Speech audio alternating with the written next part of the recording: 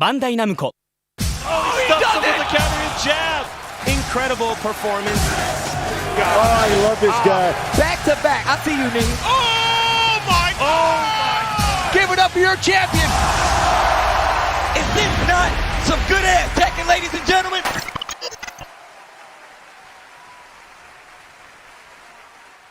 Ladies and gentlemen, welcome to the Tekken Online Challenge 2021's regional finals for West Africa.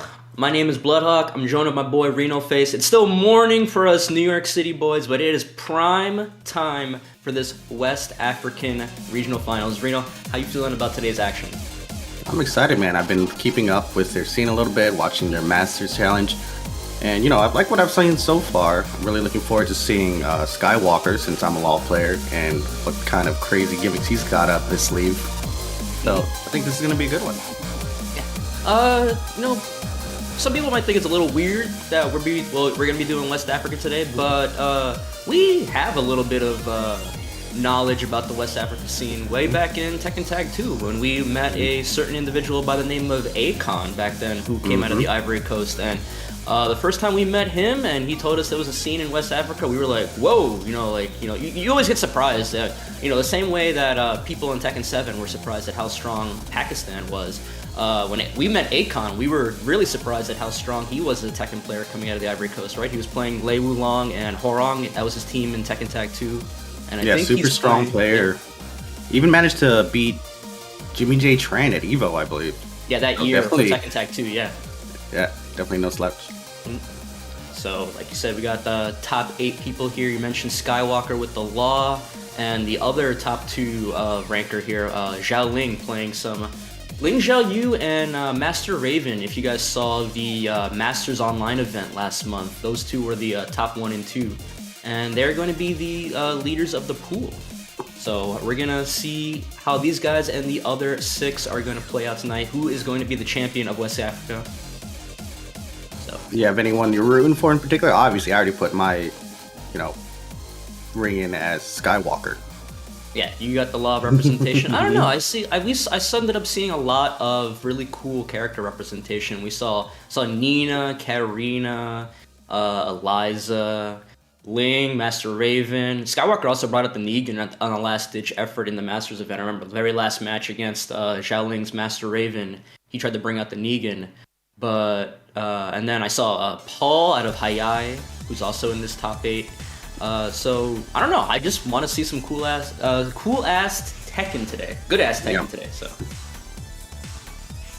but before we get to going, you guys want to shout out Astro Gaming, the official headset and mix amp of the Tekken Online Challenge 2021. We're rocking some Astro headsets, so check them out at Astro Gaming TR on Twitter. Check it out. Good. Thank you to them. Yeah, sure. So if you guys don't know how the regional challenge works, we've got our top 8 individuals from the region. These guys have been playing in dojos and the Masters event I mentioned last month to get points to qualify for the region. So these, for all intents and purposes, objectively this year, these are our top 8, our 8 best players in the West African region. So we should expect a high level of play from everybody today. What can we say about the format today for our kind viewers? Well, I think we're gonna get a video in a little bit about that, explaining it. But so we'll wait for that. But it was a really interesting method. Going by the same thing, the top 1 and 2, Skywalker and Shaoling, they got to choose who would be in the other person's pool. So you basically, whoever you don't want to play, picking your enemies' enemies. Yeah. Send your enemies to your other enemy. So. That's definitely an interesting way to do it, because I already know, if I had the opportunity, I'm like, I don't want to play this guy. I don't want to play this guy. You guys play each other, and then I guess I'll have to face one of you. Yeah, especially if it's somebody that you don't know from a region that you're not familiar with. It's like, okay, I'm going to put him in that pool, so at least I'll have a chance to watch some of his matches and think of a counter strategy if he actually ends up qualifying out of the pool. And speaking of qualifying, the top 2 from each pool will then go to a final 4, with the number 1 from each pool will be in winner's side, number 2 will be in loser's side, and I believe from that point on it will be best of 5 matches throughout for the final 4. So yeah, so we're gonna get a quick video showing the pool selection, so stay tuned to that. Welcome to the Tekken Online Challenge Regional Finals Selection Show for West Africa.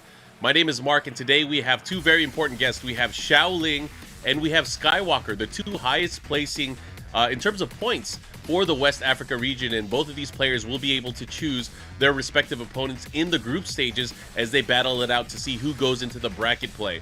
So amongst the players that we have today, the ones that they will be choosing from, we have Ongee Aquila, we have CasseCoeur, we have LooKiz, we have ROOCK, we have Hayai-Sentoki, and we have Kgargos. As they battle it out in the group stages, of course, we will go down to our final 4, and the top 2 of each pool will be going into that top 4 bracket.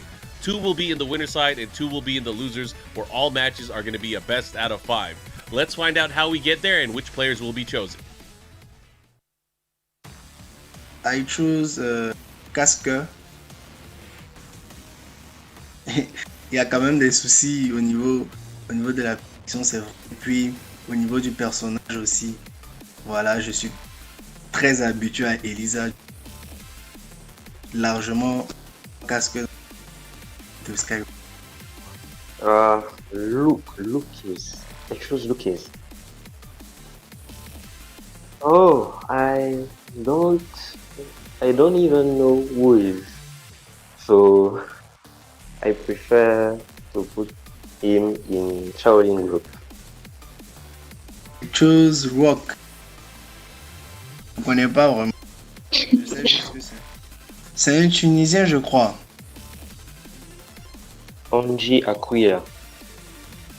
Yes, I chose him because I watched his matches, TOC matches.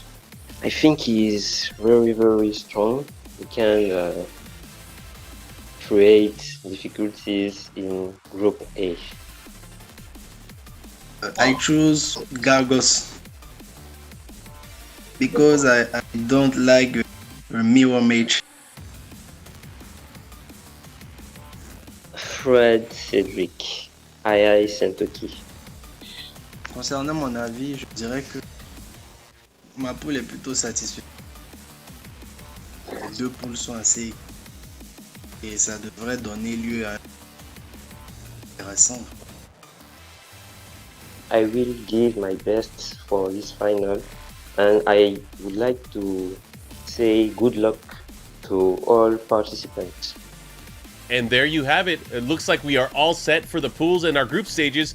And our regional finals, of course, will be happening this weekend. So make sure you guys look forward to the TEKKEN Online Challenge regional finals for West Africa. And we will see you then.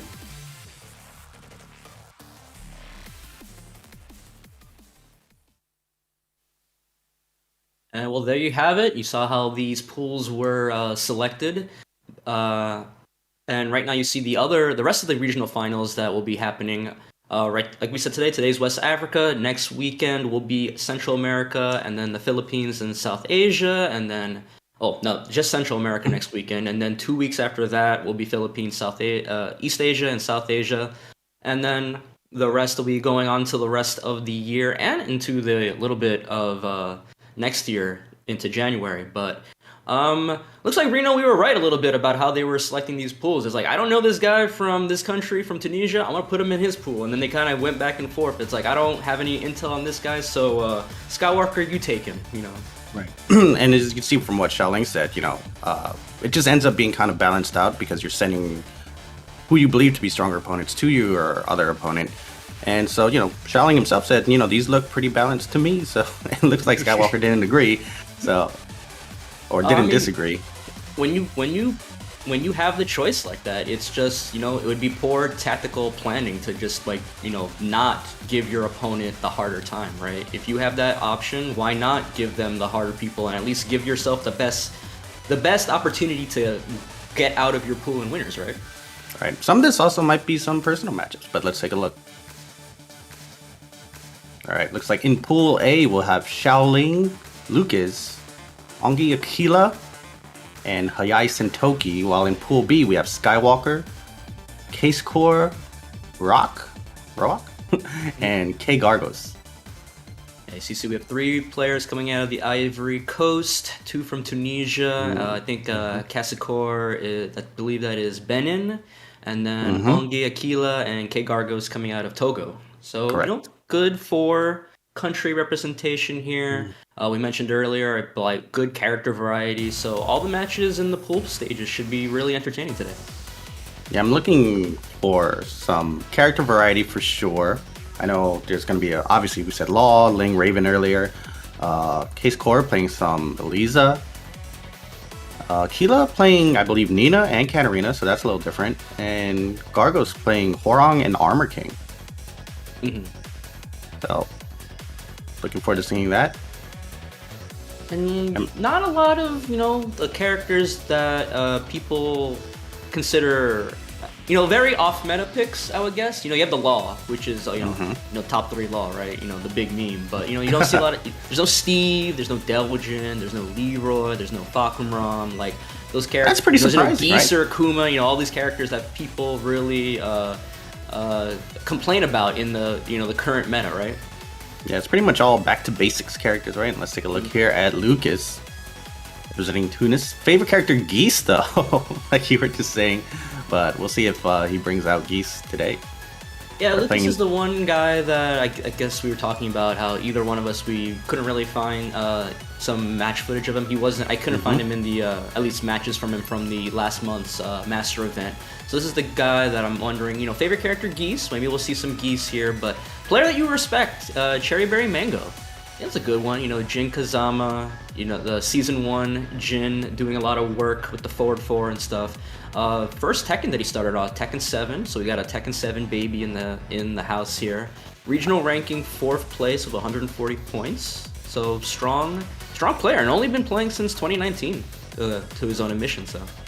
Yeah, I've seen so many strong players start off in 7, even in later seasons. Yeah, And Ongee Aquila, we mentioned him earlier with the Nina and the Katarina we saw a little bit in the Masters event.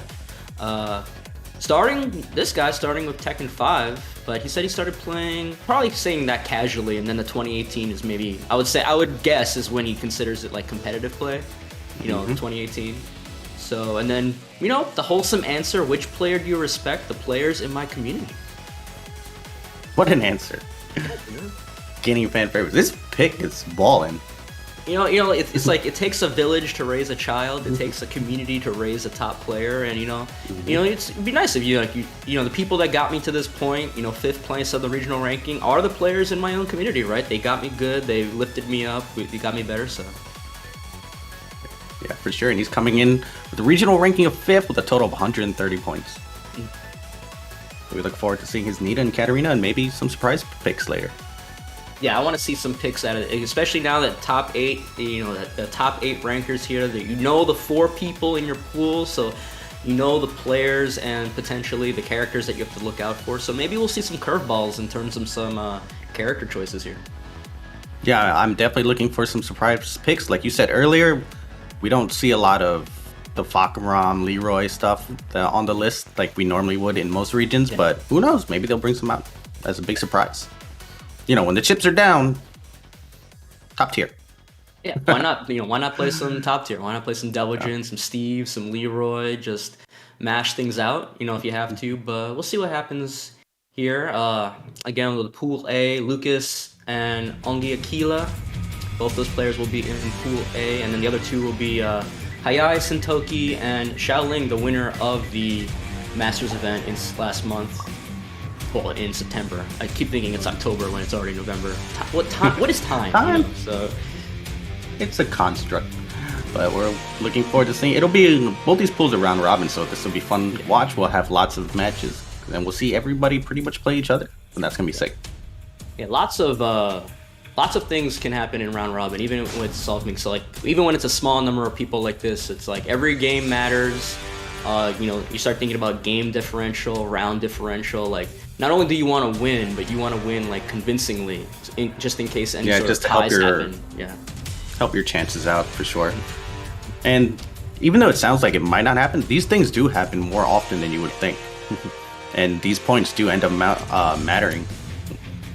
Yeah, the big tie that always comes up to mind for me is the 2017, 2018 NA finals when you had that 3-way tie between Jimmy, Speed Kicks, and MYK, and they had to basically. I think that was 2016. 2016, damn. Yeah. Okay, I got the year. I thought it was at least 2017. But yeah, they had to play basically a 3-man sudden death where the first person to beat the other 2 people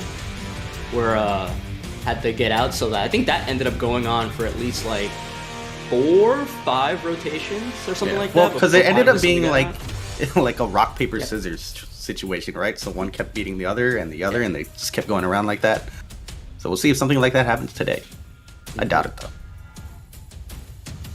So Shaoling, we mentioned him earlier, number 1 in the rankings, playing the Ling and the Master Raven. He played a little bit of both against Skywalker. Skywalker playing the Law, the majority of it. Both those matchups, usually I would say, well, Ling is Ling, and Ling is always annoying, but I think that matchup is kind of favored for Law, and then Master Raven also being a little favored for Law, just on paper, right? Obviously, -14 stuff, you have 3+4 of Law, Theory Fighter stuff, but Shaoling ended up beating Skywalker clean, but we're gonna get our first match here of Pool A. Gonna get our players here. Ooh, Alisa. Gigas and Alisa. All right, so they're already mixing us up. Yeah. This is not what I was expecting coming out of here. Ongee Aquila with the Alisa and LooKiz. This is the guy we didn't know anything about coming out with the Gigas. Even though favorite player Geese, playing some Gigas. All right, going right into Twilight Conflict 2. Wait, 1? 2? I was getting mixed up. Look at this beautiful stage though. Look at all the details. This city has seen better days. This is... Yeah, for sure. Yeah. They everything's on fire, platform? everything's wrecked around us. Let's have a fight. I think that's supposed to be like a railroad, right? A highway? Like, yeah, definitely some sort of overpass over the wrecked highway. I like the sign that says it's you're heading in the direction of Mishima Lake City. LooKiz starting out with the Gigas. Nice low parry from the start on the 1-2-2. Real combo, and then starting with the Goliath pressure. Ooh, power crush, get out of my face. Chainsaws are out. Nice pokes here from LooKiz. Slowly poking him down this first round. Wow, the down back two went under the power crush and still managed to clip her. Oh, big whip there. Little punish, running 2, ducked. Counter hit. Gonna get real close to the wall here. Oh, actually gets the wall. No combo at the wall though. Unblockable high. Tried to scrape him off the wall, but wasn't able to, and the chainsaws come out. Yeah, nice block and punish there on the down back 2. Challenges with the jab. Oh, gripped him up. Shoot him. A lot of damage, and now rage. Oh, throws out some unblockables. Zoning. We have zoning now. Oh, the run didn't pull the trigger, but gets the win on the trade. 1 round apiece.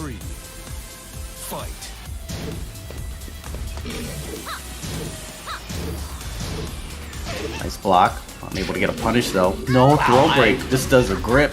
That throw hit on the tippy tip of the range right there. Power crush. Get out my face, but it's a big grip of damage.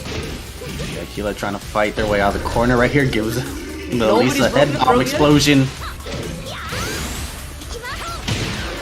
Oh, both of the rage gets hit. That looks like a high, right?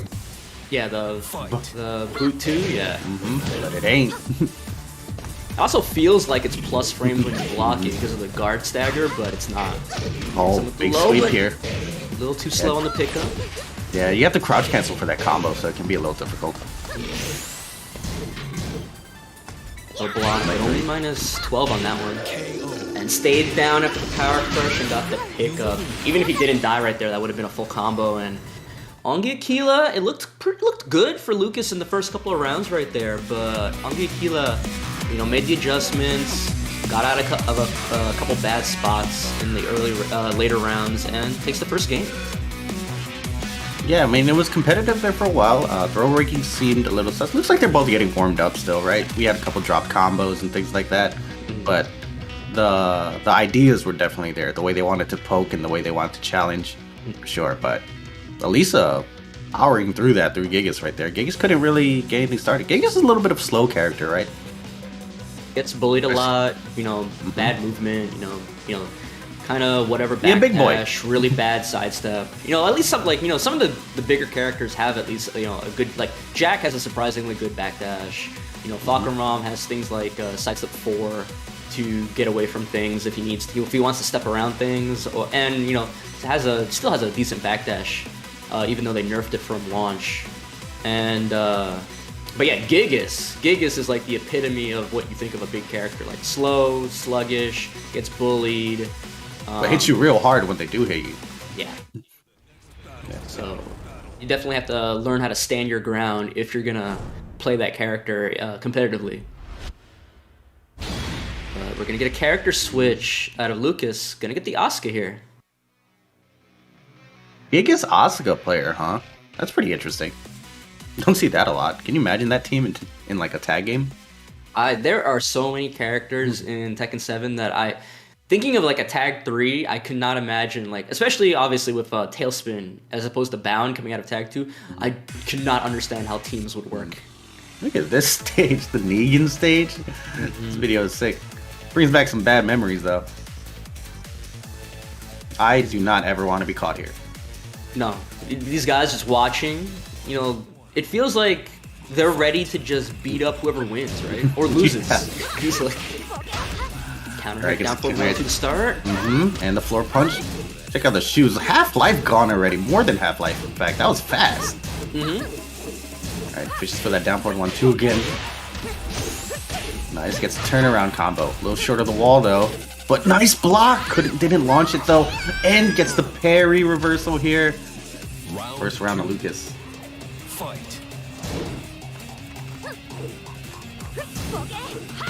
Nice duck.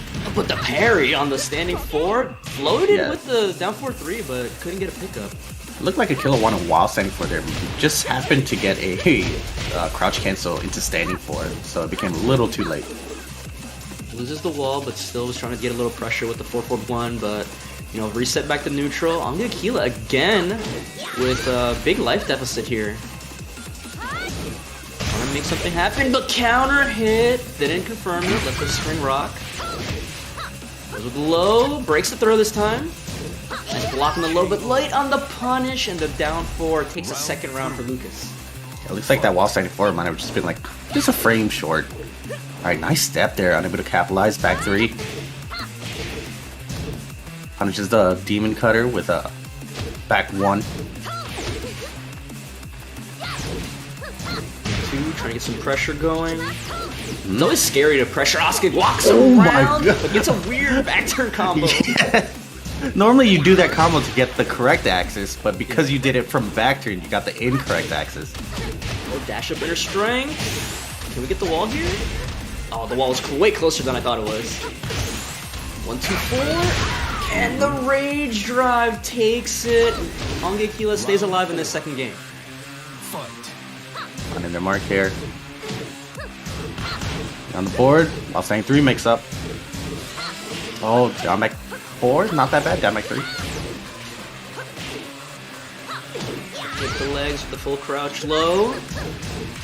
Alright. Trying to push towards the wall, but again, the inner strength, the Asuka 1+2, takes it into the...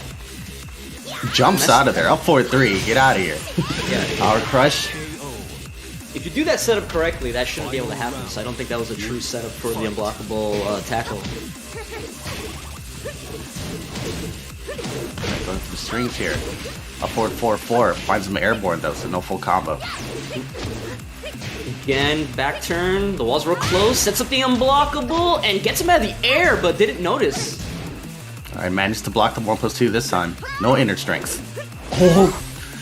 No break on the throw here. Ongee down 3+4. Big sweep. Got extra damage. Got the red dress on. Actually got 2 red dress. Out the rage drive, but breaks up the spring kick, but the rage drive punish was too slow, and LooKiz stays alive in this set with the Asuka. Yeah, nice little hit confirm there on the down back 1-2 right there at the very end. One of the buffs, I believe she got in season 3 or 4. Fairly recent. Big change for her. Does a nice chunk of damage. Is able to option select a lot of strings if you want to punish with 14 frames and you want to go under a high extension as well. So good stuff no, there. you know, at least offline, it's fairly hit confirmable too. You can definitely do that down back 1. You know, try to situation confirm, see if you got the hit or went under something, and then press the 2. But yeah, you saw the combo opportunity, the combo flexibility out of it. LooKiz hitting those, down back 2 with Asuka, the flip over high crush launcher. You know, that down back 1-2 gives her the ability to get combos in that situation. So very strong here, and gets in the second game. We're gonna go into the third game now. Ongee Aquila, does he stick with the Elisa, or does he bring out some of the characters that we saw in the Masters event, the Nina or the Katarina? I feel like we might see Kat in this matchup, but Alisa was doing fine. Aquila definitely could have won that one. They had 2 rounds on the board. It took them a little while to adjust to the Asuka change, but you know, definitely not out of it with Alisa. But in a tournament setting like this, character picks do matter a lot, especially if you know your opponent is, unfamiliar with a certain matchup. So definitely not impossible to see a change. Yeah, Katarina against Asuka wouldn't be too bad. You can throw out those that down back 4, the knee, for some combo opportunities, and if you think parry's coming out, obviously reversal's coming out, you can't reversal the knee, but nope. Gonna stick it out with the Elisa here on Domo di Sirio. Can't wait for the stage video for this one.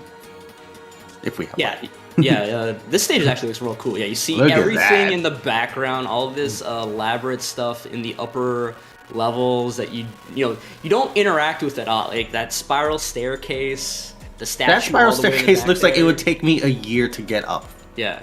It's like a Dark Souls boss stage, right? I know, it's clean, dude.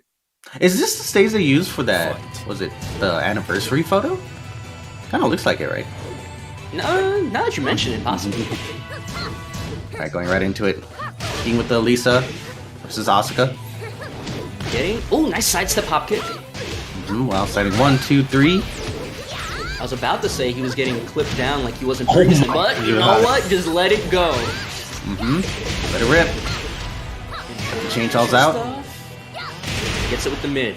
Round 2. Alright, Ongee Aquila taking the lead now in the set. Yeah, I'm tired of being bullied, tired of getting low on life early in the set. Whoop. Dashes out the throw. Works out. I stuck on the rocket punch. Mix ups, yep. Nice throw break. Throws out that super kick. Nice duck, but only a little bit of a punish. Liking the poking hit from these two, and then the run up in their strength. You know, LooKiz was throwing out these down back threes a bunch before, throwing out the lows. Run up mid. Oh, he can't parry those. Did he kill here? Could be a little short. Oh, what a walk! And then the back get over there. That was sick. Round 3. That's like the second or third time LooKiz has gotten a really good sidewalk around Aquila when Aquila's been a little bit too aggressive post combos. Yeah, it's surprising too, right? Because you would assume that Alisa player is going to be the one getting their opponents back, but LooKiz's movement looking pretty sharp. Power crush. Nice punish. So strong. Gets a delayed hit. Oh, backdash. And then gets the rage drive and then side. Oh, cameraman! What are you doing? Break on the one throw. I feel like if you're doing damage by smashing Elisa's head into the floor, she shouldn't take that much damage because she just blows up her own head anyway. Another sidestep around the running three. He's playing real clean right now. Trying to hold the wall pressure. No ducks on these strings here from Aquila. The back three whiff punish. The wall's in a weird spot though.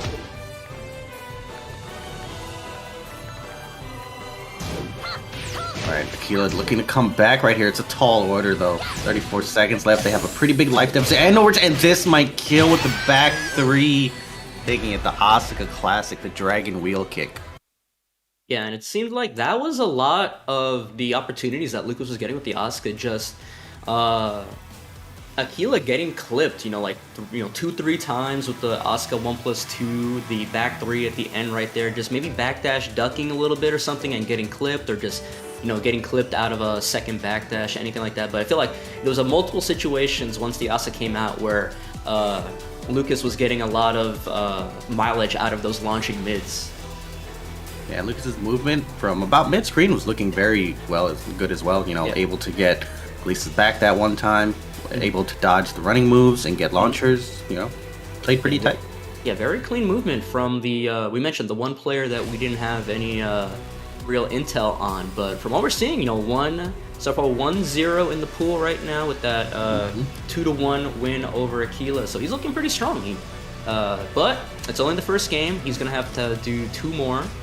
But for now, we're going to move on to the second match of the day. It's going to be Hayai-Sentoki versus Shaoling. Yeah, and from Sentoki, we've seen them play Paul and Armor King, 2 manly characters, and Shaoling playing Ling and Raven.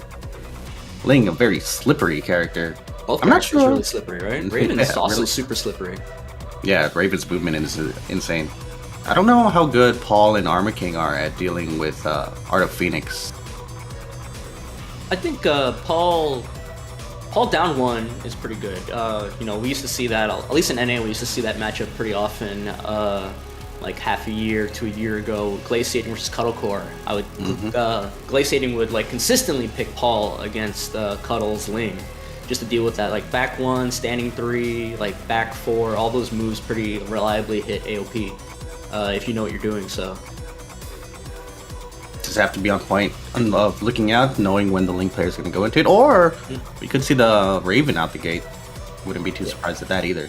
Yeah, Raven is the, that one sleeper pick in Season 4, right, where, depending on who you pick or the region that you're looking at, either people underrate her or maybe potentially overrate her. I think she's really strong. I think she's surprisingly strong in season 4. Well, her move list is so extensive that you have so many different ways to play her, right? So if we watch, so Japan put her up pretty high on their tier list rankings, and I definitely because of the player Pina doing so much work over there, and Pina plays super safe, just a lot of down back 2 while standing 2s. All right, and let's take a look at Fred Cedric, also known as Hayai-Sentoki, Fred Cedric. Favorite character, Paul Phoenix. We mentioned he was playing Paul in the Masters event. Which Tekken did you start on? Tekken Tag 2. Pretty good game. Nice. You know, started playing 2013, which is, you know, right when Tekken Tag 2 came out. 8th place on the regional ranking. And which player do you respect? Nee. Pretty solid choice. That's like the safest choice you could ever make about what player you respect, right? Yeah. Who doesn't respect Nee? What a legend. Well, no favorite food though. Only eats Tekken. We used to say that about people that like play Tekken for hours throughout the day, right? They don't eat; they just eat Tekken. You just grind it out for hours on end, like for any game, right? Like, you know, obviously we're Tekken, but you just grind something out for hours on end, and then you stop, and it's like, man, I'm tired and I'm hungry and I want to go to bed. It's like, but Shaoling here, our regional ranking 1st place. Xiaoyu and Master Raven, favorite characters, started playing in 2017 with Tekken 7, coming out on console. Nee and Arslan Ash, you know, another safe choice right there, right, in Tekken 7. Arslan Ash as your favorite, which player you respect. Favorite food, breaded chicken. Sounds good to me. With a strong first regional ranking here with 300 points. Nice and even too, right? Imagine you got 299 and you just be looking at it like it would just be bothering you, right? I could have got the even 300. It would be. I feel like it would be not impossible to get a number like that. But yeah, man, Nee and Arslan. I'm still thinking about that matchup from Nee and Arslan way back during Evo finals, man. What a match that was. Yeah, and then when Nee went to Pakistan and played them again there, and you know, unfortunately, you know, Red Bull Kumite was yesterday, and Arslan was supposed to be there, but unfortunately couldn't make it last minute. I think a lot of people were looking forward to seeing another rematch between those two come about, but unfortunately, you know, we'll have to postpone that for another day. Gives you more to look forward to in the future. But Shaoling, 1st place, going up against number 8th place in Hayai. Like we said, Paul versus Ling. You know, on paper, Paul can control Ling, but I said that about Law, and you know, in the Masters Finals, Shaoling ended up beating Skywalker's Law 2 times, both with the Ling and the Master Raven. So you know, sometimes you know, Theory Fighter doesn't work out, and then the Master Raven, Master Raven, pretty strong. You know, people like to point to the fact that so many things that she has are like -14, but you mentioned Pina playing so safe. You know, that doesn't matter if you try to minimize the risks that you think that you have to take, right? So, but if you don't do the -14 moves, you know, there's a lot of piloting to take into effect as well, because sometimes it's more of a player-based matchup than a character-based matchup, right? Sometimes it's a whole mental game of I know that you know that I know, and so on and so forth, and that's the beauty of fighting games like Tekken. It's just because things are supposed to play out a certain way on paper, it doesn't mean, you know, it does that in reality, right? You know, you could have the character matchup knowledge, character advantage in the matchup, right? But I've learned to play around the disadvantages, right? And by playing around disadvantages, you try to create new advantages, and then that forces your opponent to adapt to you, and that's why fighting games end up being like this living, breathing thing where like tier lists at the beginning of a game's lifespan might look completely different from tier lists at the end, you know, even without patches, just because people learn new things about how characters interact and fight one another. Yeah, the overall natural evolution of those things. I mean, at one point during, I believe it was either FR or 7.0, I think Nee had Lucky Chloe as like top 5.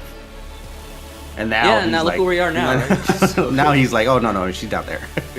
So you never know what people are gonna, you know, people change their minds after all this time and experience, right? Yeah, and you know, then what was it, like season 2 or 3, maybe even season 1, where that video of Nee talking about Lars was like, Lars trash, And right now, you know, Lars got changed, he got buffed, and I would honestly say he's at least a pretty solid mid-tier character right now with all the changes that he's gotten over time. So yeah, the evolution of characters like Lars have been really interesting because some characters are so different from their previous iterations, right? Meanwhile, before, Lars was like a very neutral base. You know, he had that old down for 2 in previous games. But now, Lars is such a heavy stance-based character, which he never was before. He had the stances, but they were so risky and less rewarding than you would want.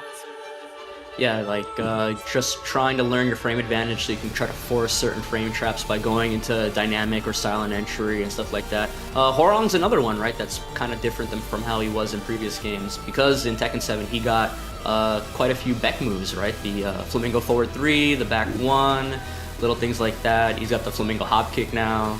Like little things like that changes up how you view and play the character and how the character has to play competitively.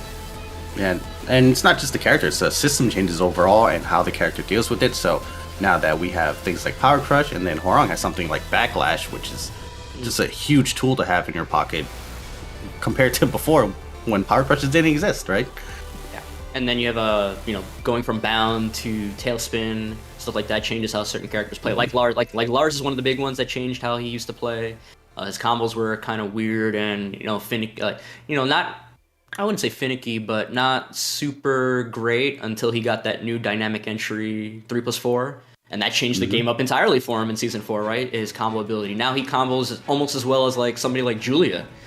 So Julia's another one. Spin changed Julia a lot compared to Bound, right? Her combo, her wall carry is so great because of how spin works for her. Yeah, not only that, but also another system mechanic that they introduced is the grounded hitting moves that flip you over, and then you have to tech roll and eat 50-50 mix-ups, which Julia is very good at in this game. So she got her forward 4-3 change from being a launcher to a grounded hitting move that hits and flips you over into another mix-up.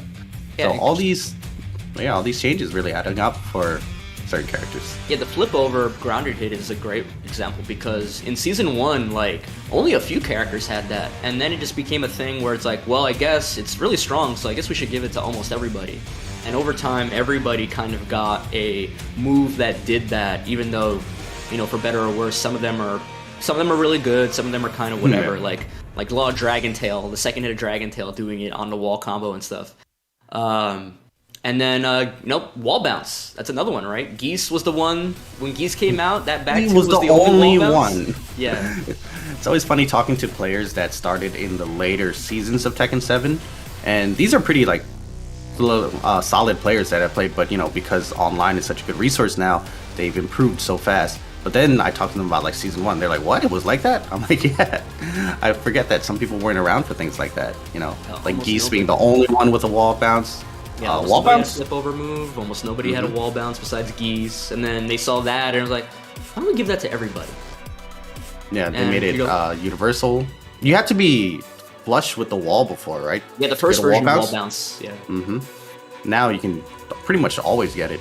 Yeah, Season 2, Season 3 wall bounce was real weird because you would catch somebody on the side or on like not a full splat and they would just hit the wall and fall.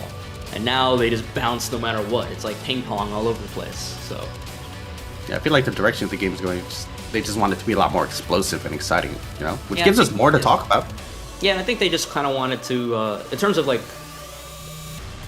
I think they just wanted to like level the playing field in terms of mechanics that they thought were cool and strong. So it's like, okay, this character has that, and it seems to be doing really well. So why don't we just give more characters that thing so it doesn't, you know, because it's cool and interesting and stuff like that. Wall bounce, like, you know, Geese wall bounce, flip over Ongee. They saw how good it was for certain characters. So instead of nerfing it and taking away, they just tried to kind of spread the wealth, I guess is the best way to put it.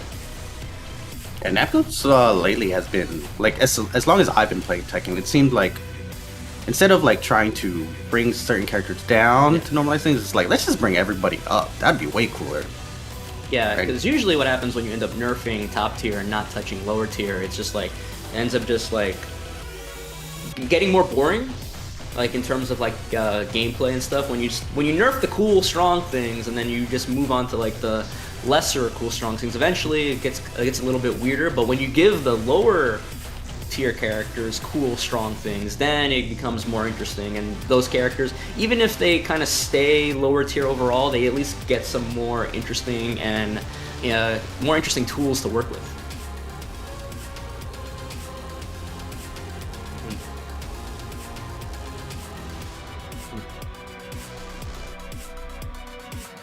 Alright, looks like we're having a little bit of a technical issue right here, trying to get these matches started up for you guys, but we will have them up as soon as possible.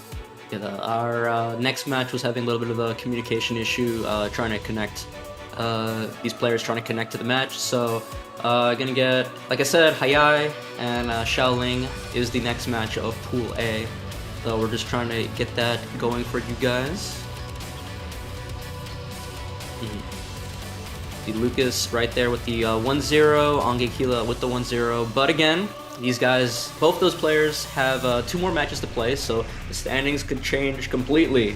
And by the end of Pool A, you know, Ongee Aquila could be 2-1, and LooKiz could be like 1-2.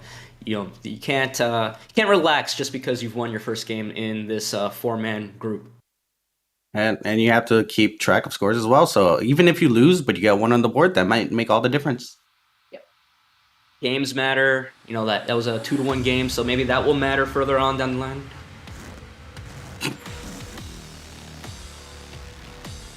So, like I said, that might matter early on with the game differentials going how it would be. You know, you might end up having a tie, right? You know, like a 2-1 tie or anything like that. It might end up going, so those games might matter down the line. So you basically have to, if you're gonna win, you gotta win dominantly, right? 2-0, right? If you lose, you want to try and stretch that as much as possible, like 1-2 in terms of game differentials. I don't know if we're gonna be counting rounds today, but you know, as many rounds as possible. So basically, what you're trying to say is you're gonna want to give it your all every single match, every single time. Because each one of these will count towards something in the end. You never know. And top 2 get out of the pool. Number 1 will be in our top 4 in the finals in winner's side. Number 2 will start in loser's side. So you want to try and get out in number 1, because at least then will be 1 final bracket. So starting in winner's side, you'll get 2 chances to try to be our regional champion for today. Yeah, I mean, that makes such a huge difference, right? Coming into a fresh bracket of that, whether starting in winner's side or loser's side. Coming into winner's side, you're pretty much giving yourself an extra life, and you might just feel more comfortable there, a little less nervous. You know, if you're in the loser side, you're like, man, if I lose 1 match, I'm out.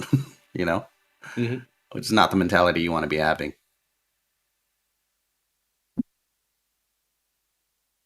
So in the other bracket, which I'm looking forward to, I am looking forward to seeing Kgargos versus Skywalker. I think that'll be interesting as well. Yeah, Kgargos was the one playing. He plays Hwoarang, right? I believe. Hwoarang and Armor King. And Skywalker, like I said, majority of the time you see Law out of him. You saw that one Negan pick at the grand finals of the Online Masters event. I think that maybe was a desperation thing, because at that time he was in grand finals reset down 0-2 against Shaoling, so maybe it was just like, I gotta do something, man. I gotta do something. Like, the law's not working. Now, refresh my memory. At that point, was Shaoling playing Ling or Master Raven? You played Ling in the first set, reset it, and then started the second set with Master Raven. Interesting. Yeah, because I was gonna say, I think Negan might be a pretty solid pick against Ling, right? He's got the big bat overhead moves to kind of track her a little bit, maybe even forward 2 here and there. So dealing with not having to worry about things like AOP stance and stuff like that, really important in a character matchup. Ling is a heavily matchup-based character, I feel like. Yeah, character knowledge stuff. And the best way of just trying to deal with any stance character is just, you want to have a reliable option to take them out of the stance. So, you know, like Ling and AOP, you know, Eddie and Relaxed, Lei and whatever animal he's in, you know, whatever animal stance he's in at the time. But, you know, as long as you have... He's got the whole kingdom. Yeah, even if it does, like, only a little bit of damage, like a Paul down 1 on AOP, as long as you know you can rely on it, like, 100% of the time, that takes so much off of your mental stack, right? And then, you know, when you don't have to worry about wondering if this is going to work or not, then you can put all that brain power towards the other parts of the matchup and dealing with the player and stuff. But if you're playing against a character like Ling, and at any moment you'd be like, well, I'm going to go for this, but I don't know if it hits AOP, and I'm kind of scared right now, that just throws off your whole mental game. Yeah, I think one of the legacy... Oh, we're going right into it. Here we go. Hayai-Sentoki using Leo. Leo, let's go. Already down one game. Now here's a character we very rarely see nowadays in Season 4, I feel like. Yeah, you know. Well, that's a Season 4 combo right there, but didn't get the last hit, didn't crouch dash deep enough for it. But Leo got some interesting changes in Season 4, even though you don't see a lot of her still. That forward 4-2 right there being -9 now is probably the biggest change.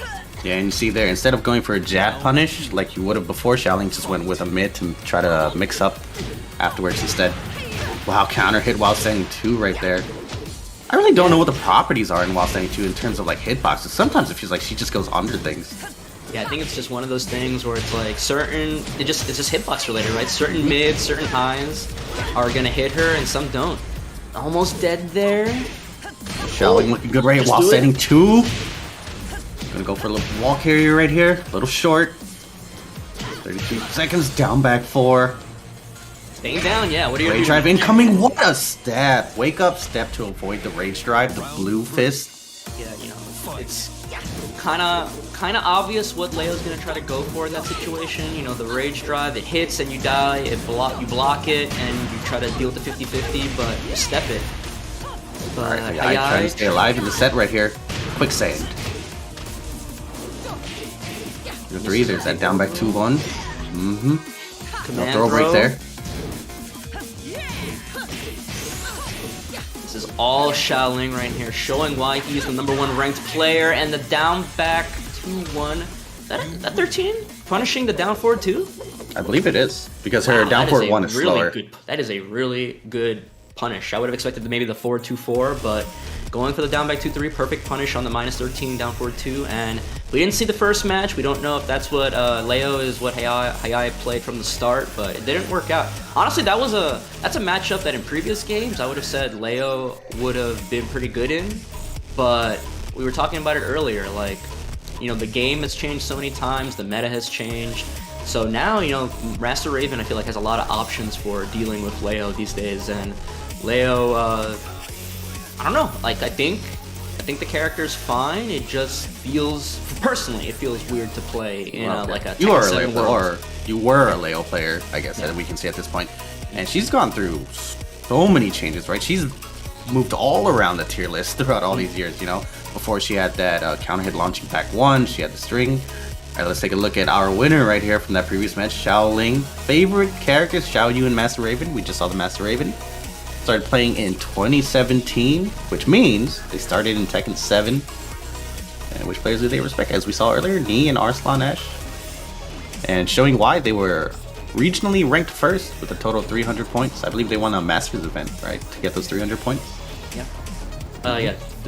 First place in the online Masters event, and you know, you see Xiaoyu and Master Raven, and you think, oh, this guy's a gimmicky guy, right?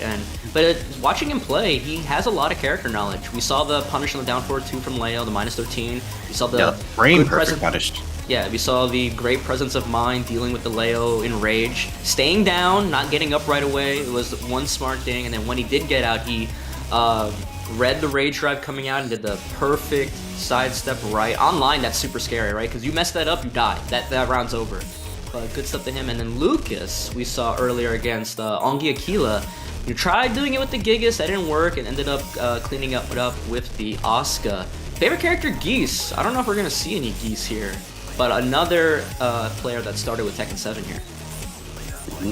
I like the fact that they said CBM as their favorite player. I feel like you don't hear CBM's name mentioned a lot in these type of conversations, even though he's clearly a great player, you know, but you don't often hear him as someone's favorite player, which I think is surprising almost, because he uses so many characters so well.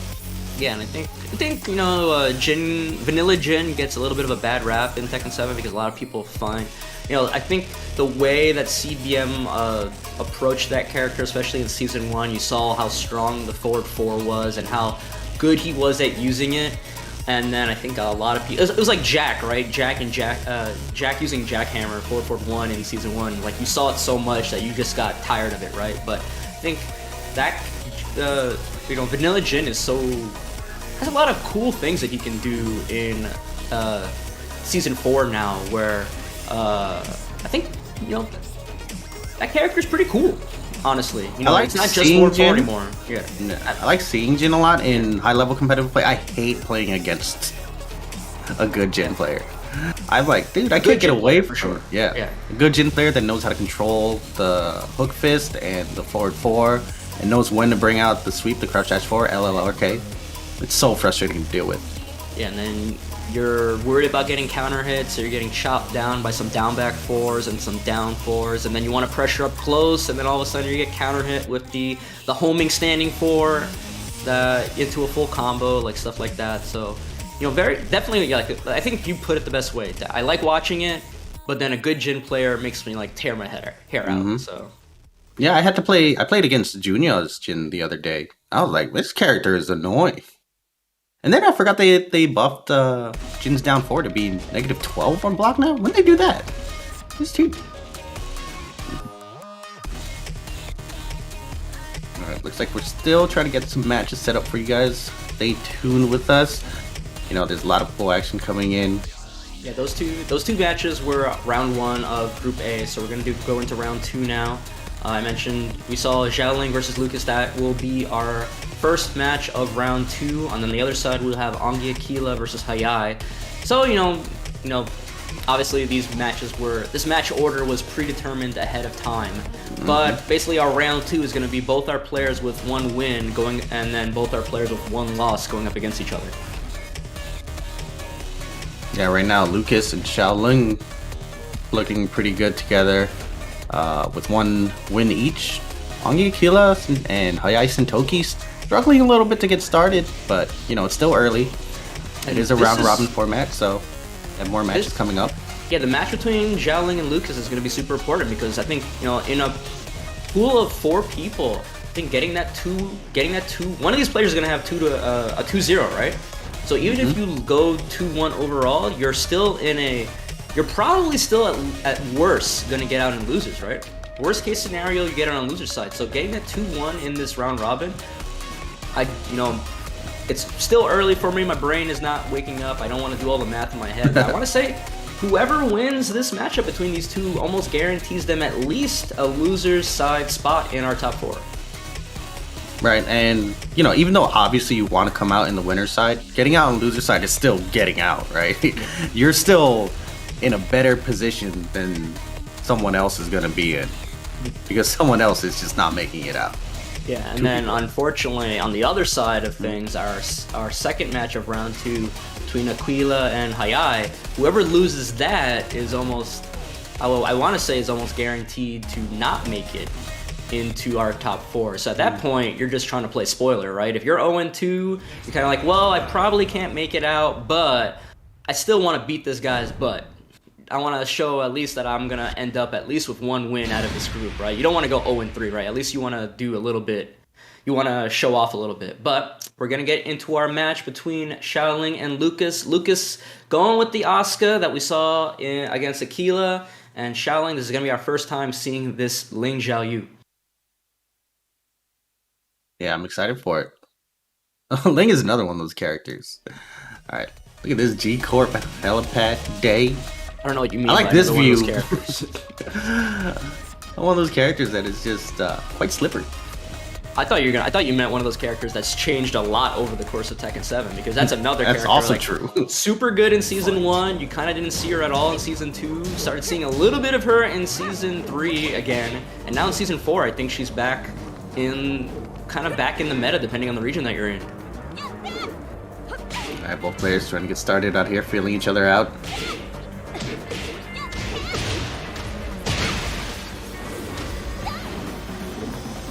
Alright, throwing out those standing 4s, fishing for a counter hit. Plus frame. Plus frames into the inner strike. I don't know what Shaoling tried to do there. Oh, full charge AOP under! That was sick. That was super sick in the first round. A clean with punish, that's also real sick. Nice It's down 4-2. Doesn't get the delayed last hit. Probably tried to delay it too much. Alright. Ooh, just let it go and caught him looking. LooKiz takes the first round there. Trade. Alright, trade right here. Running 3 blocked. Dash up inner strength has been the key tool for LooKiz, it seems. Yeah, why not, right? Safe mid launchers while standing 3. LooKiz being super tricky on his own with this Asuka. Right to the wall. Flip Nice over. flip over. That's that flip over Ongee situation we were talking about earlier. It's the combo, gonna spike down. Avoids the little float pickup. Yeah, got the rage now, but spent it right away. Wasn't even. Oh no! Punish! Right, standing 3 didn't have enough range, but still got the round. I like the idea. Wanted to make that that one button no think with punish, but in that situation was just out of range, but still managed to get the second round. And that's our first rage art of the day so far. How does Ling punish back 3? Back 3? I'm not even sure that she can. It's not like she has another inner strength. It's not like Ling has a lot of long range tools for that kind of move. Oh, got her in the back. Ling's spine was broken. Oh my damage here, right here. Side wall. Gonna get the break. Oh, doesn't get it. Both in rage though. Oh, what a reversal on the third hit of that string. Alright, avoids up forward 3. Here's that new move from Xiaoyu. Down back 2, I believe it is. Low that leaves her in the back turn. And then the thing about the thing about Ling is she has so many options when she's back turn. So even when you block it, you're kind of in a mix-up unless you have a nice knee, elbow, or shoulder. Yeah, the thing about Ling when she's in back turn or mistrust, she has a parry. It doesn't give her anything free, but it comes out on frame 1. So she has, like, if you block that down back 2, like you said, she knows that you're gonna do a wall standing move. She can parry it. Runs into the launcher, Storming Flower, Ender, nice block. Spends the rage drive. A nice duck under the leg cutter combo. Yeah, LooKiz had to do a lot of work to try to get that round, so no shame in losing it there. But final round, game 1 between these two.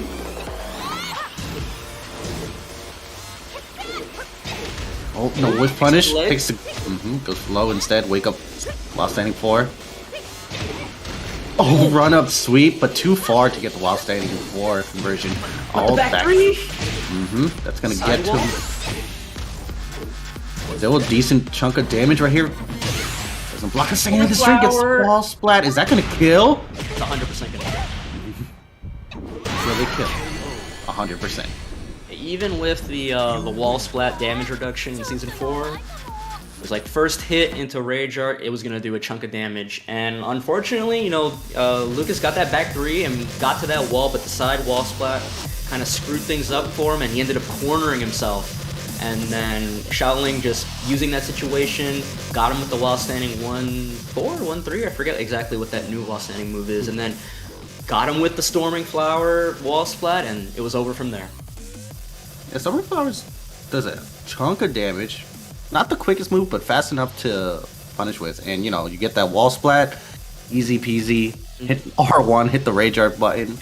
Good stuff there. But there was a lot of good stuff from him. Even though he lost the first game, there's a lot of cool, good stuff out of LooKiz right there. He was still getting a lot of the back 3s and the 1+2s from Asuka. He's really good. There was only one moment I was in the set where he kind of rushed in recklessly and ended up getting launched by Shaoling. But before that, he did a really good job of kind of just empty dashing in Xiaoling's face, not committing to a button right away, trying to force something out of Xiaoling. So really good patience from the Asuka so far. He did the attack reversal on the third hit of that Xiaoyu string, the forward 2 string. So really good knowledge, really good information right here. So not out of it right now. I wanna see if he's gonna stick with the Asuka here. Yeah, game 1 is definitely very competitive. It went to final round. There was good stuff there from both sides, but there's only one winner and one loser. we mentioned before, this might be, the determining factor. Like, whoever goes up 2-0 in this group right now will probably guarantee them a spot, at least in loser side. So, this game matters a lot. Yeah, important game for the round robin bracket overall.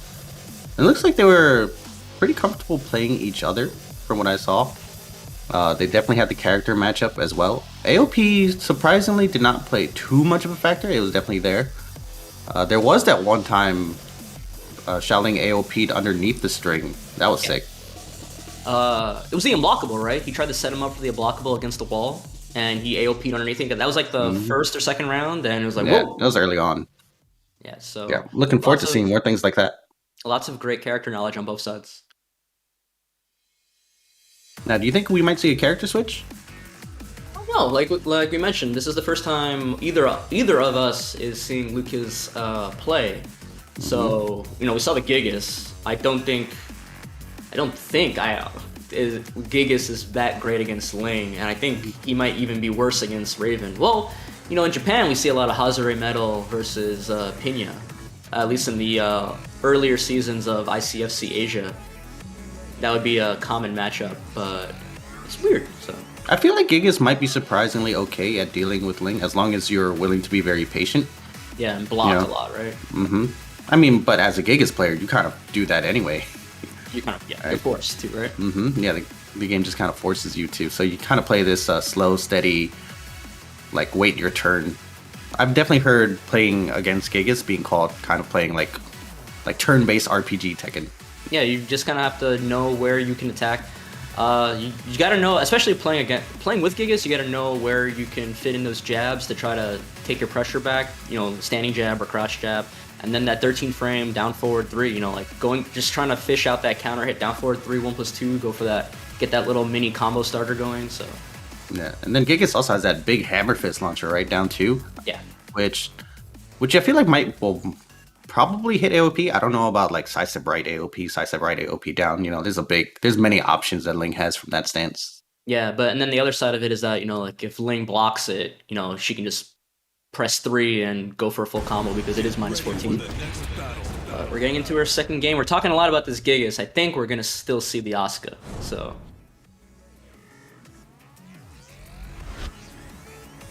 Yep, there we go. Mishima Dojo, though, is the stage that LooKiz wants to put the second game on. I like the stage a lot when I play in tournaments. It's a little small, but it's mostly square. There's just one little weird corner that you can see in the portrait there that gets a little iffy. You can see it's kind of an octagon shape a little bit. Yeah. Look at this moonlighting. They never fixed it after, Devil Jim broke out of it at the end of Tekken 4, and then all the Jacks came in and blew it up. I'm surprised it looks so good after the Jacks blew it up. They fixed it. They just didn't fix. Like they cleaned the place up. They didn't fix the wall. Heihachi was like, no. That's now a big window. Another good walk around the running slide. Nice dash block on the Ling launcher. Gets his punish.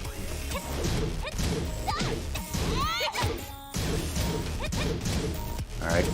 Is Shaoling willing to play the mix-up on that back 4 string, There's the third hit that is launch punishable, but the second hit is at least jab punishable. Oh, finally lets the sidestep 3 whiff. He was kind of like baiting it a couple of times in the first game, and LooKiz made no effort to try to fuzzy duck it, so I think this time he was just like, you know what, I'm gonna let it rip. Or he might be pissed about getting hit by the Asuka. What a low parry here, but there's only 9 seconds left, gets the reset. Can't do the damage here. I'm surprised Shaoling got up. Eats the floor punches 1 second, just backdash away. I feel like if Shaoling had stayed down for the majority of the seconds, he would have won by time over. Because that reset combo from Asuka was not going to be doing a lot of damage. Counter hit. Shaoling doing a good job trying to space out, fishing with these 4-4-3s. Oh, no conversion there. A lot of swinging, not a lot of connecting. Nice hit confirm on the AOP 1-2. LooKiz being pretty patient right here. Shaoling trying to go in and pressure. Nice counter hit. The mistrust is blocked. Nice launch. still gets a combo even though it was a floater. Mix up nice AOP under again. Nice reaction there from Shaoling. Round 3. Fight. Yeah, Shaoling doing a really good job. He's playing like a little, like he's playing like a wall with this lane. Like just kind of spacing out mid-screen with these 4-4-3s and then waiting for a big whiff punish to try to launch with the down 4-2-1. Making it really difficult for LooKiz to try to get in, but forces the issue finally with the dash up 1+2. Drops the run up 2-3 combo. I did a grip. Oh Another my God. One more time. Yeah, you know it was coming. You know it. We'll stand there and then the jab. Wow. Round 4. Fight. He just stared him down. He knew he didn't have to do anything big. So the back turn sweep hits. And again, it's really hard for LooKiz to get in on this lane. Look at that beautiful whiff punish. Corner but pressure. Reversal gets the No wall chicken. And then the AOP under the 1+2. LooKiz getting a little desperate here. LooKiz trying to get in. Just trying to get anything started right here. Has a small life lead. Nice low parry Nice though. low parry. That's exactly what LooKiz needed. Again with the side wall split though. Misses the forward 2. They kind of buffed it to try to make it more consistent, but that was very far when it connected. Rage drive maybe? Or rage art? Nope, going for setup. 13 seconds. Oh, no conversion. Down 4. Who's going to take it? The wild standing 4 from Shaoling takes it over LooKiz. Yeah, wasn't ready for the wall setting, the running 3 to hit, so he just kept autopiloting with his offense. He whiffed the AOP forward 4, and then there was that scramble at the end, that wall setting forward just a little bit faster than whatever LooKiz was about to do. And, you know, little slow paced, but Shaoling slow and steady takes that second game, and 2-0 over LooKiz, and 2-0 in the group right now. It was kind of weird because I felt like LooKiz was doing very well at the beginning. You know, he had that big comeback with the combo reset into unblockable. But in the end, Shaoling just managed to clutch it out. Yeah, and you know, like I said, well, I was talking before about his characters. You would think with the Xiaoyu and the Master Raven, you would expect a little bit more of a gimmicky character, but Shaoling plays very careful and measured and, you know, very smart. Like, besides that one sidestep 3, it was pretty much like kind of basic Tekken things. He used AOP very intelligently to go under that Asuka forward 3 unblockable like twice. He kind of got hooked up on the 1+2 that one time. But you know, you play Ling, you kind of gotta get hooked up with AOP sometimes. But besides that, you know, clean turtling, clean spacing, good whiff punishing, good conversions and stuff like that. And you know, he's showing why he is the #1 ranked player in this region. Yeah, defense-wise, I think what was really hurting Shaoling in the beginning was eating all these run-up inner strengths, run-up 1+2 with Asuka. And I think once Shaoling realized, hey, I gotta stop getting launched by these, you know, and ended up blocking a lot of them. And after that, I think that's when LooKiz really started struggling, trying to open up Shaoling's defense. We're gonna go into our second game of round 2. Ongee, Aquila, you see right here. Favorite character, Nina, starting with Tekken 5. Started playing, like I said before, I'm assuming started playing competitively is what he answered here with 2018. We saw him against LooKiz earlier with the Alisa. Even though I previously had seen him playing Nina and Katarina, he is going to be going up against Hayai, who we saw up against Shaoling playing.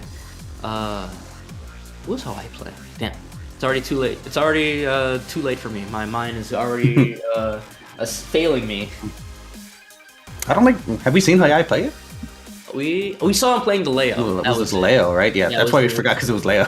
And Yeah. it was just one quick match. Yeah, we only saw the second game between those two. You see right here, Fred Cedric, otherwise known as a Hayai-Sentoki. Tekken 2 baby. You know, favorite player, player do you respect, me. And favorite character, Paul Phoenix. We didn't see the Paul in that second game, but again, we didn't have a chance to see the first game, so we don't know if he tried to play the Paul against Master Raven and, you know, ended up just losing, but... That's not too surprising, though. A Paul player that also likes playing Leo. You know, two characters that kind of... Leo used to feel like a powerhouse character, not so much anymore. But both these guys currently 0-1 in the pool, so, you know, You know, this is important for a different reason than the previous game was. You know, if you go 0-2, you probably have lost all chances of getting out. So you want to at least get that 1-1 going into the third round, your final game in round 3, to at least potentially finish, 1-2, or even have a chance to finish 2-1. Yeah, definitely. You want these numbers to be, in your favor. You got to play around the formula a little bit, right? Yeah. And again, this is round robin, and top 2 end up in our final 4. We'll be seeing Pool B matches in just a little bit later today. So, top player gets out in winner's side, second place player gets out in loser's side. So, a lot of these games, each of these games still has a lot of significance here. Yeah, of course, man. And you're not gonna want to give an inch, no matter what. And it can be a little draining because when you're playing in a round robin, you're constantly playing different tournament matches, right? So, round robin, especially when it's like a larger pool of players. Like 4, not too bad in terms of draining, in terms of mental drain. But I know Europe, Damage Germany. Europe used to have a lot of round robin tournaments, and then Damage Germany was I think the last one for a long time that would still do round robin pools. And I haven't been to one before. I would love to attend one in the future, but round robin pools seems so tiring. Oh, but over here from Aquila, we're seeing Lidia Sobieska. We did not see her on the character roster. That is my type of pick. Yeah, let's get some meta picks in here right now. Lidia, the latest DLC character, pretty strong on release, ended up getting nerfed a little bit in later patches, and now pretty okay. I'd say maybe just below top tier, maybe a little bit worse depending on who you talk to. I don't know. I feel like or maybe even a little bit better depending on who you talk to. Yeah, I feel like this character's placing is still a little bit up in the air depending on the region that you're looking at and the players that you talk to. All right, we're back in Twilight Conflict on our way to Mishima Lake City. This city has seen better days. Yeah, if you were watching Red Bull Kumite yesterday, you would have seen a bit of Lidia out of Book from Thailand. Did Gen play any Lidia yesterday? I don't remember. Or was he just fucking around the whole way? I think he used Lidia once.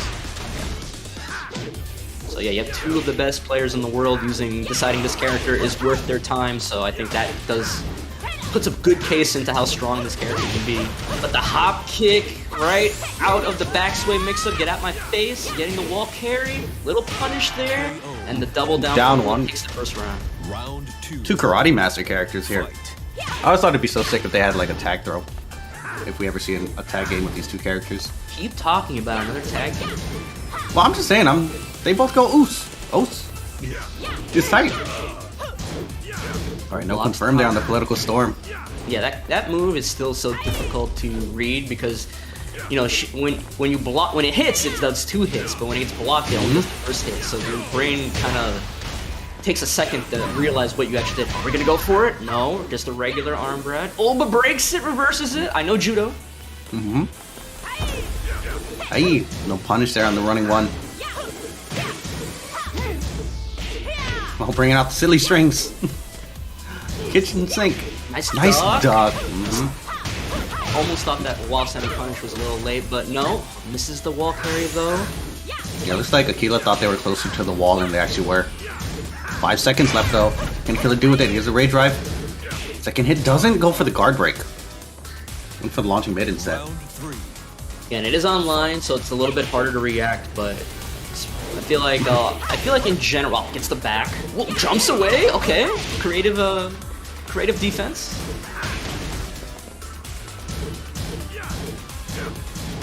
Blocking. Oh, didn't believe he was gonna finish it, but a nice low parry, but no combo.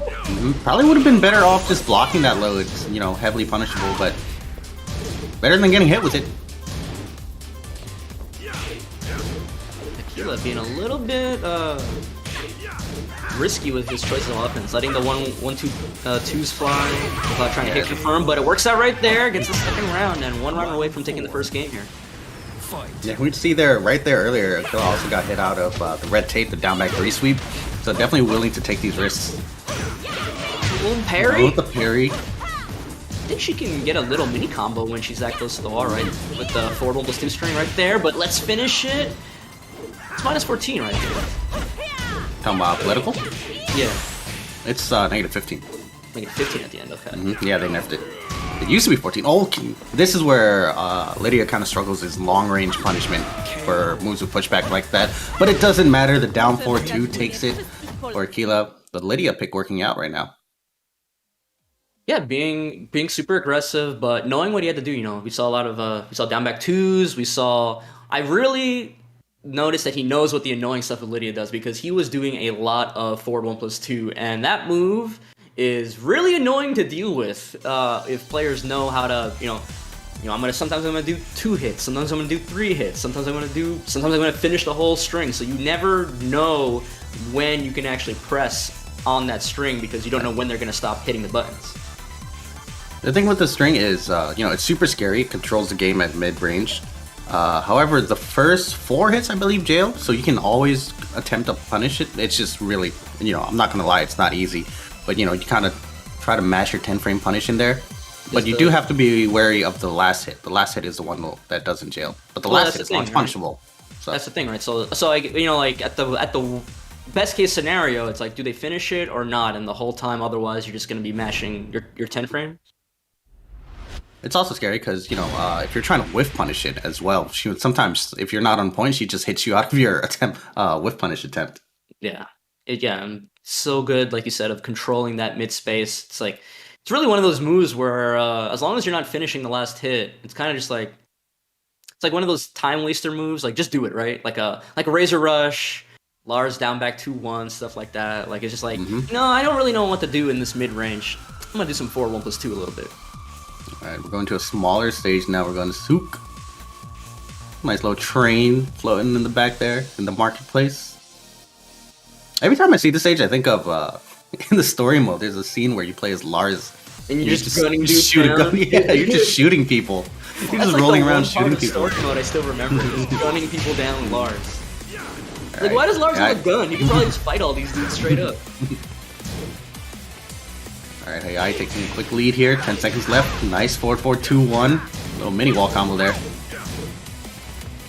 Not that bad. Minus 10, yeah. And that one's 11, I think? 1-2-2? 10 or 11, yeah. Definitely not 12. Alright, got the rage now. Probably gonna burn the raid drive, I suspect. Threatens with the political storm, but gets right after with the down forward 1 from Hayai. Yeah, didn't even give him a chance to throw out the rage drive there.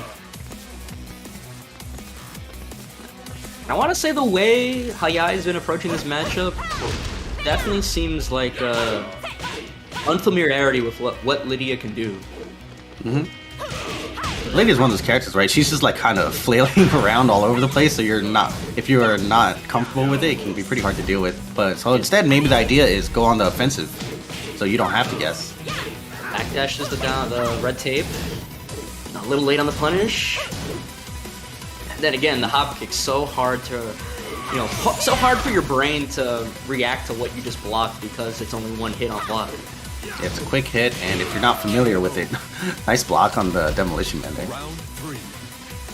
Fight.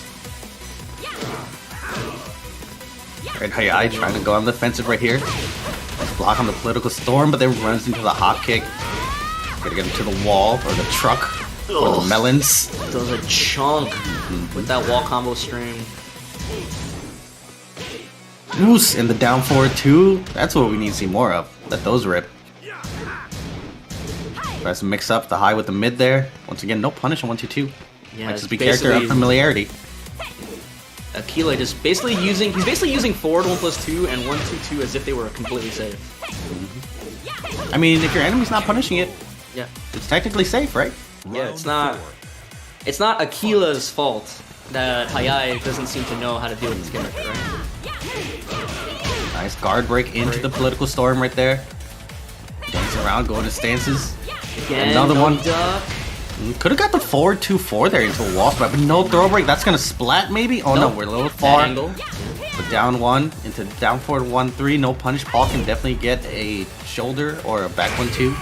Perfect. And a step around the blue Death Fist. You win. Yeah, clean step on the Death Fist right there, and that little down 3 at the end, just that little bit extra down, a bit of damage right there. And Aquila is going to stay alive in this group with that win. He's now 1-1. Hayai, unfortunately, 0-2. Most likely going to be not qualifying into the Final Four, but maybe he has a chance to still play, spoiler, later on in the 3rd round.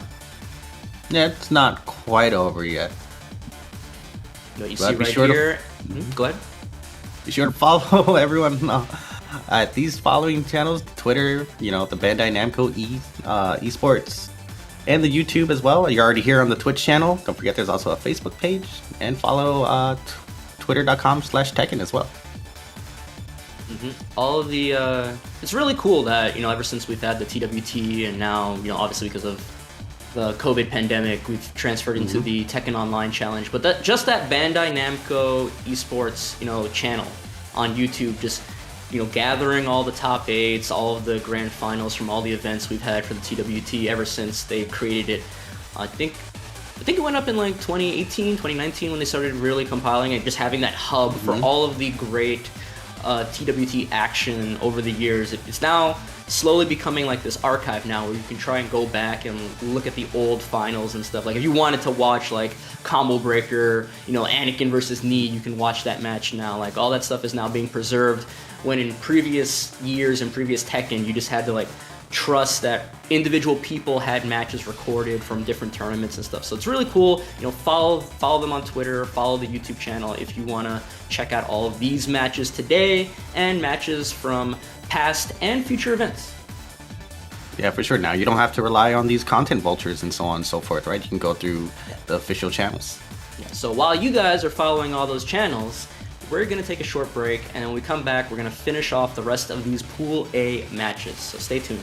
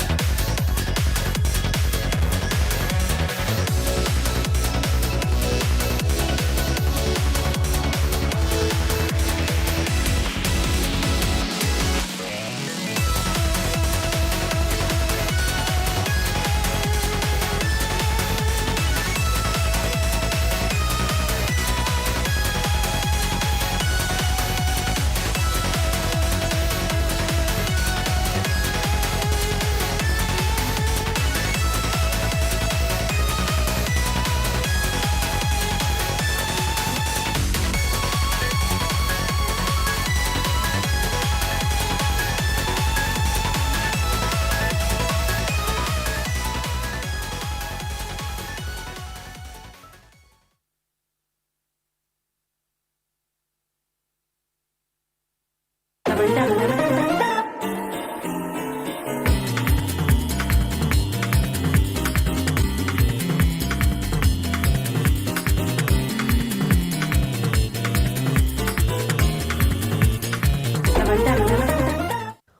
do Nina and Anna hate each other? I think one's a better assassin than the other, right? Who do you think is better? I honestly think Nina's better. Why?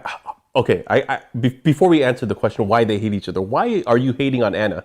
Look, I just think Anna rubs it in. Nina, she's trying too hard. Nina's just trying to live out here.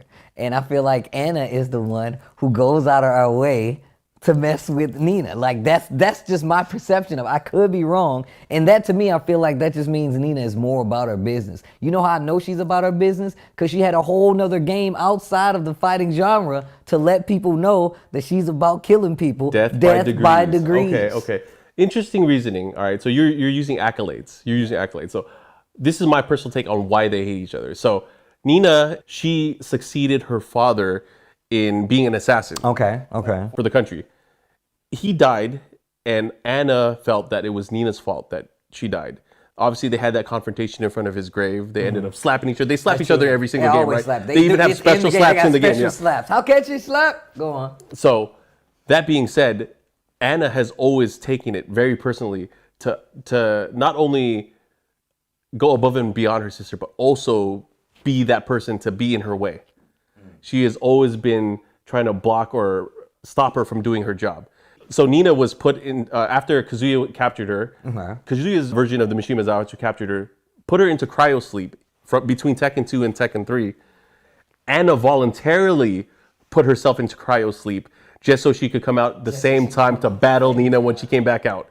That's crazy to me. That's real rivalry right there. Like Nina's out of the picture and you're like, you know, let sleeping dogs lie. Like, you know what? Let them do their thing. She was like, nah, freeze me too so I can beat her up when I get out. You say she did what? That's why I think. Put me in the tube. That's why I think I want to Anna's go in better. the tube. That's why you think Anna's better? That's pettiness. She doesn't need to be an assassin. She's just being an ass. And I like that. I don't like that. That's why I said Nina's the better. end. Oh. That's why I said Nina's better. She's just trying to live out here. We're going to have to agree to disagree here. But I think that's why they hate each other. Obviously, it stems back. It's a family thing. You know, family things are very complicated. I don't want to really say who's right and who's wrong, but I'll just say who's better, and I think it's Anna. What? All right, guys. Hope you enjoyed that. Shoutouts to Tasty Steve and Mark, man. But we are back here with the Tekken Online Challenge 2021, West Africa edition. Who do you think is better? What do you mean by better? Like, who's a better assassin? Because I think Nina's an awful assassin. Nina has never succeeded in the Tekken series at killing her target. I mean, have you ever realized that? Who do you think is the better sister? You can take whatever criteria that you want. Well, now you're saying better sister, so you're saying like who's better at being a sister? Because I think they're both awful sisters. I mean, I think most sisters end up being pretty petty to each other in general, but it's like, I think I'm gonna side. I feel like with, you're an Anna fan. I'm gonna side with my fellow Steve and say Nina is the better one. Yeah, honestly, I'd probably go Nina. All right, so now between North American Tekken commentators, it is now 3-1, Nina versus Anna. So just keep track there. So. Welcome guys back to the Tekken Online Challenge 2021 West Africa Regional Finals. We just had the first 2 rounds of Pool A going on. Hope you guys have been enjoying us. We've seen Shaoling, Ongee, Aquila, LooKiz, and Hayai-Sentoki play these first sets of matches. We got one more round to go. Hope you guys have been enjoying the matches so far. I know there've been connection issues and delays here. You know, we've just been trying to deal with it the best that we can. So I hope you guys can be understanding and stick with us for the long haul, because the matches, you know, once the matches get going, they've been really entertaining and pretty good. Yeah, they'll start flowing in. You start seeing some moves, some mashing, some button pressing, some blocking. I like it. But, you know, with your eyes, just with your ears, check out Astro, the official headset and mix amp of the Tekken Online Challenge 2021. We're rocking some headsets too. Thanks for Astro for powering the Tekken Online Challenge this year. Much love as always.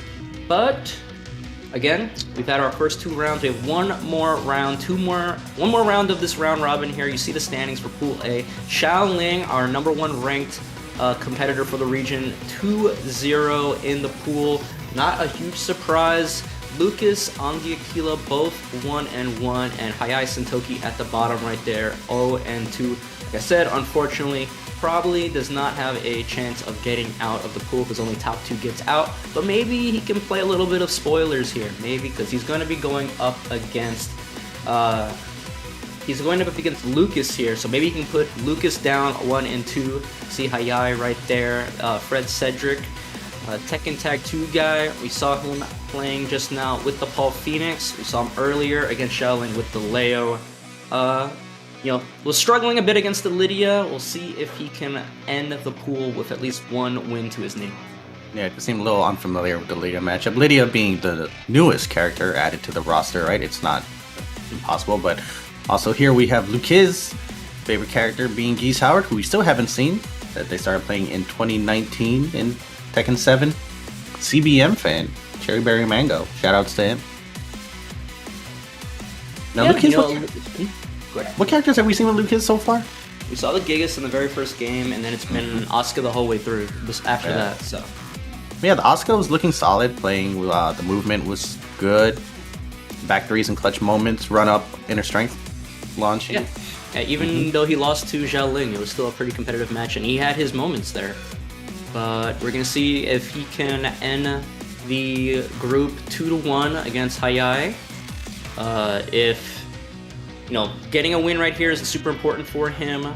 2-1 potential tie with Shaoling.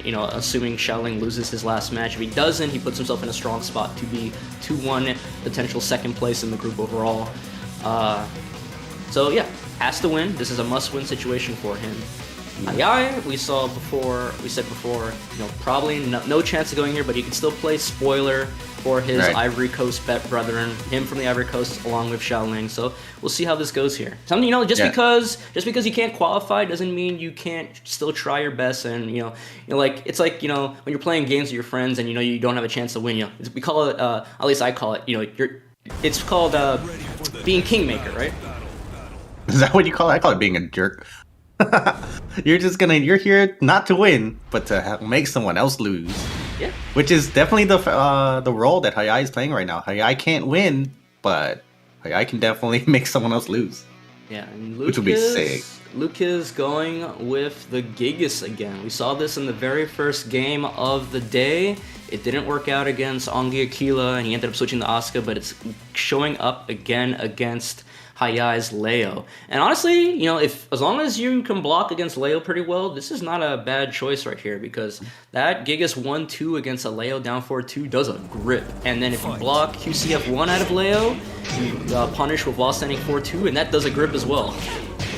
Nice 4-2-2 to punish that down too. Ready for that. There's that stance sweep. Oh, got Gigas in the back. Nice 2-1 punish. Going with the stance mix up. That's gonna kill. Nice stuff here from Hayai. Yeah, I honestly don't know what Gigas can do against back 1-4 pressure. Most characters can sidestep it, or maybe they have a backswing blow type move to get around it, but Dubs what a call sidestep out. too. Gonna get a spin here. Oh no, drops the combo. Doesn't break the throw. This does a grip. Yeah, once you hit that wall, it adds so much damage. Round 3. All right, 1 round apiece.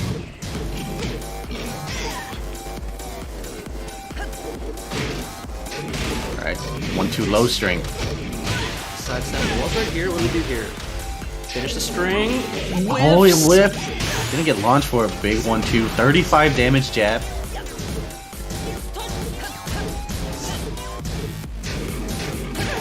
Oh no, got hit with the third hit, yeah. There's a mix up. And that down back to only -14. Well, I say only, but Leo only really going to be able to get that while setting 4 1+2. The sweep gets the free damage afterward, but LooKiz fighting back. LooKiz looking pretty solid with the Gigas now, even though Hayai started out so strong. Nice reaction on the BOK transition from Hayai. He tried to whip punish it right away. Toe kick, get out of dodge. But we're still in dodge because we still got our back to the wall. Here's that 1-2-4 string has been doing work for Hayai, and then the forward 4-2, it's safe anyway. Hold both punches to get the key charge after. A little bit of a pop off. Counter the hit, big down back counter. 3. A little short of the wall here, still did a grip. Here's the mix up. What are you gonna do? Into Delayed the mid. punch. Yeah, he The was super delayed mid. Alright, Hayai in a bad spot now, even though they started off so strong. Got the counter hit forward 4 there. Could have had a full combo, but didn't do the correct follow-up, and LooKiz takes it 3 rounds to 2. Yeah, tried to force the issue right there, last desperate chance from Hayai with the wall standing too. But I said it before at the beginning, you know, that Gigas 1-2 super good and consistent at punishing almost all of Leo's launchers. And LooKiz pretty good reactions on a lot of the Leo stuff, at least in neutral. He got clipped with the the K&K 3-4 and the K&K sweep early on, but that one time when Hayai tried to BOK transition from mid-screen, he was ready right there with the down 2. You know, he only got an air hit because Hayai went for the BOK 3, the jumping homing move, but still, he was ready for it. Yeah, I still saw good stuff from Hayai because every time they blocked down 2 from Gigas, Hayai did the perfect 14-frame punish with a forward 2-2, but it just wasn't enough after a while. After Gigas started getting those counter hits and then, started mixing up the strings and stuff, it looked like it got harder for them to deal with. Yeah, that forward 2-2 is a pretty good punish, good range, good damage and stuff. But compared to like if we were talking about the potential of playing Gigas against Shaoling, it's no Ling standing 3. It's not a launcher, right? So big damage potential if he hits the down 2, but if he doesn't, not a big deal. And now Hayai going with the Armor King. This was the other character I saw him playing in the online Masters event along with the Pulse. I was kind of surprised when he brought out the Leo today. So we'll see if what the Armor King can do against LooKiz's Gigas. Look at this artwork. This stage is on fire, dude. There's lava pouring everywhere. I'm getting hot just thinking about it. Yeah, it's like you have to be a certain type of crazy to be willing to fight a dude in a volcano.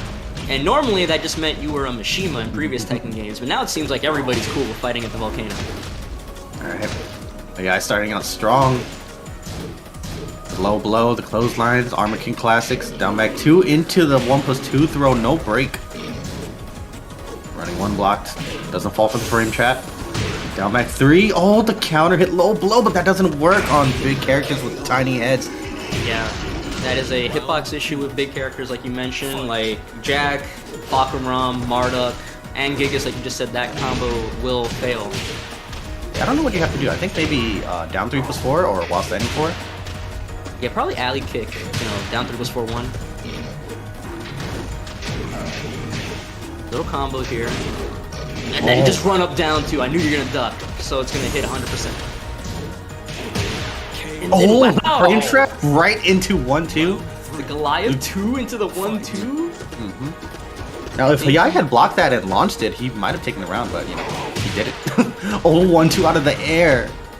Get out of my airspace. I think it's only going there. Breaks the tombstone. Or 2. Going for the down back 2 makes up. LooKiz doesn't bite. Wow! These town 2s are finding their mark. Bang, bang, boom. No exceptions. Oh, what a hop kick, but drops the combo. No, not this. That was like a max range hop kick. Trade, counter hit trade, Tekken 7 exclusive. Round 4. Fight. Now Hayai 1 round away from taking a game. Nice block. Punish the wall standing 4. Let's break against the tombstone again. Oh, counter hit. Just frame trap off the jab. Big damage. Nice job with the delay to wake up. Cartwheels on him. Nice. Walk into the down 2. That's a perfect response. Is that going to kill 1 pixel left? And the hop kick from downtown whiffs. Yeah, such great patience out of LooKiz. We saw it out of the Asuka. We're seeing it out of the Gigas now. And we saw him walking around the 3+4 string. Oh, he almost caught him hard body with the sidestep 2, but lucky for Hayai. Down back 3. Has a move block again. Nice block on the low blow. Tiny punish. And no break on the 1+2 throw again. Yeah, oh, his butt in the butt. And LooKiz takes it 2-0. And LooKiz is looking pretty good in the standings so far then, right? Yep, 2-1 now overall in the standings. We'll have to see how the final match of the group will play out, but you know, now we're in that situation. Hayai, unfortunately, is going to finish 0-3. You know, good try to him with the Paul, Leo, Armor King, but, you know, it's like any given Sunday, right? Sundays, it just doesn't work out for you, but still, good try, good games from him. But now, LooKiz is 2-1. We have our final match of Pool A. It's going to be Shaoling versus Aquila. If Shaoling wins, he's 3-0, Aquila's 1-2, and now we have a clean 1-2-3-4 in our group. If Shaoling loses, we're gonna have a 3-way tie at 2-1, and then we're gonna have to figure. Then our TOs in the back are gonna have to do some math and figure out how tiebreakers work, who won more games over more people. You see right here, our first player in our final match of Pool A, Ongee Aquila. We saw a lot of Alisa from him today. No Nina, no Katarina, just Alisa today. I wonder if we're finally going to see one of those other characters make his mark. But, again, must win this match against Shaoling to have a chance of making it out of pools. If he loses, definitely out. If he wins, then we do some matches. But our #1 ranked regional player, Shaoling, been showing us some great games with both the Ling and the Master Raven. If he wins today, if he wins this next match, clean 3-0, showing his dominance in Pool A. Yeah, and showing why he's ranked first regionally with those 300 points. And you remember at the beginning of the day, we talked about how these pools were selected. Our top player in Pool B, Skywalker, chose these three players to send Xiaoling's way. So if he beats them all 3-0, that's going to be a big statement saying, you know, you pick these guys to go up against me, and, you know, I beat them all. So yeah, this was easy, dude. Yeah. This is what you sent me? Are these your kings? That's going to be sick. And now I'm looking forward to the opponents that Shaoling sent to Skywalker. Yep. Which we will see later today in Pool B. It's going to be one more match for Pool A. We'll see the final rankings, who qualifies for the Final Four, and then we will start our first round of Pool B matches. But, you know, who do you think has got this final match of Pool A? Xiaoling or Ongee Aquila? The smart money is on Shaoling, right? Shaoling's looking unstoppable so far. Ongee Aquila's Alisa, definitely not to be slept on, for sure. Had some scary stuff earlier. Yeah, he had some... Sorry about that. He had some... he had a good match in the second round against Hayai. Brought out the Lidia instead of the Elisa. Hayai looked completely lost against the Lidia, but you know, Shaoling, #1 ranker, I don't expect it should go the same way if he decides to bring out that Lidia. So, you know, we have Elisa, we have Lidia, we've seen Nina before, we've seen a Katarina, we've got lots of choices. Shaoling, Ling, or Master Raven both look like they're super strong choices today. What's going to be our matchup for Game 1? Woo! Finally seeing the Katarina come out. I really thought Aquila was going to bring out the Lidia again and test Shaoling's knowledge in that matchup. Guess not. Jungle Outpost going to be the first stage here. Actually, I don't remember how well Katarina deals with Ling. Personally, I've never... Katarina has still been one of my blind spots in Tekken 7, so... Yeah, for sure. I don't really know all of the matchups and how they play out. Especially after Season 1, it feels like. There's not a lot of Katarina players anymore, but... I wouldn't be surprised if her standing 3 dealt with AOP pretty well, or something along those sorts. But Aquila going with the vacation outfit, it is humid in the jungle. Good choice. Sure. What? You just said it's humid. Why don't you know? I don't want to wear clothes, bro. It's humid out. You know, I'm sweating. Yeah, I'm sweating. I'm fighting. Yeah, you know. Maybe you can intimidate Ling. But yeah, this is one of the tournament presets, if I'm not mistaken. So the defaults, I should say. Legal. So Aquila playing very slow pace with this character. I kind of was not expecting that. I figured we'd see a lot of Harrier mix-ups. Yeah. Ooh! Messed up the crouch cancel stomp, maybe. But 10 yeah, seconds left and almost nothing has happened except Aquila is slowly bleeding out. Yeah, I think this is just another example of what we've seen in the previous matches with Shaoling. He's fine playing this turtley Link. He does not have to fight. He doesn't have to force the issue, and he's perfectly fine with it. I think maybe Aquila was expecting Shaoling to be a little aggressive, give him something to whiff punish like right there, but you know, he didn't do any of that in the first game, so maybe now he wasn't ready for it right there. We're mostly seeing a lot of like shimmy steps from Aquila, right? He's kind of backdashing and going down, down, or up, up. But here we go. I'm starting to see some buttons brought out. Yeah, maybe Aquila's finally realizing he's got to force the issue, otherwise Shaoling's never going to bite. Yeah, it looks like Shaoling's perfectly okay with playing passive or aggressive once you start getting into his face. But nice down 4-2 catch there. This might be it with the mistrust follow-up, guaranteed. Great combo there off of a weird side wall splat in the corner. Managed to realize, okay, you know, I'm not going to get my real combo here, so I'm going to spike him down and go for the free mistrust 4. Alright, goes for the frame trap there with the 1-1-2. 2-2 whiffs, nice punish there from Shaoling, and then the back turn sweep. Yeah, that punish is super good for Ling. 13 frames, I believe, and then you can either force a frame trap with the back turn 1, or, you know, if they respect the frame trap, then you can try to hit him with the back turn sweep like we saw right there. Alright, Aquila trying to space out a little bit here. Shaoling, though, working on a perfect in this last round. Nice block on the low. Doesn't get the full punish, but got something. Here we go, there's a trade. Oh, that is a GameStop trade in the favor of Shaoling, and Shaoling takes it 3-0 this first match. Another great presence of mind conversion from Shaoling right there. He saw the trade on the while standing 2 counter hit launcher on trade. Saw that he didn't feel like he could get a normal combo there, so instead like, let me press my fastest button I can reach here, standing 3. Got 14 frames, nice and easy. Yeah, converted into the spike down combo to get the grounded damage on the mistrust 4 and killed it right there. Another example of how good Shaoling has been playing today. Yeah, it looks like Shaoling has the presence of mind to hit all these, super tight conversions, the side wall conversions with the wall combo into the guaranteed mistrusts after, been super on point, looking very comfortable. I'm wondering if Aquila maybe switches to that Lidia we saw earlier, try to test the waters, knowledge check a little bit, or maybe brings out the Nina that we still haven't seen. Yeah, or maybe the better system. Back, or maybe we see the Alisa that we saw earlier today as well. We have options, but it just looks like Shaoling is playing super clean today. Well, Aquila maybe not quite warmed up with the cat, because that was the first time we've seen Katarina all day today, right? I mean, he's played a different character in every game so far, so. Who's next? Maybe the Nina. Julia. Now, right? I would like to see Nina. Nina versus Xiaoyu, Tekken 3 matchup. Potentially your last game of the day. Let's see who we got.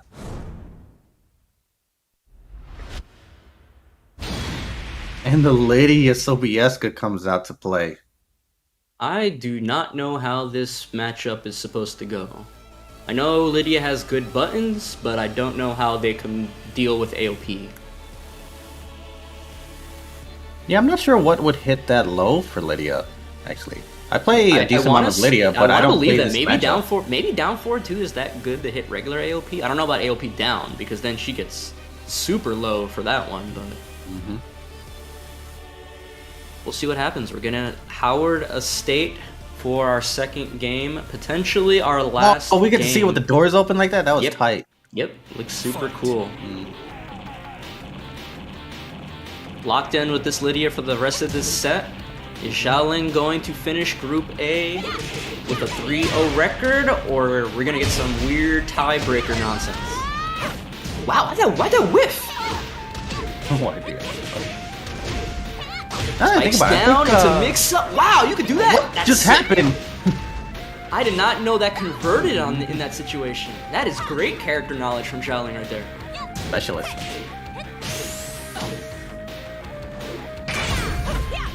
Alright, here's a rage drive. AOP to avoid the eye. Probably would have avoided the mid too, right? Yeah. I'm thinking Lidia versus Ling might be okay, but it depends on how much Aquila knows how to play this matchup, right? Lidia also has forward 4-2 and down forward 3. The quick knee that pretty much almost hits grounded. That's a very good hitbox on it. Oh, turn up. Get punished. Oh, but misses the combo. He was trying to go for a big boy combo with that jumping forward as well. Nice 1-1 punish. Testing out with the strings. 1-2-4. Down forward 1-3 there. Ling gets a shoulder. Now Aquila, once again, like I said, knowledge check. Tries to see if Shaoling actually knows how to punish it. The mid. Jab checks all around. Oh, and the float. And a nice easy 4-2-1-4 conversion. Round 3. Shaoling 1 round away from ending this group 3-0. Aquila's got to make something happen right now. Gets a counter hit there. Good start. Yeah, just Polish karate. Let's go. Just full blown. Let's go forward. Oh, but the mistrust. Just go for it. Yeah. Shaoling definitely willing to take these risks. But I feel like Aquila is constantly finding his back to the wall. Yeah. Wow, the sidestep. Sidestep out of mistrust into AOP into the whiff punish. The raid down, no throw break shots. It's okay. You fell on the mat, so it doesn't hurt that much. Just ends it with the stride into the simple wrestling neck breaker, and with that, Shaoling is 3-0 in the group. And with that, we should, if my memory is correct, we should have a clean 1-4 delineation right here with Shaoling number 1 and who is the second place right now? I gotta look at this right now. LooKiz. LooKiz right? Second place right now. LooKiz should be second place in this group. Shaoling will start the final 4 in winner's side. LooKiz in the loser side, unless I am misremembering right now. Shaoling showing that why he is the number 1 ranked player in West Africa. Yep. And that will conclude it for round robins in Pool A. And then we'll see it right there. Shaoling, LooKiz making it out. And then Ongee, Aquila, and Hayai-Sentoki, unfortunately, will not make it out of the pool, but they had some pretty good matches today. They played well, they played their heart out, so they made it to the finals, which is an achievement in itself. You know, they had to play well in dojo events and the online masters, so it is an accomplishment to be this far, even though they will be knocked out of the tournament now. Congratulations to them nonetheless. And we can take a look there at Pool B. We are looking forward to seeing Skywalker, CasseCoeur, ROOCK, not sure, and Kgargos. So we are going to get Pool B started as soon as we can. Gonna look over at the matchups for that right now. It looks like round 1, our first match will be CasseCoeur versus ROOCK. ROOCK, another one that I'm not super familiar with. I don't know if you are. CasseCoeur is playing the Eliza from the matches that I saw from the Masters event. Yeah, I've only seen Eliza from CasseCoeur as well, and that should be good. I'm interested in seeing who ROOCK plays. I believe ROOCK is playing out of Tunisia. Okay, chat's telling me it's pronounced ROOCK. Maybe ROOCK? I'm mispronouncing it a different way, but Yeah. I'll see what maybe chat will tell me if I'm saying it right. ROOCK, but we'll see what this is going. We'll see. No mystery man right here. Yeah, very mysterious person. Saying their favorite character is Lee Chaolan. Nice. Started playing in 2017, which means they started with Tekken 7. Which player do they respect the most? Arslan Ash. Pretty good. Favorite character, Lee Chaolan. Maybe we'll see the Lee. That character is super hard to play consistently, especially online. So if he brings it out, more power to him if he can play that character well today. It's like chat's saying it's pronounced Rook, like the chess piece. Rook. Okay, so. Yeah, I'd like to see some Lee. I like seeing Lee. Yeah, I like seeing Lee. Lee's another one of those characters. We were talking about Jin earlier, how I think the character is cool aesthetically, but when I'm fighting a really good Lee player, I'm just like, this character is bullshit. Dude, the forward, dude. Yeah. Alright, here we got CasseCoeur playing Eliza. Started playing 2000. Oop, switched off right there.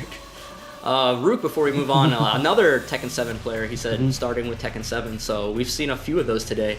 CasseCoeur said, Eliza, like you said, started playing 2005, and the very first Tekken he played was Tekken 3. So interesting. Another old school guy. Yeah. And another. You respect the most? Knee, obviously the legend. Like I said, that's like the safest answer you can give. Damn, you play Eliza and you don't put like Chanel or something right there? Come on. Yeah, you put Chanel's teammate instead. Yeah. Alright, so that's gonna be fun. Looking forward to seeing that. Potentially Eliza versus Lee. That's a matchup you don't get to see very often, so hopefully, you know, both those characters require, if you're trying to maximize what those characters can do, require a lot of execution. You have to have good hands for both those characters. Eliza, if you want to do like dive kick loops and get your pressure going and your combos going. Lee, if you want certain counter hit confirms, picking up with the back 3-3 into misstep, or, you know, back 2 misstep loops into order to get that wall carry. Eliza has some easier combos that you don't need as much execution, but Lee, I feel like if you're not ready to maximize your damage and your damage opportunities, that character's damage output falls a lot. Yeah, because even with the higher execution combos, Lee's damage is like right around average to below average, like it's in the mid 60s. So you better be ready to convert it. But not only that, he also has execution not only in his combos but also in his punishers. So if you're trying to maximize damage with your jab punish using Acid Rain, the 1-3-3-3 into the up back 3, you got to have those unlocked too. But when you do get it, it does a grip. I think it does like 42 or something, which is a lot for a jab. Yeah, and we were complaining, you know, we were just complaining about Lee 444, you know, how evasive it is. But that pickup is a little tricky too. You know, you have the dash up, back 3-3, same thing. Then you have to back 3-3, pick up off of down 3. And normally when you do down 3, you're going in hitman stance, so you have to see the counter hit, cancel hitman, back 3-3, misstep pickup. So a lot of like little execution barriers for that character. If you're not playing well, things can go bad. So we'll see if Rook is ready to play today. Yeah, and Tekken is one of those games where if you drop your combos, you usually end up dying for it, right? So you have to be super, you have to pick your spots and know which combos to go for in certain situations. So I'm looking forward to it. Good Lee is always a pleasure to watch. It could be a nightmare to fight against. You know, that character. That character has so many counter hit tools now. It's so hard built around to get counter hits for sure. Yeah. Right. So if you're a strong defensive player, you can make it hard for Lee to do any significant damage to you. But you know, still, that character can be played as a really big wall. And really good punishers across the board. 14 frame with wall standing 2-3 into 4-4-3, and then he's got the 10. He's got Acid Storm, like you said, Acid Rain. I'm sorry. And then he's got 4-4 for 11. He's got 13 forward 1+2. Forward 2's 14, right? So he's got options across the board. Yeah. The thing is, though, so far in this tournament, just because from what we've seen so far, just because Lee is his favorite character, doesn't mean we're gonna see Lee. We could see anyone. We might see Lidia. We might see like another Gigas out of nowhere. Who knows? These players have been mixing me up all day. Yeah, we never saw the Nina out of Aquila, even though that was his favorite character that he put down. And then Geese out of LooKiz. We never saw that. But you know, Shaoling, the only person putting down his favorite characters and playing both of them in pools. So. But we're gonna get Pool B started as soon as we can. The second match of Pool B after CasseCoeur and ROOCK will be Kgargos and Skywalker. Skywalker is the one that you're excited to see because he's a LoL player. Yeah, he's like a LoL player, you know. Yeah. Jumping around, flipping, a lot of DSS cancels, you know. Love to see it. Yeah, I saw a lot of creative choices from him as well during the Masters event, like, you know, not choosing to necessarily go for a wall combo. Like, I saw him sometimes, like, he'll Dragon Hammer, spike you down to at least go for a mix-up instead of it. Because the 4-3 Dragon Hammer, the Dragon Cannon combo, like, the Ongee on that is kind of whatever. Like, you kind of don't recover fast enough to really force anything super hard. Right. So he'll come up with creative choices to try to get some pressure going post-combo. Right. It's one of those things you think about because after, you know, they took away the clean hit property of the Dragon Cannon Ender, which admittedly did a ton of damage. It did hell of damage. Yeah, and then they also scaled down wall combos in general, and they added 5 extra health, aka Harada Carrot. Shoutouts to Tasty Steve. So sometimes for some players, they're just like, you know what, I'd rather go for some crazy Oki setup or something like that. That seems more worth it to me. Which I respect. Changes, just nerf and law. You know, well, you said Dragon Cannon, obviously that damage. They removed the clean hit, right? It's completely gone. Yeah, so like that system, and then you hit the wall. There's a damage penalty there, and then there's a grounded hit does less damage. So they just been messing with law this whole time just by messing with the system mechanics. Yeah, I'm not asking for buffs, but I'm asking for buffs. Yeah. But yeah, Law's super sick. I can't wait to see Skywalker's combo, see what creative stuff he has up his sleeve. And then after that, I believe we're going to have Kgargos and CasseCoeur. Am I looking at this correctly? Yeah, round 2. Skywalker and CasseCoeur, and ROOCK and Kgargos, it looks like. Well, ROOCK and Kgargos after that. Yeah. So, just bear with us. We're trying to get our matches and players synced up right now. I guess the story here is like, you know, can Skywalker answer back from Shaoling? You know, Shaoling put these players in Skywalker's pool. Can Skywalker answer back and be like, okay, I'll go 3-0-2 in my pool? These two guys, they were number 1 and 2 on the leaderboards. They were number 1 and 2 at the online Masters event. So, you know, for all intents and purposes, these Shaoling and Skywalker are the 2 best players in this region. We'll see if, you know, Shaoling's already held up his part of the bargain, you know, like showing why he's so strong. Now we gotta see if Skywalker can do the same thing. Yeah, I don't think third was that close to these two, right? I think third was a pretty far off third. And these two have just been, I think these two have just been owning up the region for the most part. So they're the 2 favorites to win for sure. But you never know. Upsets happen. Man, and then I'm also looking forward to seeing Rook's Eliza. Because Eliza is a character where I'm watching her and I'm like, this doesn't look that bad to deal with. But then when you fight against it, I'm like, I'm getting owned up. You mean CasseCoeur's Eliza? Is it Case? Yeah, I'm sorry. CasseCoeur's Eliza. Yeah. CasseCoeur's Eliza, and yeah, you're saying Rook that is the unknown, maybe. I want to see both these guys play these characters that you don't see get played very often at a high level. You don't see very many high level Lees. You don't see very many high level Elizas. You know, you think about Chanel, Junia. Those 2 come off the board, off the top of my head right away. And then Europe, you have Kira is another one as well. Yeah, does every region have a good Eliza? Arslan Ash. It counts, right? And while we wait, of course, shout outs to Astro, powered by Astro. We are powered by Astro, the official headset and mix amp of the Tekken Online Challenge. Both got our Astro headsets, feeling comfortable, ready for another round robin group of Tekken matches. Again, top 2 in Group B will make it into the final 4. The number 1 ranked player will play against Shaoling in winners finals. The loser will have to play LooKiz in loser semifinals, and then that'll just be a top 4 bracket from there. And I believe from that point on, all the matches will be best of 5. So there's still lots of Tekken matches to go. A lot of action to go on. Looks like we're still trying to get the players synced up in the lobby. In the meantime, we have plenty of matches to look forward to. So who do you see making it out of this pool?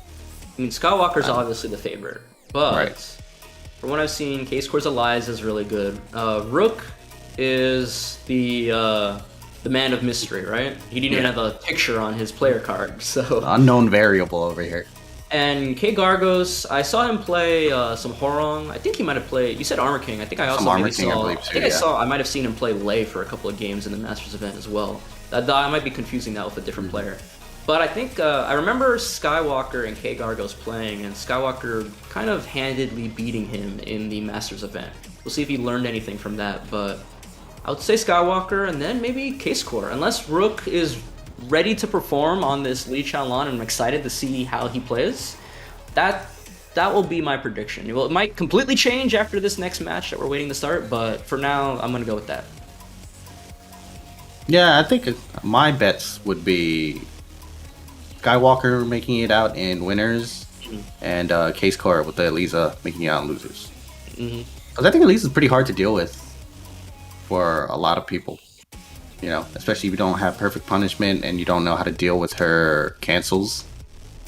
Elisa pretty good. Alisa would say Elisa pretty good choice to go up against her though, right? Because you have some good counter hit tools. You have some moves that go under things like you know, down 2 and down 3 can go under, like if she's trying to pressure with jab into stuff. 4-4 is the AOP of Lee, like just disappears for a second. Try to keep her out with back 4 or magic 4, little things like that. So you have a hop kick to deal with crouch jab into stuff. You know.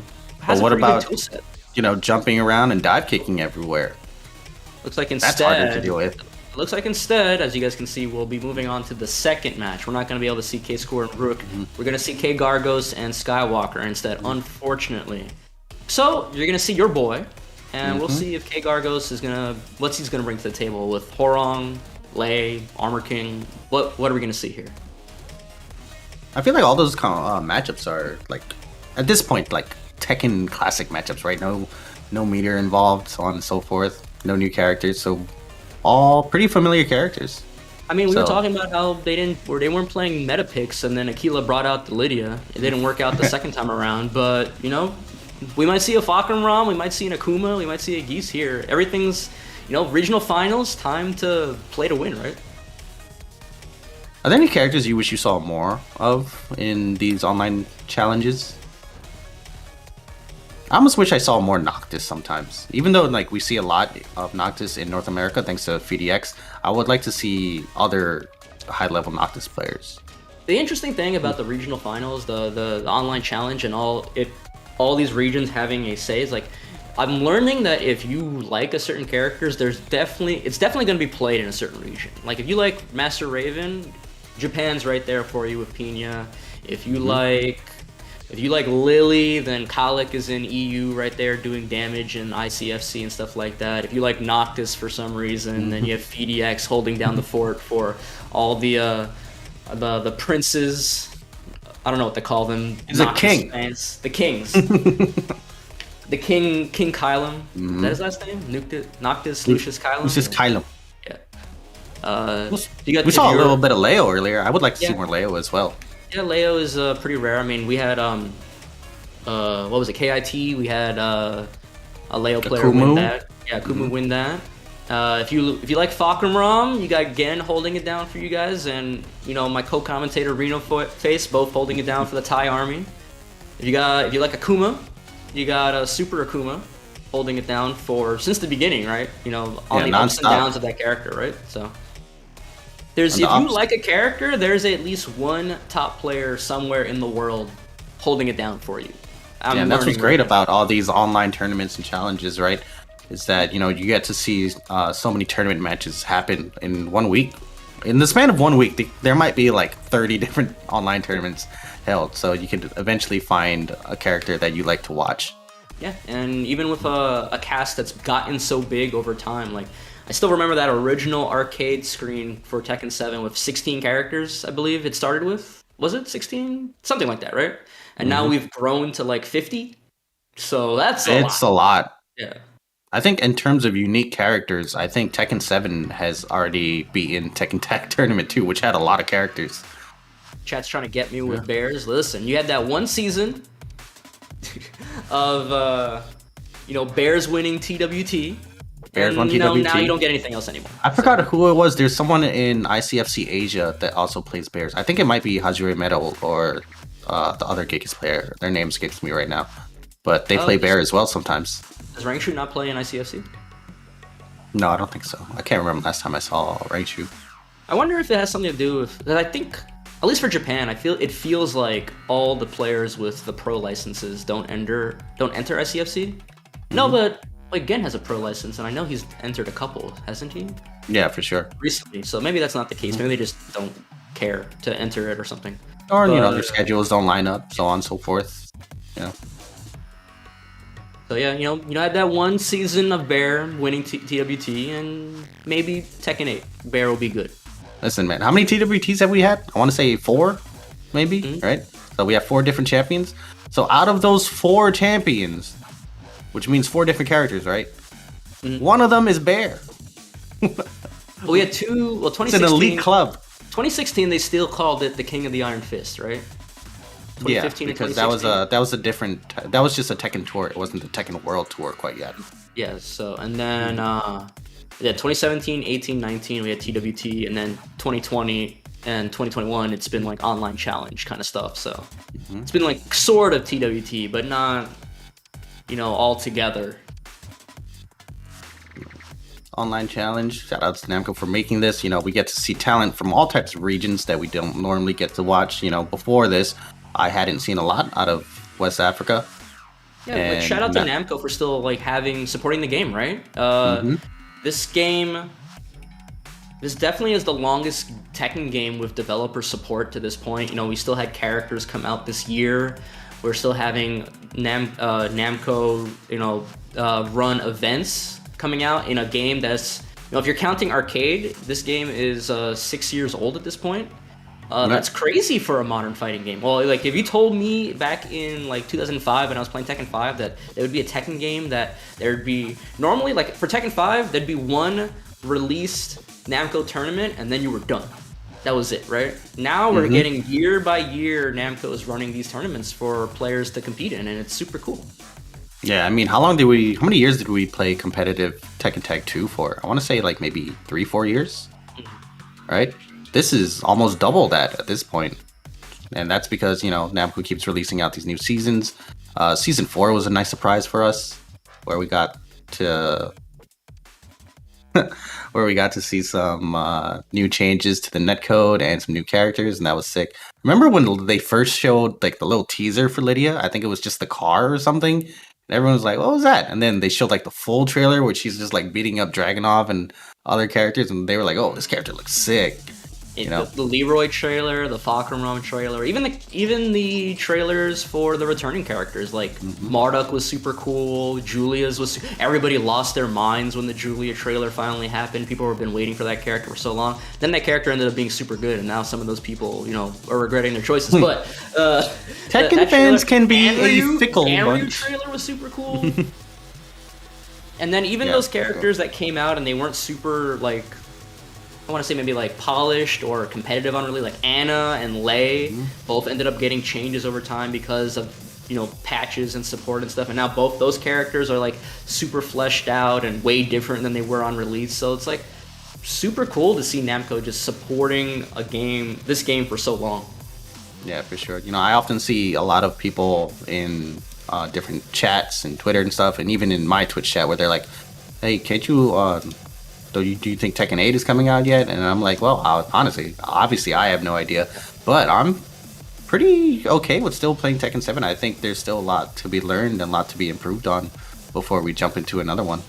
Yeah, I think, especially with the fact that this game has changed so much season to season. It's like, I always think like if we never moved on from season 1 and it was, Jack and Dragunov were still things, like I still like.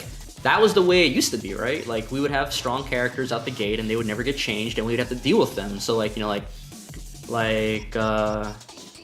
I really believe that if that had not, if we never got a season 2, those characters might not have stayed top tier, like on top of the list, right? People would have gotten better about dealing with Jack 441. They would have been better at dealing with like Dragunov stuff, and I feel like. That the tier list we would have had now with season 1 would be completely different than, not completely different, but would be kind of different than it was back then. I mean, it's just an interesting meta shift, right? Because when you think all the way back to season 1, which is before some Tekken players even started, it was like Jack and Dragunov all the time, and then people would be like, Resident Sleeper, Dragunov, and now people see Dragunov, they're like, hell yeah, I can't wait to watch some Dragunov again. It's like, what? That's not what you were saying a couple years ago. Now it's like Hwoarang, Leroy, Resident Sleeper, Akuma, Resident Sleeper. I'm like, man, you guys don't know what you want. All right, looks like we're having some syncing issues. We're having some communication errors due to the infrastructure of things, which is unfortunate, but, we will get back to it soon. I appreciate everyone being patient and sticking with us while we wait for these hype matches to start out. Yeah, I know. The thing is, like, I know the matches are going to be good. It's just like, we're just struggling to get to the matches. I know they're going to be good. I know 100%. I've seen these guys play. You know, from the little bit of matches I watched, we saw Shaoling play with that Ling and Lei.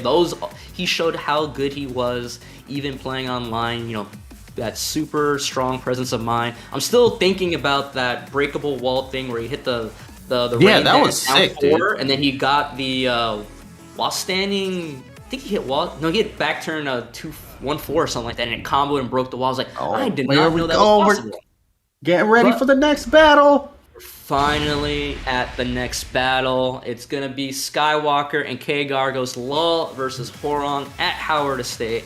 Let's go. Rocking the TGP LOL with the LOL profile picture on top of it. I'm convinced.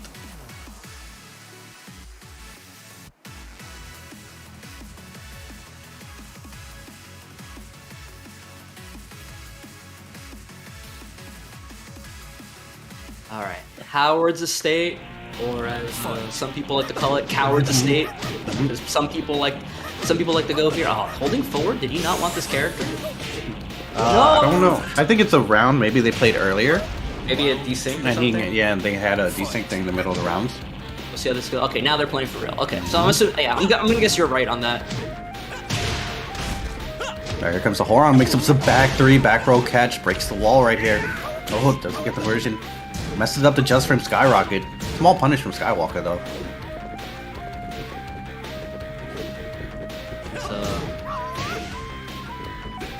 See how these guys can play right now. Backlash! Oh, backlash! Into the I mentioned that move earlier. It was such a key factor in playing Hwoarang in this game because it works around the system of power crushing. Man. Skywalker flexing with those 24 wins on the board. Oh, roll and choke. No free plasma blade. Not anymore. Speaking of how the game has changed.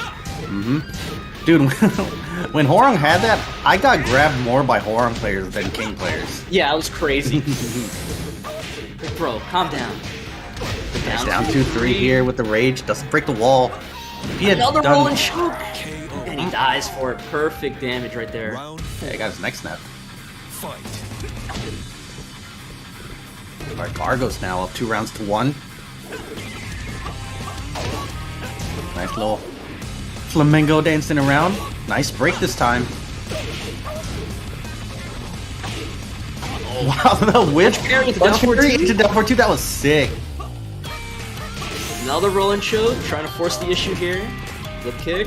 No punish. Flip. Power crush cancel it. Down forward 1-3. And if he had gotten that block, probably would have back one. I mean, like, you're a Tekken 7 Hwoarang player, right? Why wouldn't you? It's like, back one is, even with how punishable they've made it, and early on that's one of the Hwoarang moves they got nerfed, right? It went from 13 to 14?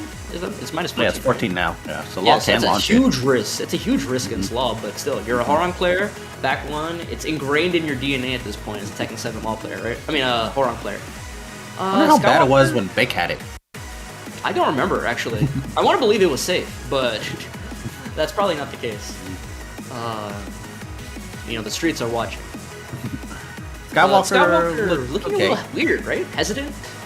Yeah, like, it might just be because of, you know, didn't really get time to warm up a little bit because we've been having all these hiccups. It looked like he was trying to play the matchup later, like when we saw him bring out the down 2-3s, which obviously is risky, but against a stance-heavy character like Hwoarang, it becomes important to at least have a presence. And then we saw him bring out the flip kicks and stuff later on. Basically, it looked like he was just having trouble stealing the momentum back away from Kgargos. Alright, going to Dragon's Nest this time around. I can't tell if, at this point, is Dragon's Nest Law stage, or Feng stage, or Leroy stage? I think if you practice any sort of Asian martial arts, Dragon's Nest is your stage. That's what Namco. Are you saying it's Ling stage? It's Ling not Ling stage. Ling doesn't have a stage. If you like, yeah, I mean, like maybe it's Kinder Gym, but I don't know. But because whenever they have like, it's always some new Asian martial art character beating the crap out of Law and or Feng on this stage. It's fight nights, baby. Alright, nice 1-1-2, down 4-3. Classic no punish on that whiff back one there. Ooh, tried to whiff punish that just frame Skyrocket. Peacekeeper, big kick. Nice walk into the jab string in the back. Ooh, kicked him in the back of the head, but the second hit of 3+4 whip. Skywalker had the presence of mind to not finish it. Well, Tekken does weird things when you do like when you hit people multiple times in the back. Like Tekken does some weird stuff sometimes where they just start pushing you out real far. It's like our version of a game's like infinite prevention system. Because there were definitely older games where you could get like an infinite string on somebody's back and they couldn't get away from you. Shout out to 5.0. Alright, Skywalker trying to ease up a little bit here. Peacekeeper, Kgargos trying to get in. Yeah, there's two things that were really blowing him up in that first game. It was getting hit by backlash and not breaking the rolling choke. So he's starting to do both in the second game. Oh, and there's that back one, a key move, but then the back two follow up right here.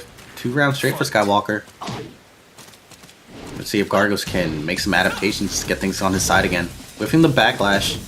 Yeah, I'm not getting hit by it, so it's still sort of a victory considering how the first game was going. Sending 1-2. How last hit down 1-2-3. Wow, Dragon Cannon from full screen. I'm pretty sure that was supposed to be a slash kick. Maybe, but it definitely feels like Skywalker's playing way more loose and confident than he was in the first game. Ooh, whiff, but not ready for it. Wow, the jab into push hands. That's a Hwoarang classic at this point. Duck, but no. Late on the punish, still has a chance. Slidey. Rage driving coming, whiff, and the jumps. Alright, here's the parry! No follow-up though, and Kgargos went for the parry right there, but Skywalker did the low. That parry was sick. Yeah, good job. You know, I feel like maybe more than the parry, he was waiting for maybe he was probably waiting for a back one at the end, but the parry whiffed and he was like, all right, I'll take this. Maybe I wasn't expecting this thing, but it's a whiff punish nonetheless, and definitely way different from Skywalker than the way Game 1 was playing. Looked way more comfortable this time around, and kind of like looked like they flipped sides, right? Like Kgargos was having trouble getting something started. I thought the turnaround point was going to be when he did that classic setup where he did the flamingo jab, which I think is +5, and then he did the push hands counter hit launcher, and Skywalker fell for that. Yeah, he parried the rage drive, and then he went for legend kick. That's not guaranteed, even if you do it fast as possible, right? No, not since auto parry existed. Yeah, okay, so that's what I thought. So I was surprised he went for that and not the DSS 1-4, which would be normally. It might have happened when he may have maybe have inputted it too fast, so then he kind of skipped over the 1 and went straight to the 4. That is possible. Now I'm wondering if we're gonna see maybe the Armor King from Kgargos, but Game 1 was so good for Kgargos. I feel like, you know, sticking with Hwoarang might not be the worst idea.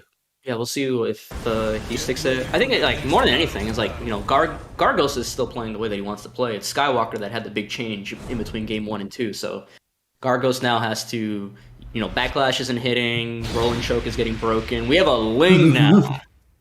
What is this? A page out of Shaoling's book, maybe? We'll see how Kgargos approaches playing Ling compared to. We saw a bunch of Shaoling in Group A. We'll see if what Kgargos' take on the character is. Another look at the Mishima Dojo. There's mountains in the back. Alright, right into it. Down 4-3. Another one. Another one. Do it again. Give me 4.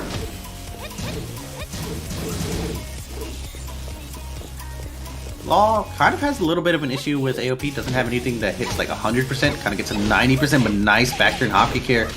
The wall. Yeah, everything that he has like a counter to it, right? You know, like down back 3 would hit AOP, but then, you know, Link could just go for a hop kick. So. Right, AOP hop kick or just predict and duck. Saw the power crush and try to respond with his own. Counter hit Dragon Hammer. AOP down somehow avoids that, right? I think sidestep radio. Okay. Sidestep radio. Alright, Skywalker having a big life lead here. Kgargos trying to go in with the Ling. Nice bait. Magic 4 isn't... The easy option is to just do standing 3, right? I feel like that's what I usually I don't know how do. consistent it is. Right, back to whiffing over there as Ling lays down on the floor. Wow, Nice down to choice. 3. Yeah. Round 3. He could have just gone the punch string in the back, right? Minus He can 11? punch string, or he can do 4-3 into Dragon Stance 3+4. Yeah. Which requires some execution, of course. But he just went for down 2-3. It's like, screw you. The wall. Storming Flower Ender. Wow, while staying 1+2. And frame. Well, sometimes. Nice duck. While standing 4, though. Not doing the while We'll standing take 1 it. punish that we saw Shaoling doing. Round 4. I like that little shuffle there from Kgargos. Kind of made Skywalker lock up.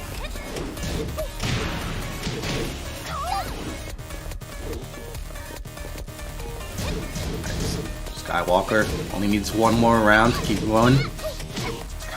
Banana peel! Yeah. Breaks the regular throw. I feel like Fortune banana gets peel thrown. has more of an effect when Law's wearing these yellow pants. Alright, here's a but firecracker firecrackers. getting mixed! Oh, the junkyard. Power crush through it. And then the spring kick, stomp on him. Oh, get jammed out the air, no conversion. The low takes it now. Final round between Skywalker and Kgargos. Who is going to be 1-0 in the first round of Pool B? Oh, nice block on the second hit. Oh, Punish got a Dragon Hammer instead. 3 down 4-3. Decent life lead for Skywalker, but gets whiff punished. Runs into the down 4-2-1 to the wall. A little short maybe. No, still got it. There's a mix up. Dragon Oh, that's tail? not even range drive. Oh, he did a magic drive. Ooh, Nice what a punish! punish. Clean wall splat. Kgargos in a bad spot right here in the corner, and the counter hit 3-3. Oh! You win. And Skywalker takes that set. That was a good set. Oh, I started getting really stressed out towards that final round right there. Once the Dragon Tail came out, I was like, okay, anything can happen now. These guys, these guys are We're playing playing some for Tekken. Yeah. We're brawling in the streets out here. Well, like you said, law player's law player. We saw the flips, we saw a banana peel, we saw a dragon tail, we saw the junkyard, we saw the whole checklist, and along with the check mark on the W column for Skywalker right there. 1-0 in the first round of Pool B. Yeah, that was sick, dude. I gotta decompress a little bit after that. So, we'll do that with, tell them about some social media stuff while I catch my breath here.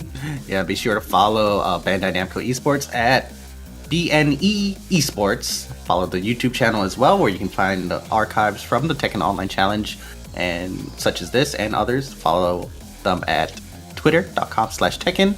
You're already here. You might as well follow at twitch.tv/Tekken and find Tekken on Facebook as well. And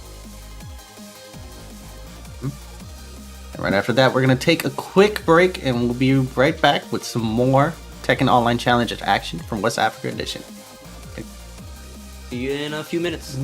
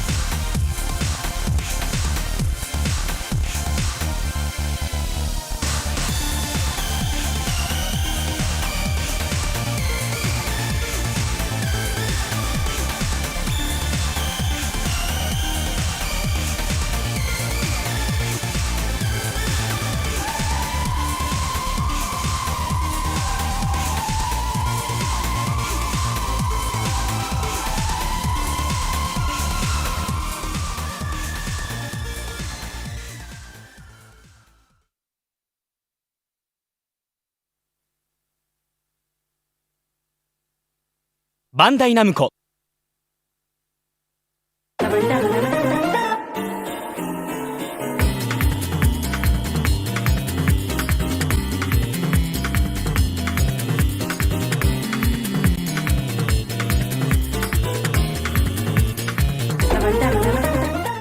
Why do Nina and Anna hate each other? I think one's a better assassin than the other, right? Who do you think is better?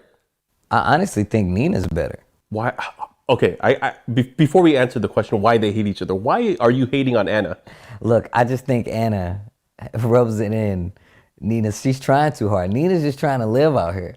And I feel like Anna is the one who goes out of our way to mess with Nina. Like that's just my perception of it. I could be wrong. And that to me, I feel like that just means Nina is more about her business. You know how I know she's about her business? Because she had a whole nother game outside of the fighting genre to let people know that she's about killing people. Death by degrees. Okay.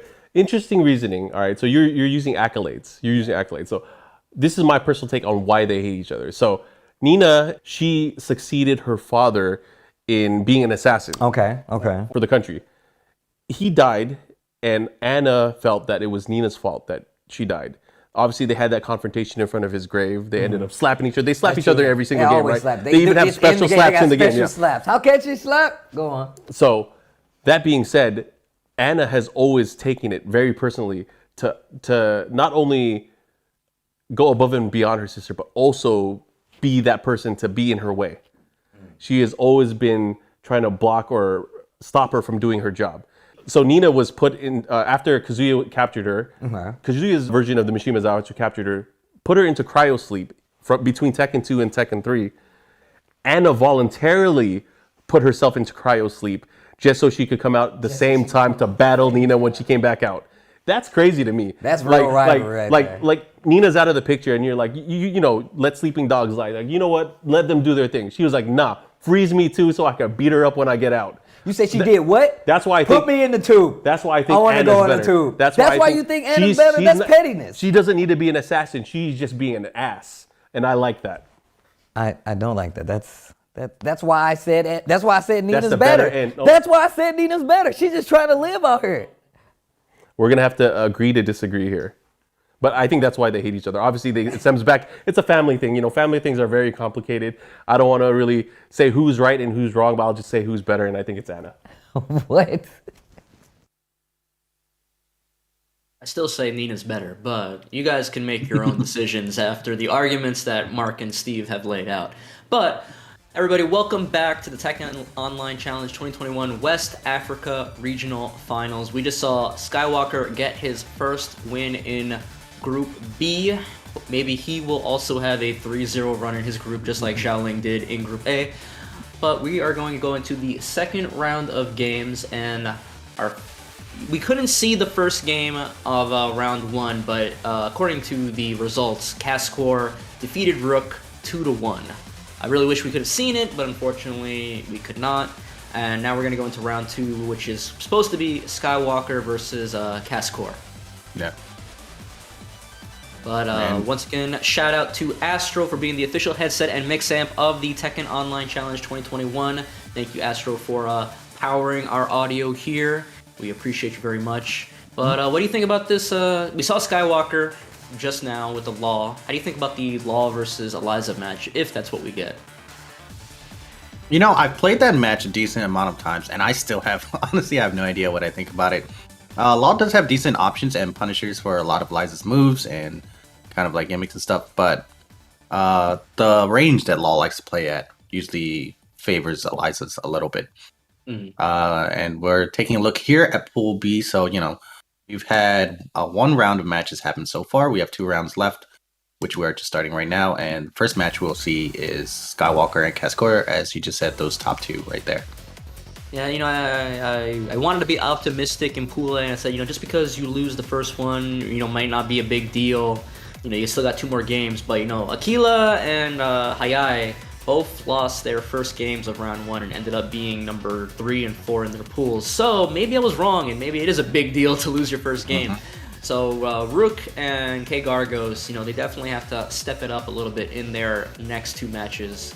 Otherwise, they're going to be left behind. Well, here's the thing with with Rook, we still have, since we unfortunately we're not able to catch Rook's first match, we still have no idea what character Rook is playing. Yeah. Yeah, we don't know. We still don't know if CasseCoeur was playing Eliza or something else. You know, we still have some unanswered questions. You know, again, apologies for not being able to get you that first game, but you know, connection issues. But we're getting Skywalker's player card right here. Tekken Tag 1. What Tekken did you start on? But started playing 2017. Like I said, I'm assuming he means competitively. Favorite character, Law, good taste. What player do you respect? Knee, you know, the safe choice, but a good choice. And you know, I'm surprised he didn't say like Malgu. I don't even know if he knows who Malgu is because Malgu isn't Malgu anymore, right? He's Nameless the King. Nameless King, named deceased. All right, now we have CasseCoeur here. Favorite character, Eliza. Started playing 2005, Tekken 3, and also respects Knee. And he's there with a regional ranking of 3rd place. So this will be a 2nd versus 3rd place matchup, which should be interesting. I don't know I saw Eliza. You see his favorite character right there, and that's the character we're gonna get in this first game. I was just thinking about, you know, like Knee is such a good choice for a player that you respect because, like, I feel like 90% of the time, Knee could play your character better than you can. So you could just learn so much just watching. I think like 99% of the time, dog. Yeah, right. Oh, look at this arena. This is the first time we're seeing this. With the fire and the fireworks shooting out everywhere. Starry night. I'm still sad that this stage, the Pac-Man stage is gone. The Pac-Man version of the stage is gone. Yeah, and not like an alternate that you can pick.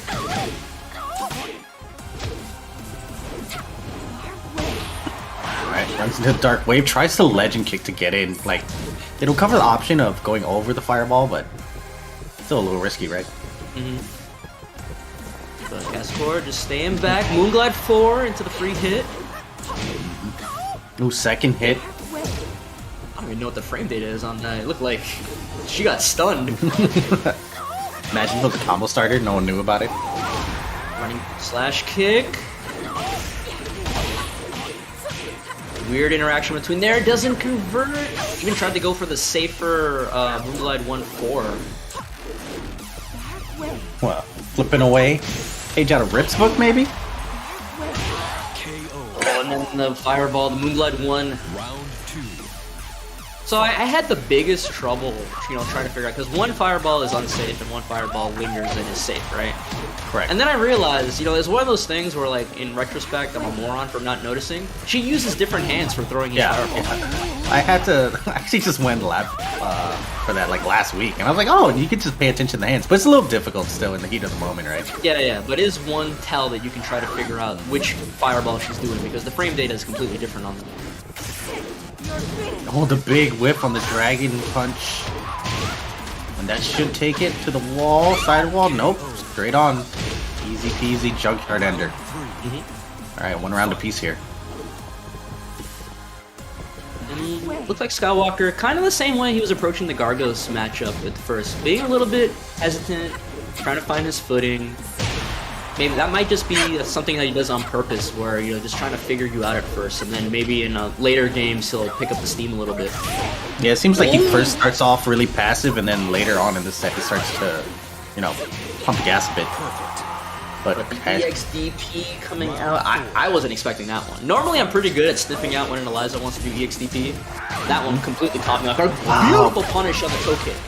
Yeah, that is launch punishable. I just realized CasseCoeur also has Elisa's profile picture.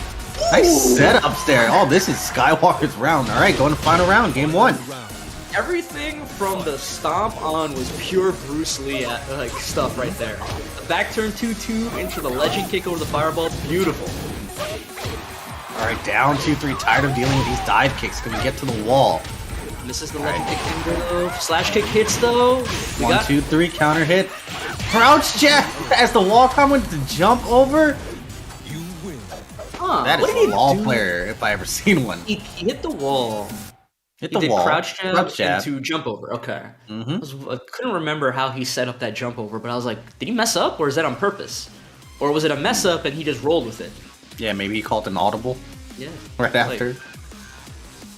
Both interesting stuff there. those last 2 rounds, both with some interesting wall shenanigans. We were talking about it before watching Skywalker play. Like, you know, sometimes he doesn't always go with the tried and true Dragon Cannon. He did in the previous round. Dragon Cannon saw that CasseCoeur wanted to stay down. The Stomp, I don't know if it consistently does that cross up, but crossed up with the Stomp, hit on the ground, and then the back turn 2-2. Because honestly, that's genius because you cross up with the Stomp, they're head towards, so if they hold back to get away from you, the back turn 2-2 is going to hit. Yeah, it's going to hit him in the back anyway. And then the legend kick over the fireball, mwah, so beautiful. Definitely signs of a law main for sure over there. But, you know, that did go to final round, even though the last round was, you know, pretty convincing in Skywalker's favor. CasseCoeur definitely had signs of life over there, just couldn't close it out. Just a few bad decisions in the moment, like, you know, that EXTP out of nowhere, things like that ended up costing him. But we'll see if he can turn it around. Yeah, but again, maybe just that example of what we were talking about with Skywalker. Maybe he didn't need to wait till game 2 to turn it up. Maybe he, in those first 3 rounds, like, I know what to do. I'm going to go in. And then he messed him up the next 2 rounds. So good stuff to him. CasseCoeur going to Infinite Stage with Eliza. Definitely the wall was the cause of those last 2 rounds. So maybe an emotional choice, but Eliza's pretty good with Infinite, honestly. She can set up cool blockable stuff off of tech roll. Forget how pretty the stage is sometimes. Yeah, even though it's so simple, but the colors and the like, it's very well designed for how simple it is on paper, right?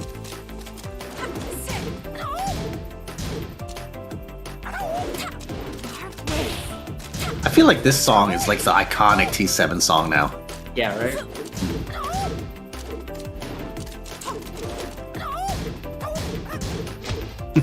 Down 2-3, the second hit connects! What the hell? What the hell was that? Interesting ender there.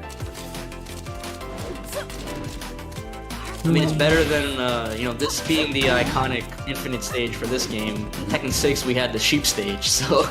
I love the Sheep stage, dude. It definitely wears on you a little bit. For most people, the Sheep stage in Tekken 6 was their version of how people feel about G-Corp at this game. Oh, God. Running tackle, Skywalker... He still has the life lead, though. 6 seconds left. Big fake flip. Oh, my God, dude. Somewhere Rip, He's somewhere like, you Rip is want... smiling, and he doesn't know why. You want to pick Infinite on me? Let's go. I'm backflipping out of this. I don't have to engage. I have the life lead. Great pulses of my block on the down 4. Just like the way Shaoling was playing in his pool, right? He had the life lead with Wing, even though a character that you expect to be tricky and doing stuff and cracking out. But you're like, sometimes you just chill. Like, I don't gotta go in. Yeah. Especially when you have a huge lead. This is very reminiscent of when Super Akuma gave his take on how to deal with Akuma and maybe Eliza. Just cat dash. She can't do anything to you. Round 3. Another quick round from Skywalker. He's looking better with every round we see of him so far in this group. Starts getting more and more comfortable. He's just having fun, I feel like, you know? Had meter, but didn't want to use the EX dive kick on the Wing Glide forward. No punish on the second hit. Challenging with the down 2, but no down 2-3. Full counter hit though! Finally got it. Still willing to go for that low. Damn. Oh, God! Wow, legend kick ender on the face on towards. 19 seconds left. Oh, the meter, no parry. That block was so fast. The expression of that blockable. He had to spend both bars of his meter to get that one round. So he's in a kind of vulnerable spot right now. Yeah, but I mean, she does build meter super fast. Oh no. Throw break right there on the knee lift. No legend kick ender, but you know, that can be trickier than people think it is. Oh the my God, the big jumping low. sweep. Yeah, it's so slow. We saw Skywalker duck and then get back up and got hit. He's What the hell? Moon catapult over. Oh my God, the DT into the instant slide mix up. He is so pissed. He got hit with that up 4. That was all out of anger. Yeah, man. He's like, you want to hit me with a slow ass low? I got one of those, and I got a bunch of other stuff to throw at you too. Yeah, Skywalker, super entertaining second round game from there against CasseCoeur. Good job with the Eliza, good try, but drops to 1-1 right now. Yeah, I was saying earlier before the event started that I was looking forward to seeing what type of tricks Skywalker had in his bag, and so far, he's doing a very good job keeping me entertained. I'm still thinking about that stomp into back turn 2-2 and then the duck jab into jump over. Like that stuff, I've legitimately never seen stomp into back turn 2-2 before. I've never thought about it. So he does propel himself forward. All right, so that's gonna close it out for first match of round 2 in this round robin. Next up we have ROOCK, who we still haven't seen play yet. Whose favorite character is Xiaoling, but we don't know if they're playing Xiaoling in this event. Started playing in 2017 in Tekken 7. Which player does he respect? R/Ash, and he is ranked 6th in this region right now with a total of 125 points. And he is going to go up against Kgargos, who we saw against Skywalker in the previous round. Going to get his player card up soon, but we saw him playing Hwoarang, and then when the Hwoarang lost, we saw a Ling that ended up not working out. Favorite character, Tekken 5 Wang, but started with Tekken 7, he said, but started playing in 2S3. This information doesn't add up to me. Hey, I mean, you could have started in T7 and then learned T7 and then booted up Tekken 5 and be like, man, I like this character. Maybe it's the opposite of what everybody else has been playing. Like, you know, like saying, some people have been saying like Tag 1 they started on, but they've been playing since like 2017. Maybe he started playing like Tekken casually in 2017, but he's answering Tekken 7 is the competitive game he started. Oh, you mean he started playing casually in 2003 and then competitive in Tekken 7. That makes sense. He's like the opposite of how other people have been kind of answering the question. We got to kind of translate the answers a little bit, you know? So, but T5 Wang was a really interesting character. Like DR Wang, like the back 2-1 into guaranteed 1-4 was like really cheap and weird for that game. Like that's something that would definitely get like patched out if it was in the game right now. Yeah, Wang was an interesting character for sure, but he did. But, you know, in Tekken, what does that really mean? I still think he's alive someday. But we're going to get our game. We're going to see our first look at ROOCK tonight. Today. Not tonight. It's still afternoon for me here. But on Gigas. Man, didn't I say earlier that I thought he might play Gigas? I was kind of kidding, but... You did. Alright, so we got Gigas versus Hwoarang. It should be an interesting matchup. Get another nice look at Asuka. Watch that train pass by. Yep. Where do you think it's going? Hogwarts? I don't... No, actually, I was going to say, I don't think there's a Hogwarts here, but I think, if I remember my limited knowledge of Harry Potter, I think they mentioned there was, like, magic schools around the world, so... We just only got the weird British one. Was there just an empty square in the middle of this market, I wonder? There's always a fight. Yeah, like, that's what I was about to say. Everybody looks like they're ready to see a fight, so... Back to no punish. Back to no delays. At least they get 12, I believe. Oh my god, that throw has been doing work this tournament. I mean, there's two throws that you better break all the time, and it's like giant swing and that Gigas throw. Great, can we get anything? Oh, plasma blade. Yeah. Counter hit under the jab. Yeah.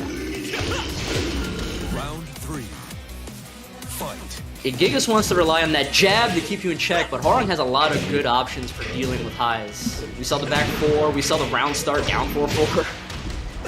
That's the classic, dude. That's like the 6th grade classic. Like every Hwoarang player starts thinking that move is good, and then they all grow out of it. Well, then you learn how Tekken works, and you're like, wow, this one sucks. Sometimes. It sucks, but then sometimes you try to like rationalize, like, no, maybe it's a sometimes move.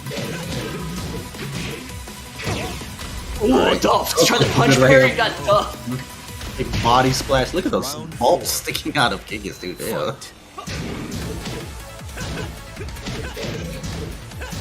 Rush down, jab, yeah. Crouch jab, trying to deal with that stuff. Ooh. Wall hop. At one. Shoulder. Tried to interrupt. Yeah. The wall's in a weird spot. Yeah, fast slump. Yeah, fast slump, so it doesn't get that third hit right there. Normally I would say system, but it was really hard to react to where that slump was. Yeah, plus it's a fat body on that wall, right? Oh, started again! No duck though. But it didn't get counter hit, so. Counter hit Dynamite! right Stay down, don't want to get up into anything. Breaks the 1+2 throw this time. Yeah, the cannonball throw, nice break. And the 1-2 punish on the fast one. Down! What a read! And then runs in with that finisher that does hella damage. Last hit unscaled as well. Look at those chains. Yeah, because he had just stayed down previously and sprung kicked after like Rook whiffed something, so he made the read again. He's gonna stay down again. I'm just gonna punish him for it with that down forward 1+2 string. Great read from Rook, and he takes the first game here. I've never seen someone react with that before on that read. Like One even of those things where on paper it makes sense, but if you guess wrong, that string is launch punishable. Yeah, they get up and block it. Yeah. Yeah. So the only other thing risky. I've seen is like that big pancake flip over move. Down back 1+2, I think it is. Yeah, down back 1+2, and back one is another move that flips over, like hits grounded and flips over, but that's -15 as well. Yeah, usually those are the answers I see for players staying down. Yeah, there's also other weird ones, like you do like back four, that weird like standing, like he takes like a big step forward stomp on you, like little weird things like you see Gigas so often that you don't think about like the situational things that you can do like that if you stay down on him. Alright, so that's first match going to Rook. See what Kgargos can do. Kgargos also a Armor King player as well, but we haven't seen Armor King yet today. Sticking with the Hwoarang. No stage pick, we're going to the last day on Earth. No Negans today yet either. And it's another situation where whoever loses here is going to be 0-2 in the hole. Look at this stage. It's so misty. Foggy. Dancing underneath the moon. I know it's a zombie apocalypse world, but like in real life, if I'm in a place and this fog rolls in like it's Silent Hill, I'm out. I don't care where we're going. I'm not here. I'm not gonna be here anymore if this kind of fog rolls through. I don't know where I'm going, but I know I'm going away from the fog. Yeah. This is the fog where monsters come out. This is like Mist. Oh my, Skyrocket. Oh, but the Hwoarang Classic hit just frame Skyrocket and then drop the combo.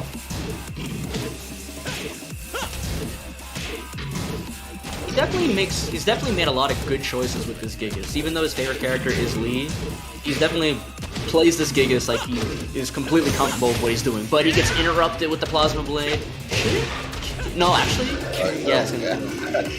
I thought he was going to do the down forward 3+4 air throw thing. Alright, we're trying to back up right here. Feel it out a little bit. Maybe play some more defense, block some more moves. Okay, well, send one fast enough. That doesn't get hit with the thing, but the Flamingo sweep. Definitely struggling to get anything going in this second game, the roll and choke. Yeah, it looks like Kgargos is kind of playing good keep out against him, but boom, boom. The Iron Breaker punished. Whoa, so he went for the body splash. Not a lot of 4-4-2 out of Rook so far with this Gigas, but another round for Kgargos in the second game. He's not unchained. What are you talking about? Those chains are broken. Whoa, what a counter hit! Alright, and the down back to follow up. Oh, got us a Hwoarang. Oh god, that's 70. Oh that's my another God, 20-ish. Chunks. He did more than a combo. Starts ripping your life apart sometimes just like that. KO. Just gave him CTE, bro. Round 4. Fight. That should be 2 rounds right there. Another down for 4, not duck. Maybe this isn't ready for it. Hey, the second part of that down 4-4 is a high. That's blocked. Rook is just like, okay, this guy's giving me everything for free. Yeah, I just need to wait for anything punishable. I rip my 1-2, get my free 35 damage. No ducks on these high strings, though. We might lose right here. No! Uh-oh. second time. He's the second time this game, but it's still a continuation of the previous game. Especially when Rook's in rage, Kgargos does not want to get up immediately because he's scared of getting up into the rage drive mix-up. So, you know, Rook had the right idea at the end of the first game where he just did the down forward, you know, the ground pound on him, but maybe he thinks Kgargos has learned his lesson, and it seems like he's still perfectly fine just staying on the ground like this after a knockdown. Yeah, at this point in the matchup, these players have enough information on each other that they can start adapting and looking for specific things, right? Such as round start down 4-4.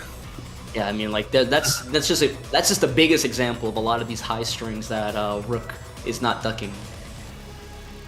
So definitely some improvement adjustments that should be made here if he doesn't want to end up being 0-2 in the group. Yeah, because that is the one spot you're like definitely trying to avoid, right? You don't want to be at the bottom of the barrel there. Mm-hmm. But one round apiece right now. Nice signs of life coming out there from Kgargos. Now, what can Rook do to change it up? I mean, he was looking pretty good for a while there, just ripping those 1-2s, just playing patient, waiting for Kgargos to give him just give me a reason to do these jabs, right? Yeah. He's gotta just try to bait out more punishable things because, yeah, like you said, anytime he did a punishable thing like Flamingo Power Crush or the Flamingo Hop Kick, there's 1-2, free 35. But you can't always be holding back because then you gotta worry about, you know, him running in your face, doing down 3-4 into Flamingo Sweep and stuff like that. So, you know, sometimes you gotta mash a little bit to try to force out, like, these choices out of Kgargos. And you gotta think about, okay, this guy consistently wants to stay down, especially when I have Rage available. Alright, looks like we chose to go to the Precipice of Fate. What a eerie place. Although it looks like a nice spot for camping. I like that tree. I like those trees over there. Yeah. And then this I don't like. That looks scary. I went to the Grand Canyon one time. And, stayed around the trees? No, I just saw like a rain. I saw like a storm coming towards me. It was like I was so high up that I actually was above the rain clouds and I saw them coming towards me. Well, it looks like Rook is coming towards Kgargos right now.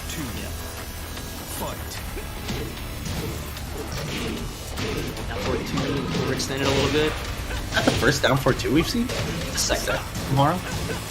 He did one in the previous game, and just like that, Rook kind of ran into it. He is getting mauled right now on this wall. We gotta go back to the 1+2 throw as well.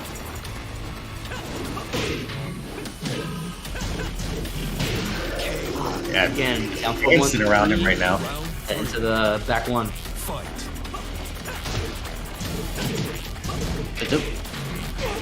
Yeah, the Flamingo pressure for Rook. And the big hand sweep. And got floated out of spring kick. Yep. The wall. It's gonna do a lot of damage. Oh, 3 hits, guaranteed. And a desperate 1-2. Nice block there from Kgargos. Kgargos 1 round away from moving on. Another down 4-2. I don't know when the adjustment occurred, but Kgargos is now the one patiently kind of poking him down. Big 1-2 there from Rook. And the big block, no launch though, but you know, he got something. Oh, up jabbed out of the throw.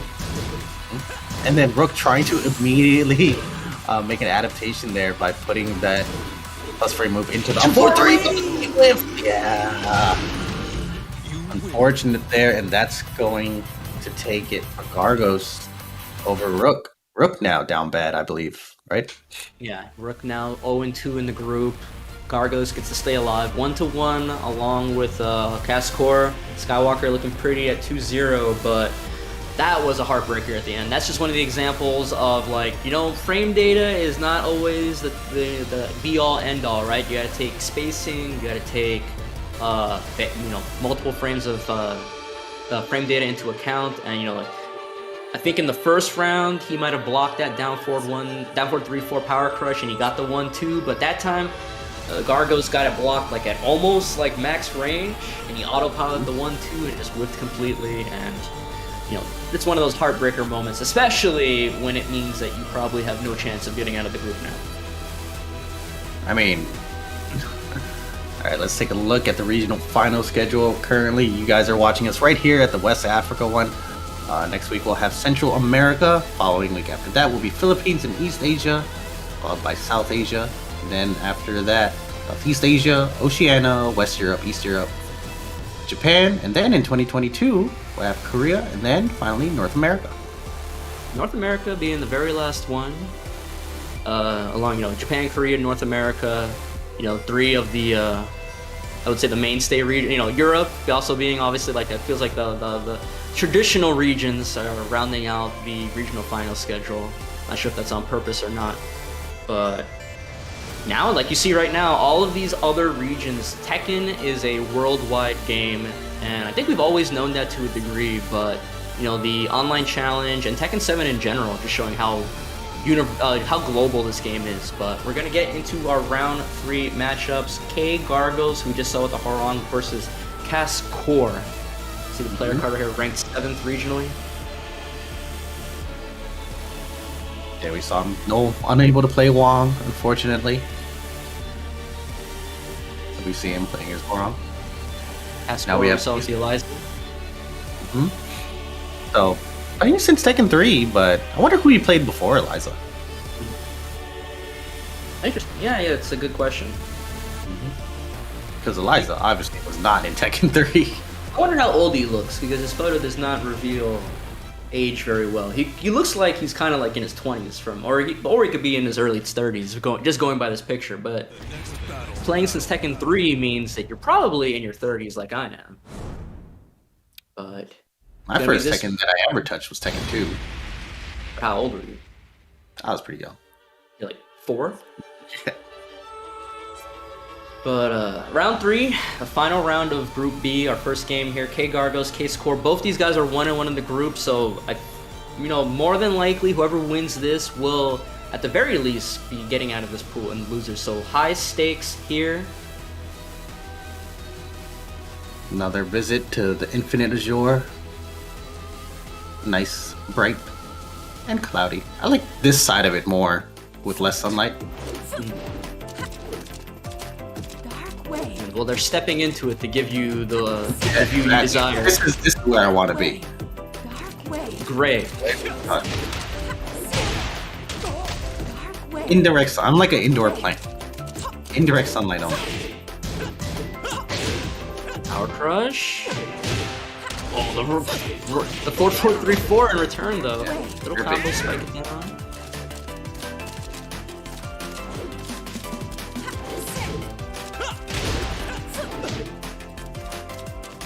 Always weird for me. Oh, nice pick up with the 4-4-3-2 into Moonglide.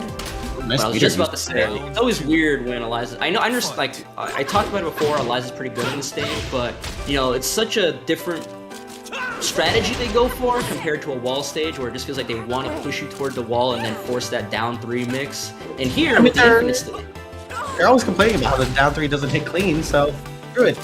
Let's just take it off the board. Yeah, and then obviously on this infinite stage, if your opponent's playing correctly, there should be very few chances for you to get that down 3. So instead, they kind of play like this weird turtley style. Round 3. Fight. 1-1 on rounds here. The round start back 1. 1+2 throw. Is that the only time she teleports around like that? Why can she teleport? That's not a vampire thing, right? Well, depends on who's writing the vampire lore, but it's definitely been a vampire thing before. Oh, okay. Yeah, Tekken 8 Eliza. Split punish. Tekken 8 Eliza, she's gonna turn into bats and mist. That might be cool. Oh, sneeze on him. Blockable. Round 4. Alright, final round. Wait, not final round. Potentially final round, game 1. So we get that beat drop. And Volcano break. Oh, Peacekeeper right in her belly. Oh, nice. XDP was again, not expecting it. Full screen dive kicks. Eliza trying to build up some meter here. Doesn't have any to work with. But Eliza can close out this. Oh, went for the delayed hop kick? That would have been sick if it worked. Can't kill it here, might try to force. No, he just pushes him out full screen. Alright, here comes the mix-up. Still no meter. Counter hit! Not so ready for the counter hit, but back down 3-4 takes it. Definitely final round game 1 now. I wonder if CasseCoeur tried there. Maybe DP, but DP without meter is not immediately invincible.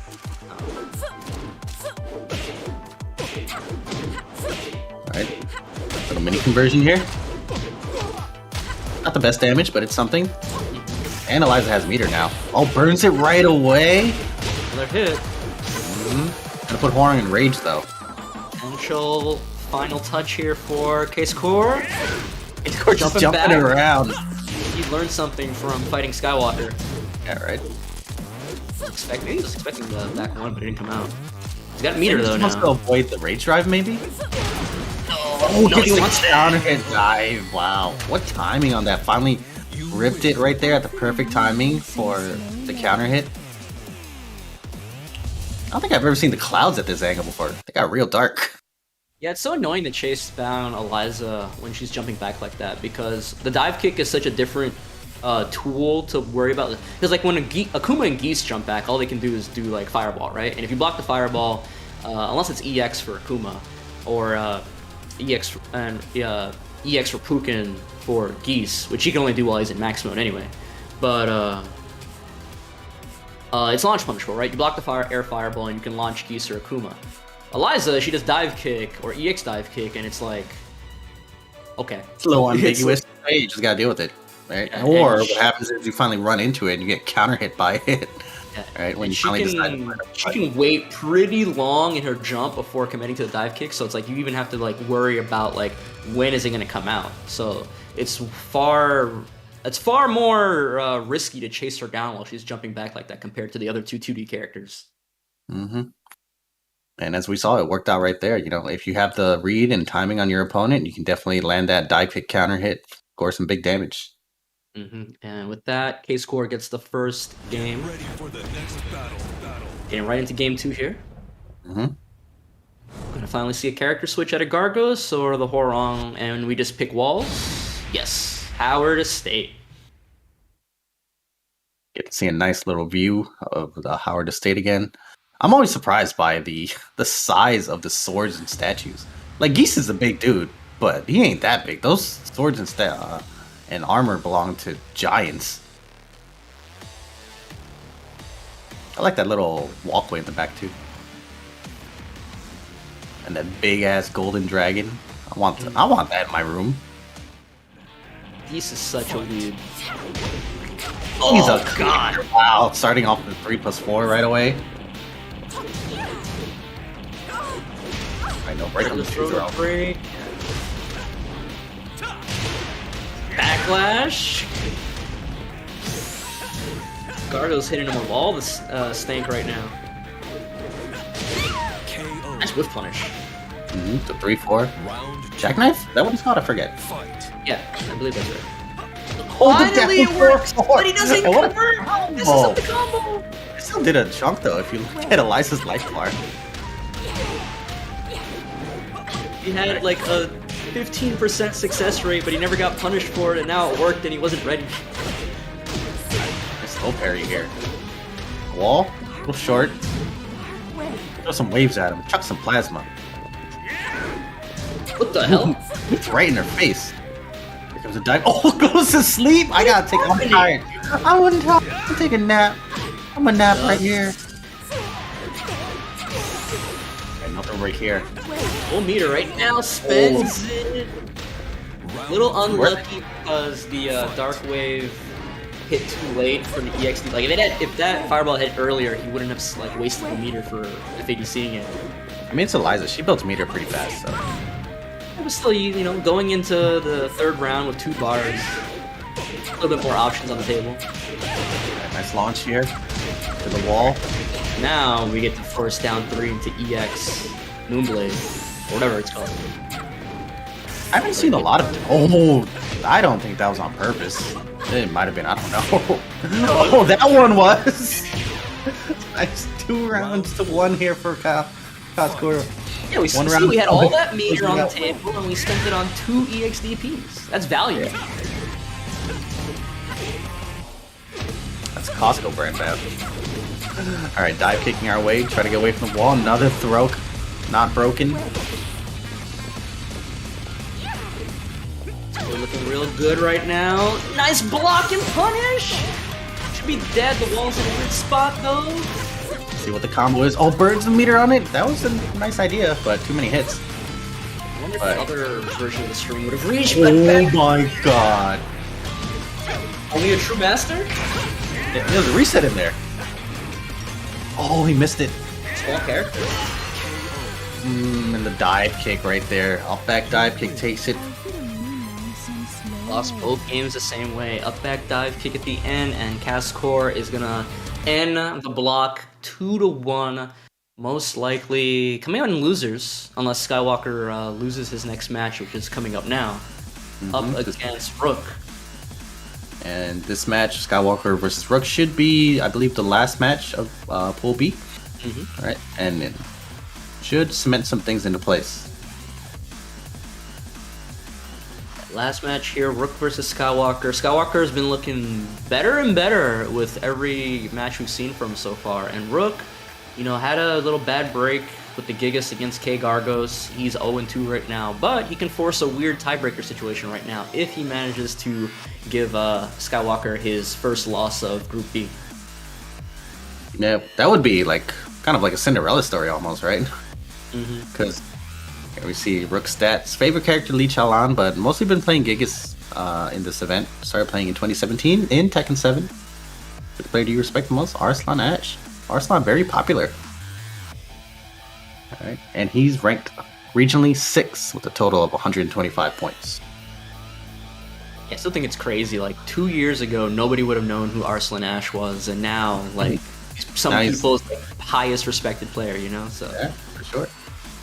And we also will see Skywalker, favorite character, you guessed it, martial law, maybe force law, maybe he likes force law. Started playing competitively, presumably, in 2017. But first Tekken was Tekken Tag 1. And which player do you respect? The legend, Knee. There is Knee? Is Knee the longest active Tekken player at this point? I mean, never has left. Like, never has really left the scene since he started playing, right? Other people have come in and out, right? Like, Kudon's came back and stuff like that. But, like, that's what you mean. Ever since, like, T4 Knee, he has been playing and has more or less been, like, a top player in the Korean scene. I mean, are we talking about only in Korea or, like, worldwide? Because I'm sure there are players that have been... Chad actually brought up Ryan Hart. For Street Fighter, I know for Tekken, he's dipped in and out. I was thinking of Tekken specifically. There, right? Yeah, I was thinking of Tekken specifically, but Ryan Hart is a good choice in terms of Street Fighter, anyway. I mean, there's been plenty of players that have been playing since Tag 1 days. They just don't win it. I feel like a lot of the people that you would bring up, they've skipped a game at some point, right? So. Well, I mean, most people end up taking a break from the game, and they just kind of decide where, you know, life happens, then they have other priorities or they have other games to play. So they just move on, and eventually, like you said, like Kudon, sometimes they just come back. Yeah, and like I was just thinking about, like, you know, just like the idea, like obviously, like one of the reasons that I feel like a lot of people have been, a lot of people in this regional finals have said they respect Knees, just that longevity, right? That's like he's like a dynasty unto himself, right? So. Hey, if you were in one of these, who would you put as, you know, most respected player? The first player that instantly came to mind would have been Mad Dog Jin. Oh, but that's because I started because I started as a Hwoarang player, and that was definitely like the first player I looked up to and respected. And just looking on, even though he still plays Tekken 7 to a degree, he's definitely not at that level that he was at his prime. It was definitely like my heart. That was the answer my heart instantly came out with. So. Who would you say now? Now? I don't know. Probably Reno Face. That'd be tight. You may not have heard of him. He's a little bit underground. And occasionally opposing. Alright, we're going to Jungle Outpost 2 here. Alright, Law versus Gigas. Matchup-wise, definitely heavily in Law's favor, right? Yeah. I mean, like, this is one of the matchups where it's like Law can just bully and rush down, so. Right. Nice little view of the stage here. We get to see the airplane crash. Nice little view of the parrot, too. Let's see how Skywalker deals with this matchup. Little crouch jabs here.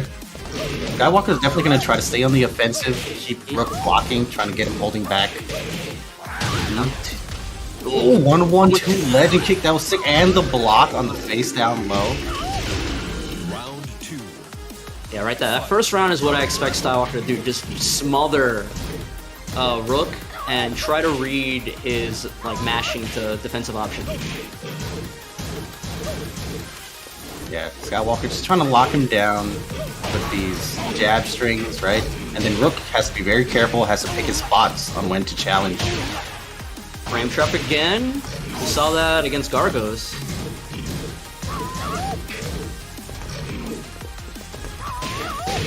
Oh, nice hit confirm on the 4-4-2-3.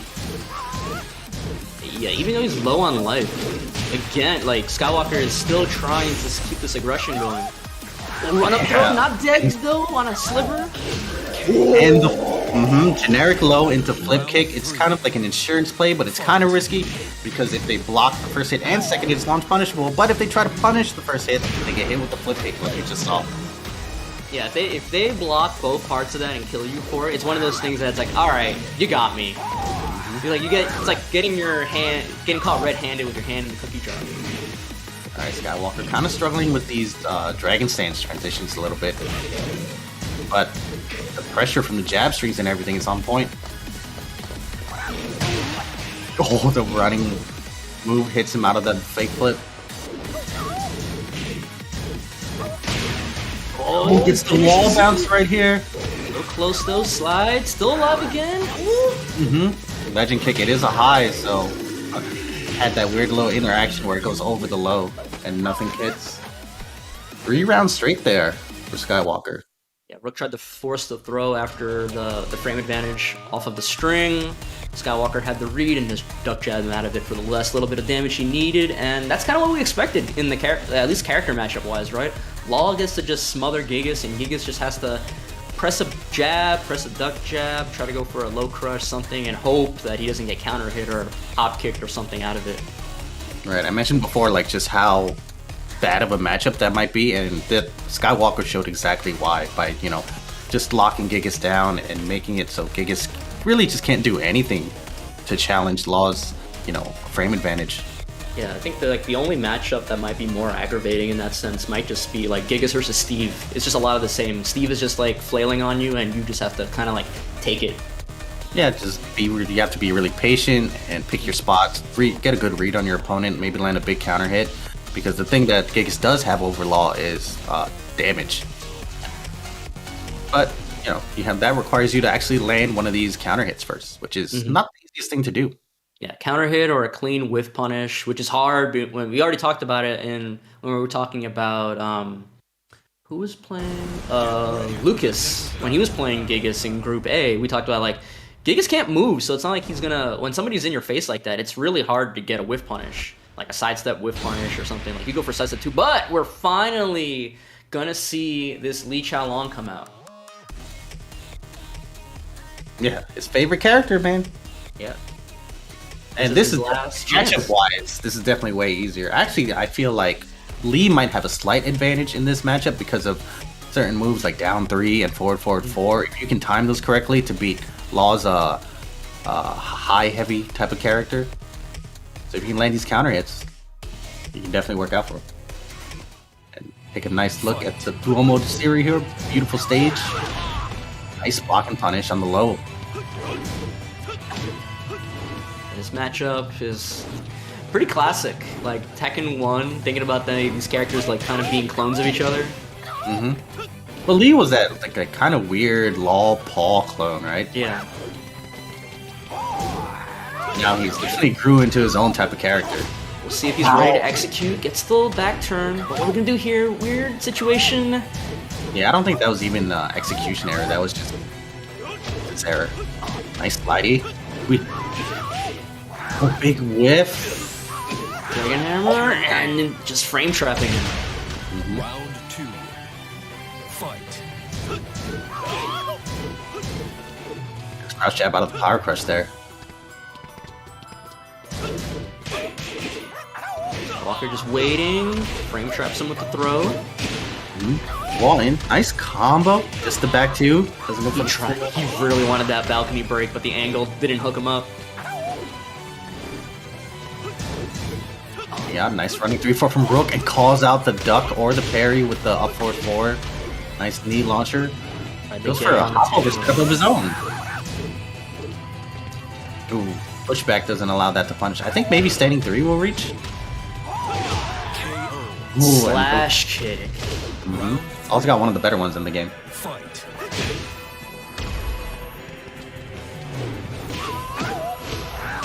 Ooh. Nice combo, the DSS 3. Goes for the Ongee ender. I said knockdown, counter hit, banana peel, counter hit, dragon hammer.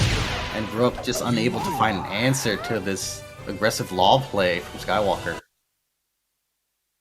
Yeah, I tried to bring out the Lee as a last-ditch effort, but maybe, wasn't ready to connect. On the other hand, Skywalker playing Law all throughout the group, kind of looking cleaner and cleaner over time. That walk around on the running 3-4 into Junkyard was beautiful. And once again, we're going to get a clean 1 through 4 in this group. Skywalker answering back to Shaoling with a 3-0 of his own group. And CasseCoeur with a 2-1 taking second place. CasseCoeur will start in losers semis against LooKiz, while Skywalker and Shaoling will play in winners finals in our final 4. Yep, and that'll end it for pools. Those are the 4 that we're going to see: Shaoling and Skywalker and winners, like you said, LooKiz and CasseCoeur and losers. So now we're gonna get our final 4 here. So we have. Is this? I forgot what Lucas's ranking was on the regional, but Shaoling, Skywalker, CasseCoeur, is that 1, 2, 3, 4? I mean 1, 2, 3. I think LooKiz was actually 4th. Actually, yeah. So our top 4 in terms of points is our top 4 for our finals. So interesting how that works out. According to plan. Yep. All right, so we're gonna see the rematch between Shaoling and Skywalker. They were in the finals last time for the qualifiers, and then in losers, the CasseCoeur versus LooKiz. Should be some good matches. Yeah, LooKiz, if you guys missed it, was playing a pretty good Gigas and Asuka. Interesting set of characters. But we're gonna while you're here, follow the Twitch channel and follow Bandai Namco Entertainment Esports on social media platforms. Twitter also, the TEKKEN main TEKKEN Twitter account. Right here on Twitch, TEKKEN, YouTube, BNE Esports, Facebook, TEKKEN. Follow all that stuff right there. All right, and we're gonna take a quick break, and we'll be right back with some more West Africa TEKKEN action, guys. Stay tuned. Top 4 coming up.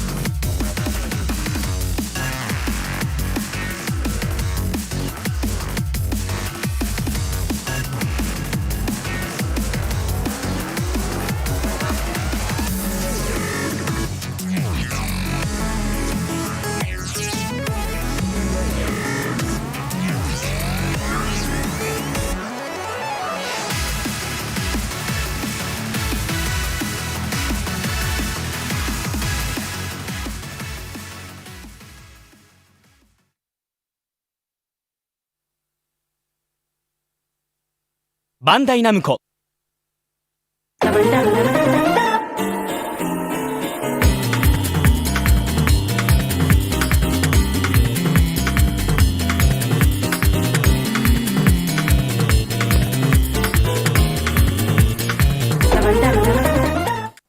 Honestly, you say that what is the deal with the Mishimas throwing each other off cliffs? I feel like it's something that's been done to a lot of important things in history. I'm pretty sure they've thrown jewelry in volcanoes to make sure they stop people. I just feel like they might like stuff like that, and tossing bodies in there. And how could you forget the One Ring? Just saying, bro. And Mordor.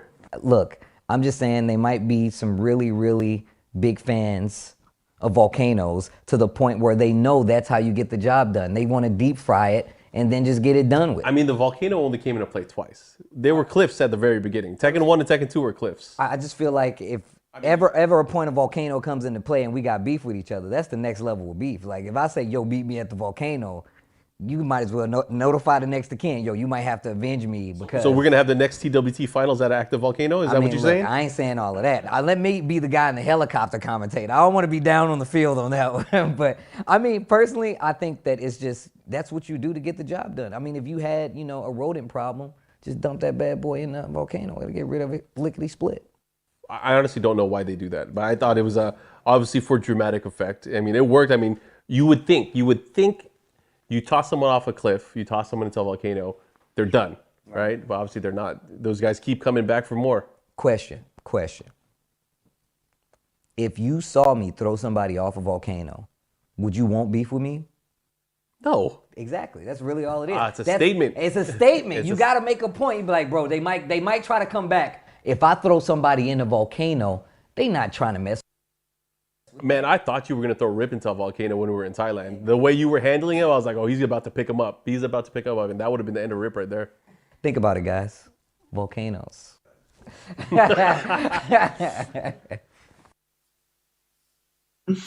right, guys, shout outs to Tasty Steve and Mark, man. Good stuff over there. We're back with the Tekken Online Challenge, West Africa Edition. I am Reno Face, joined by my co-commentator, Bloodhawk. Welcome back. And, of course, shout outs to Astro Headsets and Mix Amps. The official headset and mix amp of the Tekken Online Challenge 2021. Thank you for your support. Weren't we just talking about it earlier about, like, throwing down at the volcano? Throwing down volcano is like a bad idea. So I'm with Steve in the helicopter, dude. I mean, like, again, like, if I saw you throw somebody in a volcano, I'm never messing with you anymore. It's like, you know, it's like I don't want to throw it anymore. But let's take a look at the bracket here. I want to keep talking about this after this, but yeah, let's look at the bracket. All right, in winners finals, we have Shaoling and Skywalker, who were the number 1 and 2 finalists for this region, and numbers 3 and 4 are now in losers semis with CasseCoeur and LooKiz. So, all playing out according to plan. No super upsets or anything just yet. And kind of the pools played out cleanly. There was no tiebreaker shenanigans happening, anything. We've had our top 4 kind of taking their rightful spots in the bracket here. 1 and 2 in the winner's side, 3 and 4 in the loser's side. Best of 5 matches the whole way through, which would would be the case for finals, but it's just the loser's finals. Is that going to get that extra, potentially extra 2 games, at least 1 more game? And I believe the whole bracket will be ran best 3 out of 5. Mm-hmm. Yes. So. All right. So, while we get our first match set up, the one thing that Steve and Mark did not talk about in that video was the fact that, okay, we went from throwing people off of cliffs to throwing people into volcanoes, but in between the first and second volcano throwing, there was Tekken 3 where Heihachi shot Jin in the head. Remember that? And tried to throw him out of the helicopter? Well, that was Heihachi's ending. He wanted Jin's like devil gene activate or something, right? All right. In the meantime, let's take a look at our finalists here. We have Skywalker, who's in the winner's bracket, and Shaoling, who's also in the winner's bracket. That moved kind of fast on me. So, Shaoling, 2 favorite characters, Xiaoyu and Master Raven. Couldn't even just answer with just 1 character, and now we see the Master Raven. Yeah, in the Masters online, the Tekken Online Chancellor's Masters event for this region, these two played in grand finals. Shaoling coming out of the losers bracket, he beat Skywalker's Law one time with Ling, and then the second time in the reset, switched to Raven at the start and beat him with the Raven as well. All right, let's take a nice little look at this arena. Remember when they modified the arena so they would have the TWT finals advertising it? I thought that was super cool. That was always sick. The little things they did with the stage was always been sick. All right, going with the Vacation Law, legal preset, doggos. All with the yellow kicks.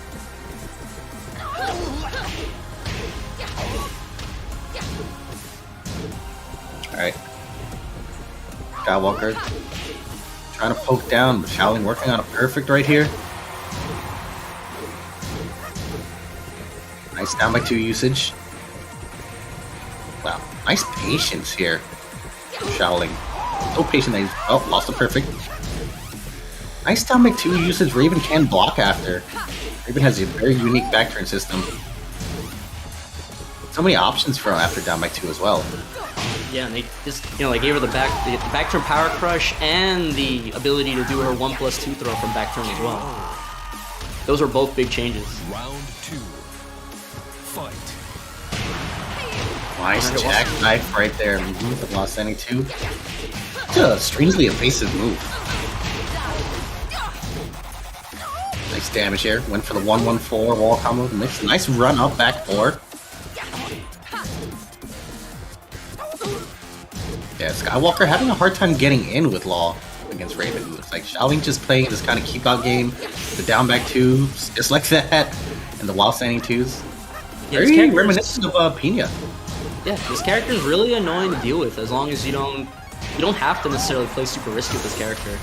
But getting in with the slide. Oh, but whiffs! He gets whiff punished! Round 3. Fight. Wow, 2 rounds straight there for Shaoling. And now, so you said earlier that you've seen Skywalker bring out the surprise pick Negan? Yeah, I honestly think that was more of a desperation pick. Because he had, in the reset, I believe he lost the first set 3-1 against Ling, and then he was 2-0 in the hole against Raven before he brought out the Negan. So. Regular throw from back turn. And the down back 2-1 whip punish. Man, Shaoling's style with Raven is so clean and simplistic. I like it a lot. Yeah, just like, it's very similar to how he plays Ling as well. Not super risky, only a few times that he goes for something kind of scary or risky. Like, obviously, it's Ling, sometimes you have to force the situation with like a firecracker out of Art of Phoenix, or the back turn down for sweep, because that's kind of the nature of the character. You get big damage out of that. But normally, like, a lot of his neutral is like very calm and composed, and he's playing the Master Raven the same way. Right, that's like... I was saying earlier, Raven has this huge, extensive move list, but you really don't have to dig that far into it to be effective with her. You can if you want, and we've seen Raven players like that before, right? They're flipping all over the place, they're doing teleports, and they're going to haze, and... Yeah, we're not seeing any haze, any of that stuff, so it's just very clean. He's using Raven for the evasive stuff, and like, just the fact that it's hard to pin that character down. He plays Ling the same way, so... And Raven's movement and her hurt box is kind of like retracted backwards, so it's really hard for Law to hit her sometimes. Yeah, that's a part of the character that doesn't get talked about very often. Just the way she stands in neutral, like you mentioned. It makes her backdash better than it seems. Right. And we got the stage pick here from Skywalker going to Dragon's Nest. I guess he believes this is Law's stage.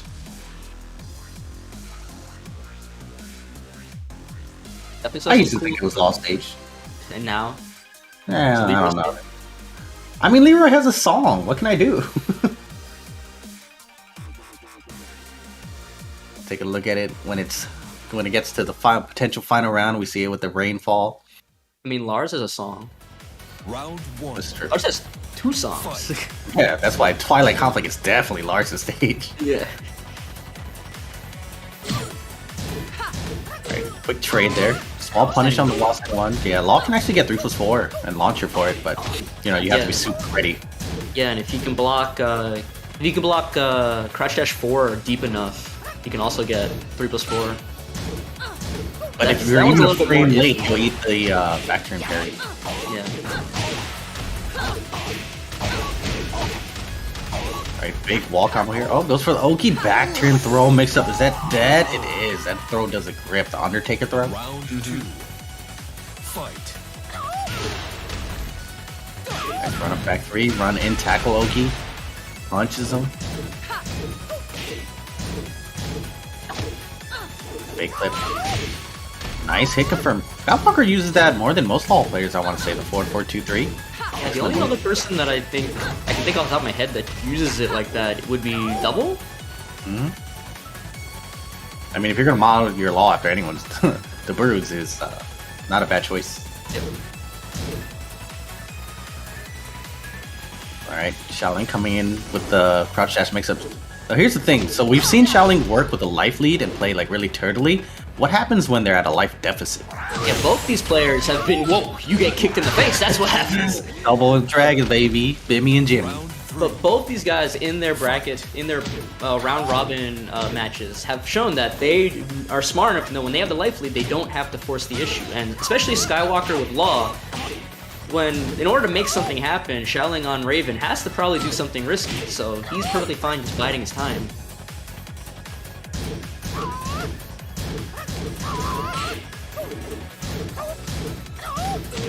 Raining hammers down. Blackout mugging. We'll take any type of damage. Shaoling coming in the crouch dash now though.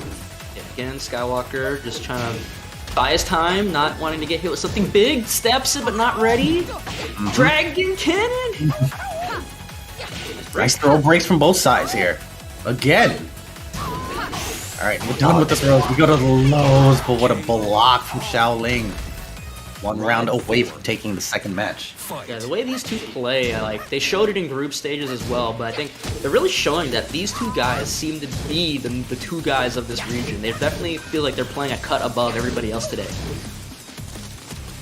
That might change now that we're in top 4, though. It's true. Never know what can happen. Finishes it. Not close enough to get a wall bounce, so 3+4, Right there. 4, yep. Perfect punch. And the legend kick ender? I like it. Yeah, because when you hit 3+4, 4 back turn like that, Law's combo options are pretty limited. They just cash out right away. Send. While sending 2 just about even on life. Oh, I thought that running 3 was going to whiff with the active hurt box, but never mind. He eats the raid drive, and that's going to take the second match for Shaoling. And I guess there's a big meta behind these two, right? Because they're from the somewhat the same region as well. Yep. They're both from Ivory Coast. They've obviously played before in the Masters Grand Finals.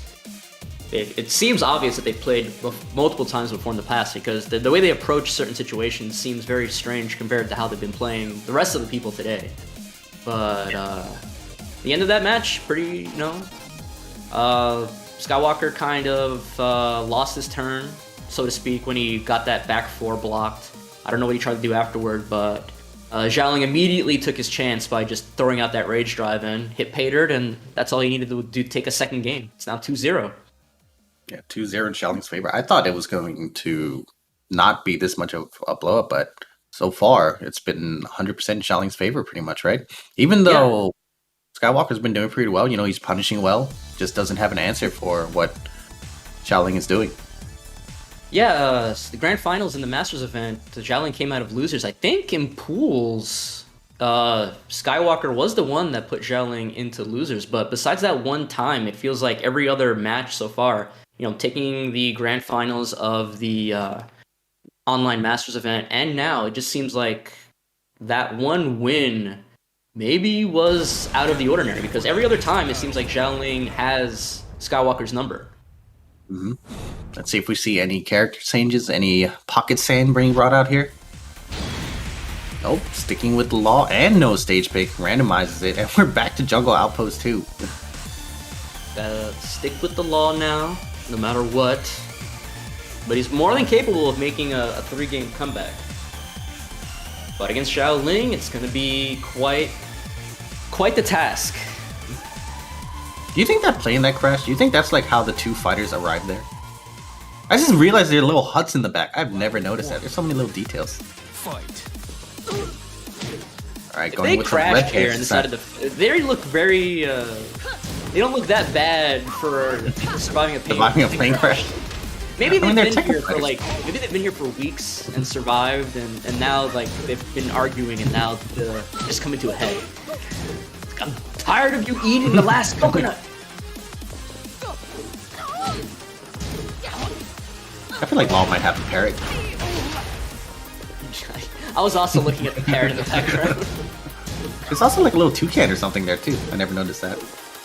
Again, Shaoling doing a good job of keeping Skywalker in check. Now, Shaoling's the one with the life lead. Alright, 15 seconds left though. And this is like one of the weaknesses of Law. He's not good at making a big comeback like this. Yeah, the only things you can really do is you have to kind of play the high risk reward game. Maybe it's like 50-50s with slide mix up. And we've seen players do it before, right? Yeah, but it's like, you need to hit so many slides in such a small time frame. Yeah. Skywalker trying to open him up with his jab streams right here. Nice duck on the down back 2-1. No punishment though.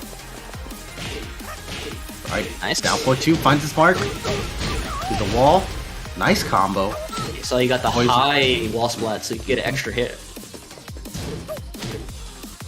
Banana peel. With the ketchup Law. Hey, that's what you just keep doing. Banana peel over and over again. Undertaker. Big damage. 45 or 50 points, I forget which. Another one. They'll put him in rage here. Alright, 15 seconds left on the clock. Law with the rage. Can he do anything with it? I don't know who's in the lead. Oh, alright. Oh my, what's gonna happen? What a trade! Is that our first slow-mo of the day? I think that. Counter hit 4, still gets a little combo. That would have broken the floor and he would have gotten a full combo. That would have been cool. Yeah, this was Forgotten Realm. I haven't seen Forgotten Realm at all today. Now they're down 4-2. Magic. Magic 2. Counter hit banana. Nice parry. That was sick. Okay. Plus 94. Skywalker looking kind of good right now.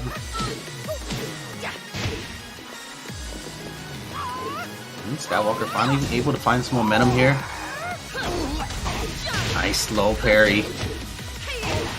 Get the wall here. Just short. Double dragon again.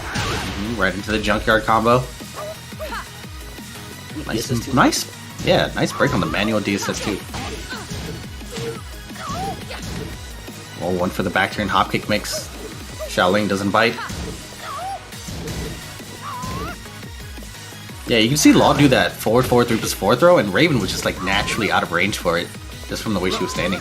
It might be because, you know, obviously Shaoling is a higher caliber of player than what Skywalker had to deal with in pool, but we're not seeing a lot of the... That was like the first hop kick we've seen. Like, we're not seeing any flip kicks, we're not seeing any down 2-3s out of Skywalker, you know. He's playing this like super serious. Well, since both of these players are Ivory Coast, I assume they're very familiar with each other, so he already knew what he was getting into by playing Shaoling, right?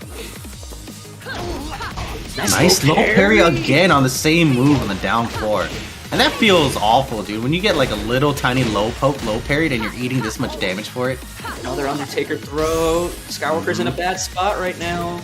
Sure, he's gonna need something big to come back. He's got 25 seconds to work with. That's a lot of time to do some slides. I feel like we haven't seen any slides yet. Oh, never mind. The whiff punish with down back 2-1. Shaoling's movement and spacing were so on point with his character. And you mentioned how bad it feels to get your low hop kicked. You gotta take that in the context of what Skywalker tried to do when he forced that situation in the upper level, when he tried to dash up and hop kick. Because he had gotten his low parried before, he was like, okay, this guy's, you know, fuzzy low and I'm gonna hop kick, and instead he gets backdashed and like that little whiff punish here. But here we're gonna get some highlights here.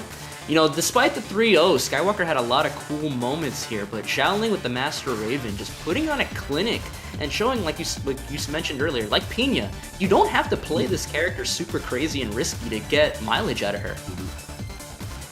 Yeah, basically all we saw was just this immaculate spacing and whiff punishment, nice mix-ups on Ongee, and then closes out right here just like that. Whiff punishing with the down back 2-1.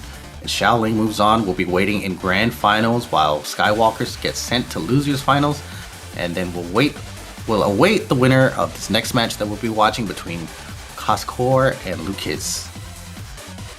This should be interesting because LooKiz played some Gigas in his pool, and we saw ROOCK also playing Gigas.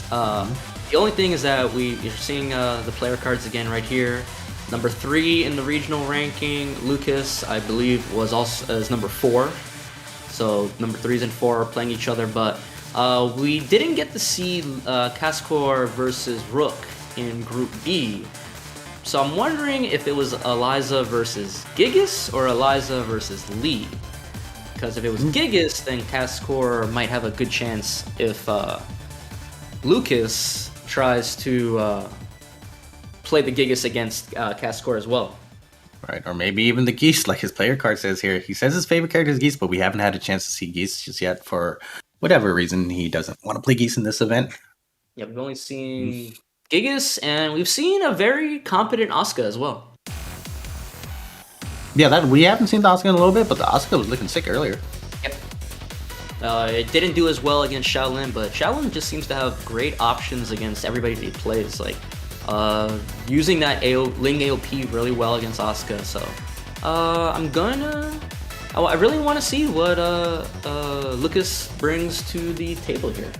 The thing is, all these matches have gone according to numbered order, right? Like, the winners has always been the person who's ranked higher. So in this matchup, I believe CasseCoeur is ranked 3 and LooKiz is ranked 4.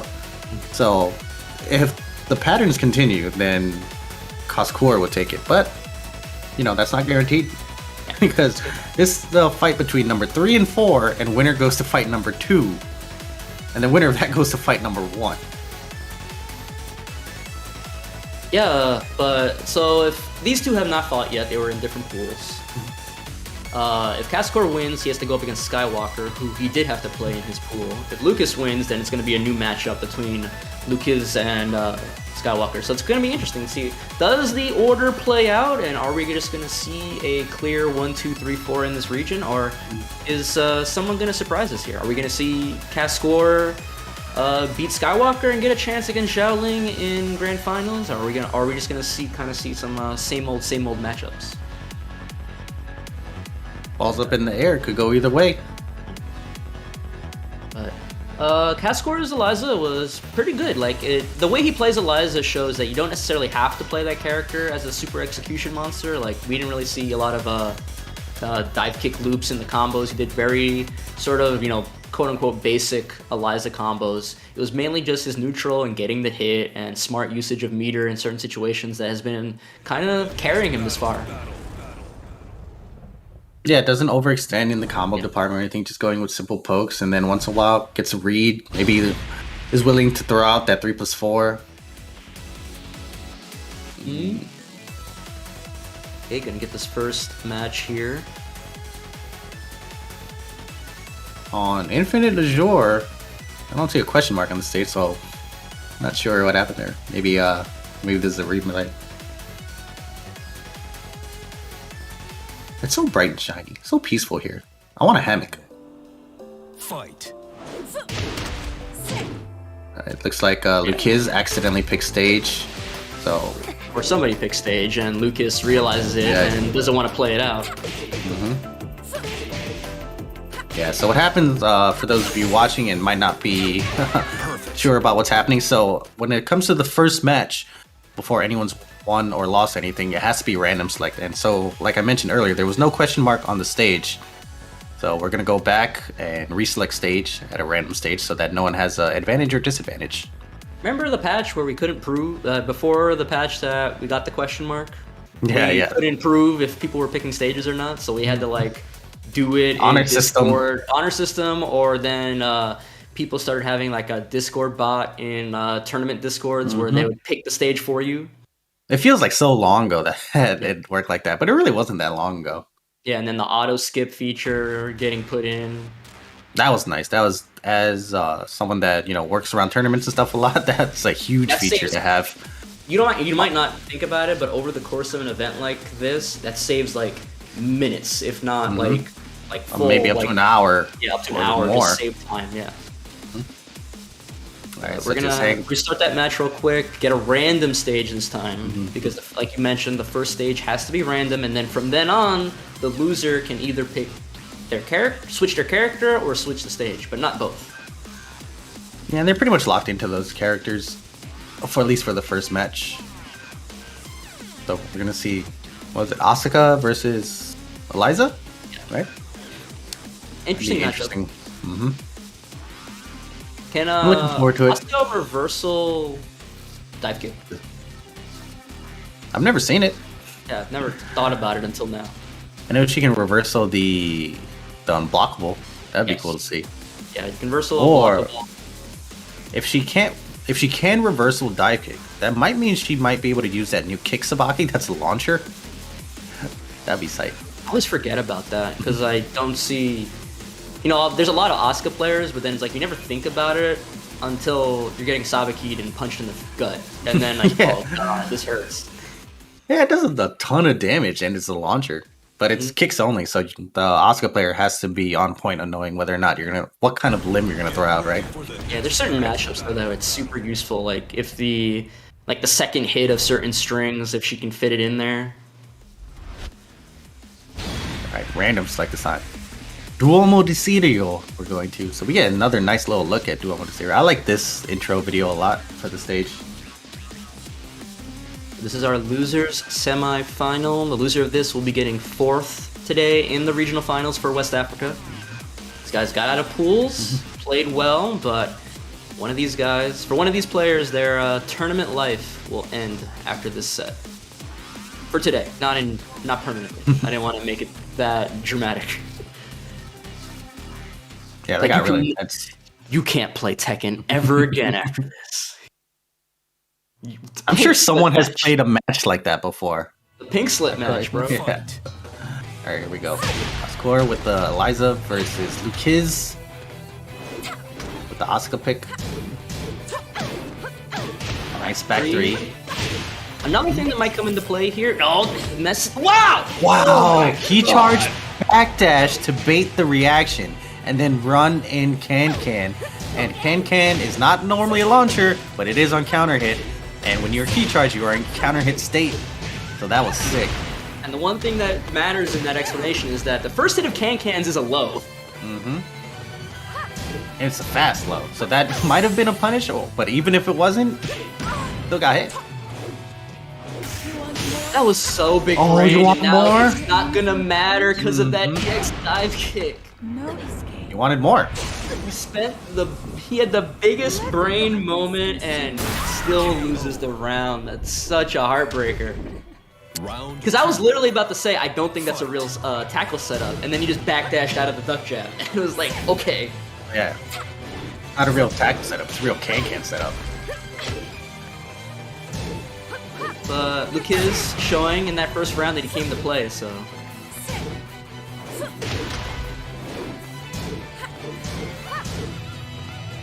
Alright, nice block on the inner strength. Can in general might come into play if you can get a read on CasseCoeur's down 1 timing. A lot of Elizas do like to throw out down 1 into special pins. Down 1, or even down 3, or even down 4, we see a lot of. Beats all those things, right? These full screen dive kicks. He tried to get the screw. That 4-4-3, he wanted to hit him out of the air. Alright, CasseCoeur had already landed. Nice block. Hit. Could have got wall standing 2-1 though, but 5. He could have. He just looked at him and then the side throw. Get over there. Yeah, I think we were both thinking the same thing. After that Moonglide 4, EX dive kick into Rage Art or something like that, but. Yeah, that's definitely the combo to look out for.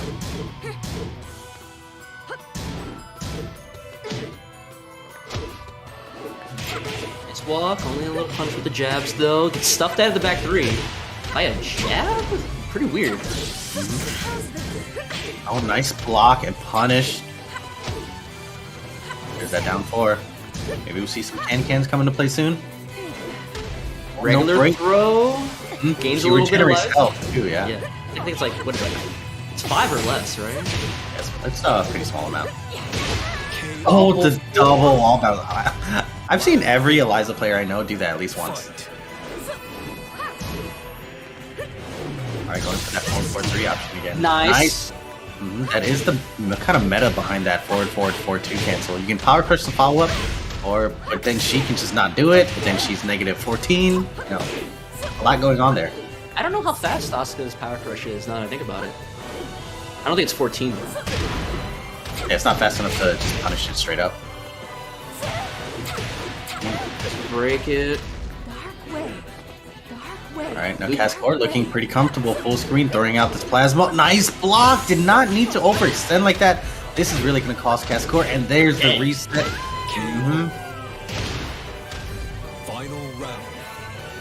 Fight. Alright, final round, game 1. This is a best of 5, even though it's literally semifinals, so we're gonna have to get to 3 wins. Nice block on the string. Even though this is my first time seeing LooKiz today, I want to say that was a little uncharacteristically risky. I felt like I built my psych profile on LooKiz, and he threw it all away with that one string. You can cancel it, right? Maybe you messed up the cancel. I do not want more. Factory out the air. Oh yeah, unable to convert. Punch her in the heel. Alright, wall pressure here. Go down back 1. Into the tech trap. What is this, 5.0? Nice stuff there from LooKiz. LooKiz and Skywalker have some interesting choices on their wall combos sometimes. Knowing they can't kill off of a certain wall combo and instead going for like a mix-up like that is a really cool like presence of mind, right? It's like even her strongest wall combo, the back 4 string, probably would not have killed in that situation. So instead he goes, I'm gonna do this combo on tech roll and force it into the blockable, and that will kill instead. It's really cool choices going by what you know is possible in the situation, right? Yeah, just like working around the life bar that's left. Really important skill to have in all fighting games, really. Right? Yeah, so it's like, yeah, we can't kill here, so instead I'm gonna go for the setup. The standard Tekken play might have been to like go for the wall combo and then just force the Yoki afterward. Instead, I'm gonna throw you a curveball, something that you're not ready for, and because you're not ready for it, it's more likely to work.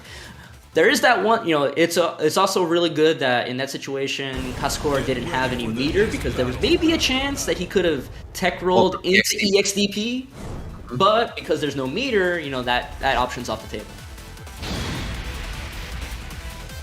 All right, game 2, Devil's Pit.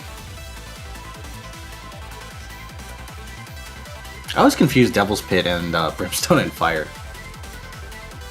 Yeah, just Devil's Pit is the piano, and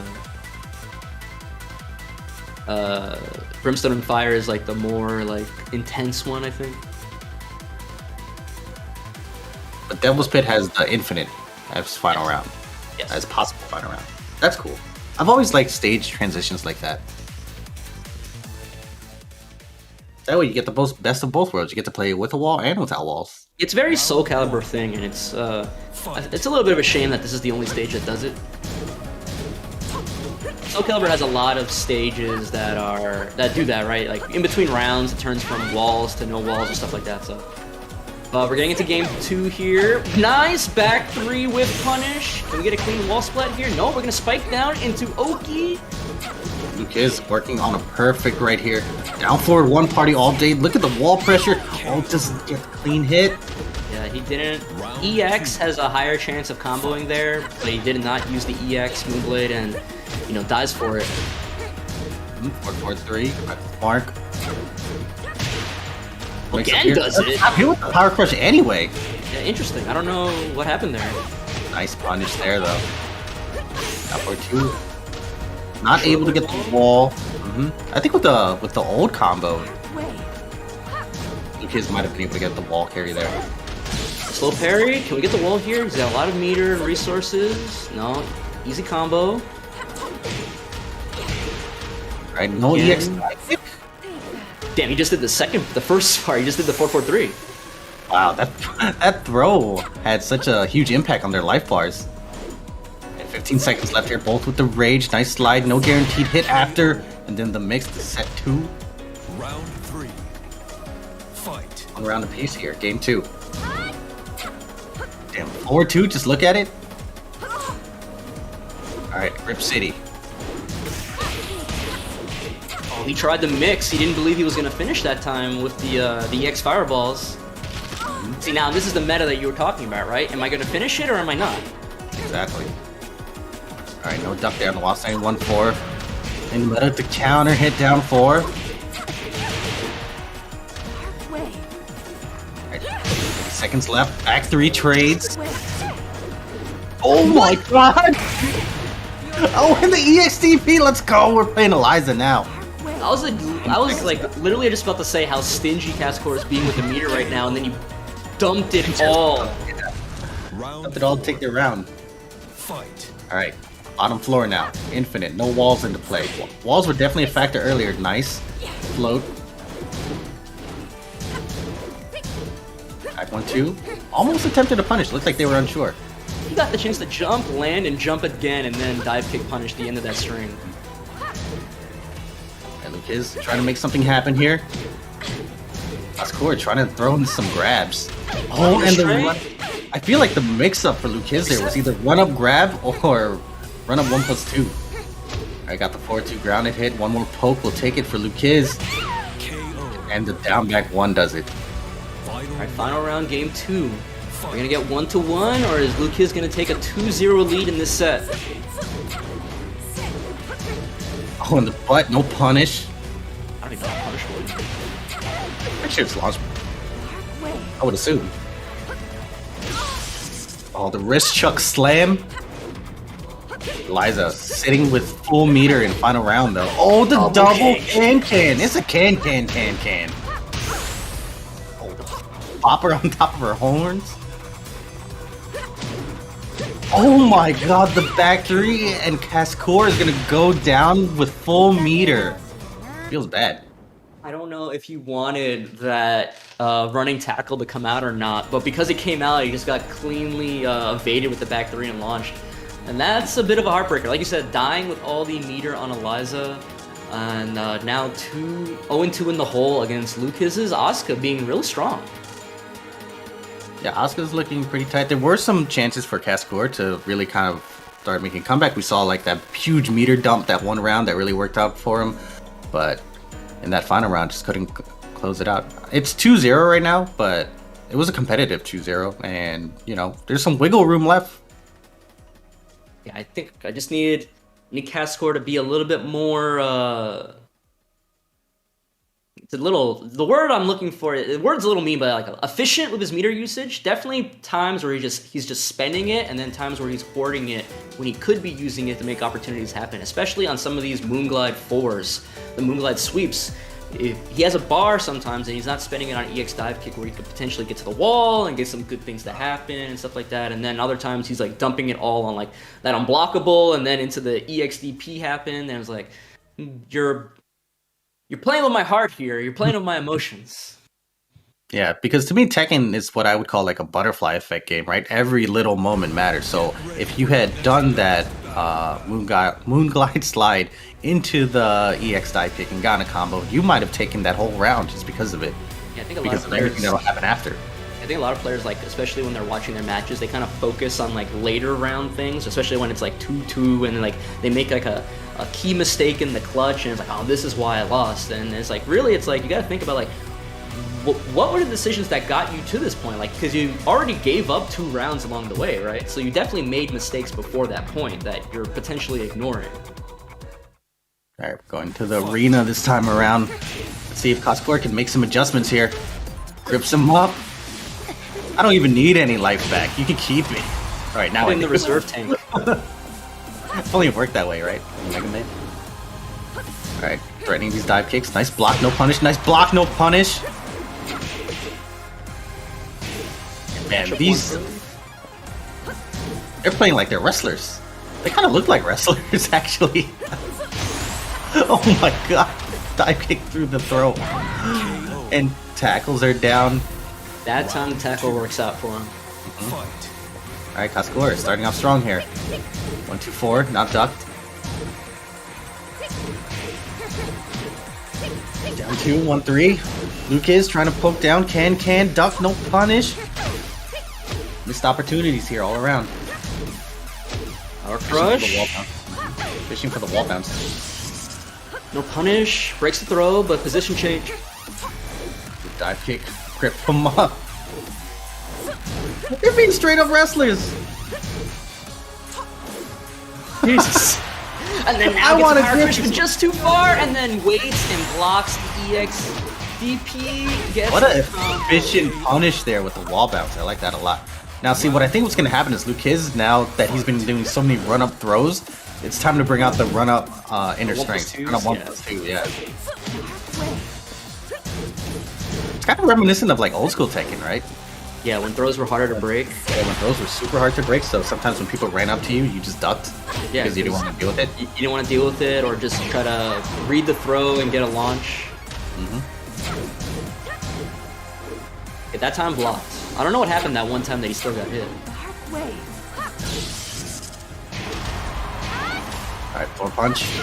There we go. There he goes. That's what I was talking about. The run up 1+2 safe mid launcher, mixing it up with the run up throws and the wall bounce right here. I feel like I haven't seen that move in years. Even when they made it a safe wall bounce, you don't see it that often still because the forward 1+2 is so good. Yeah, but back 3 at the start. The wall, like all LooKiz right now.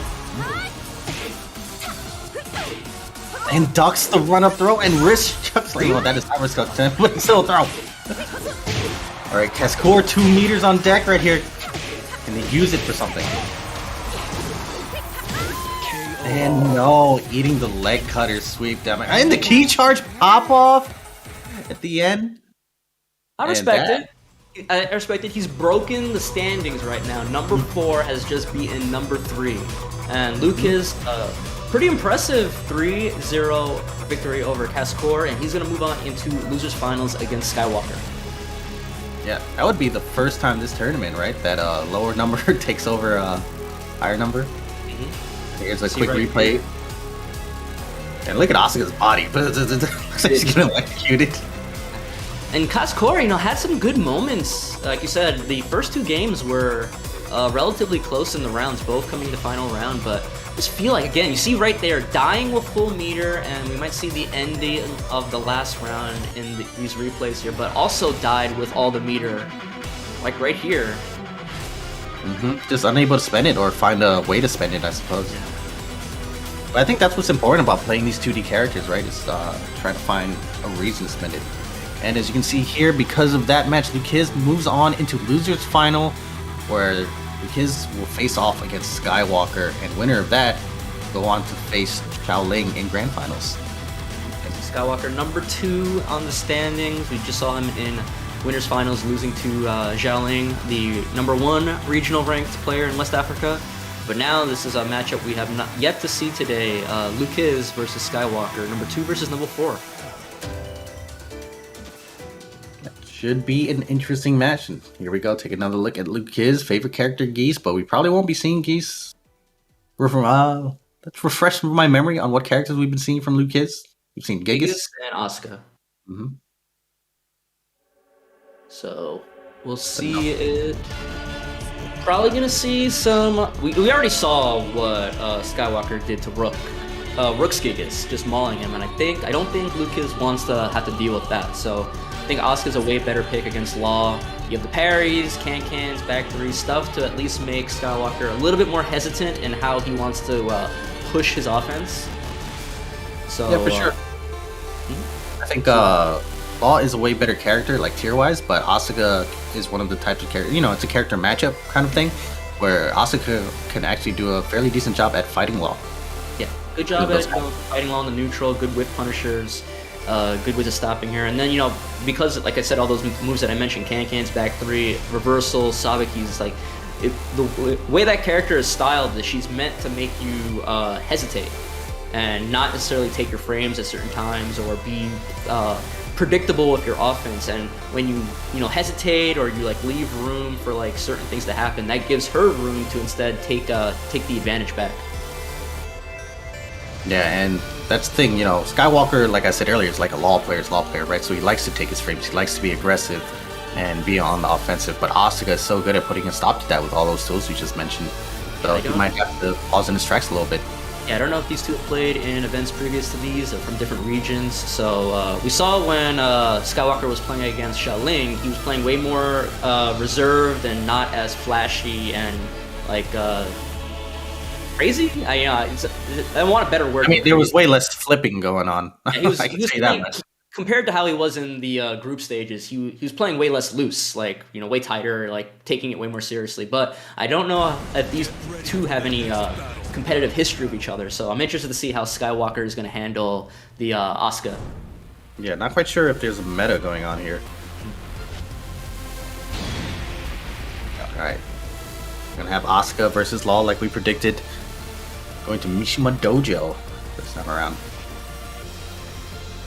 Will LooKiz make it to Grand Finals, or will Skywalker get his run back with the #1 ranked player in West Africa, Shaoling? Are we going to see a #1 versus 2 run back in the Grand Finals?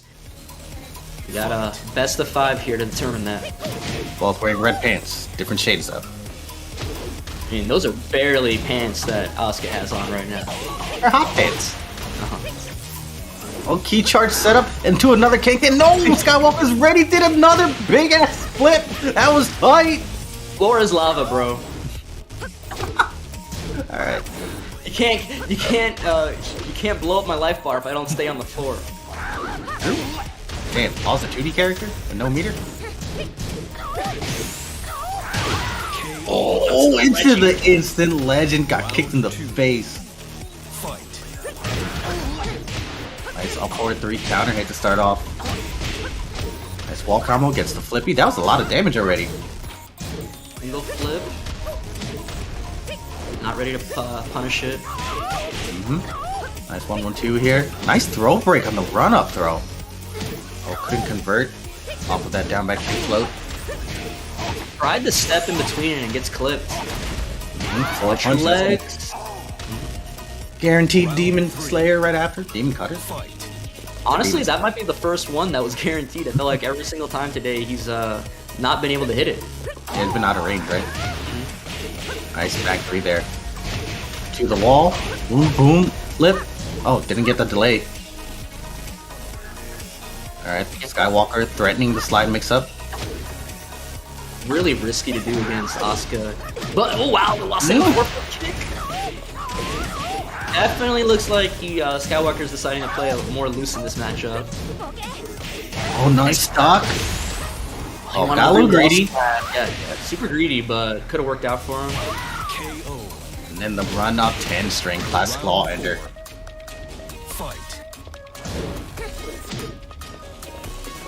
Small punish on the flip kick.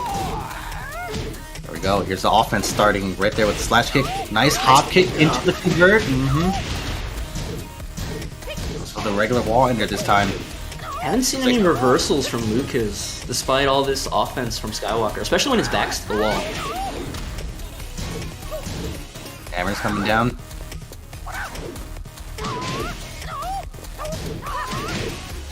Oh, your trick gets stuffed out.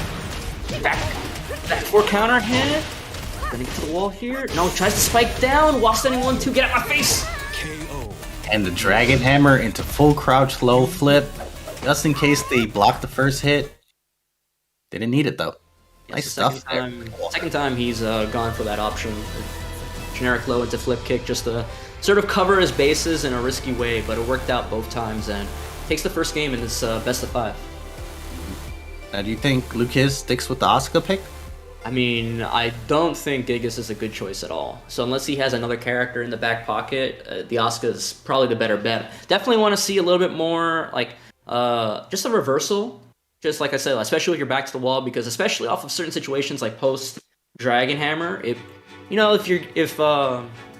Skywalker's gonna do Dragon Hammer into like slide stuff, obviously you're gonna get hit. But it's if he goes for while standing 4, you get like at least make him hesitate a little bit, because right now he's not doing that at all when he has plus frames. He's taking his frames and going immediately into his next option.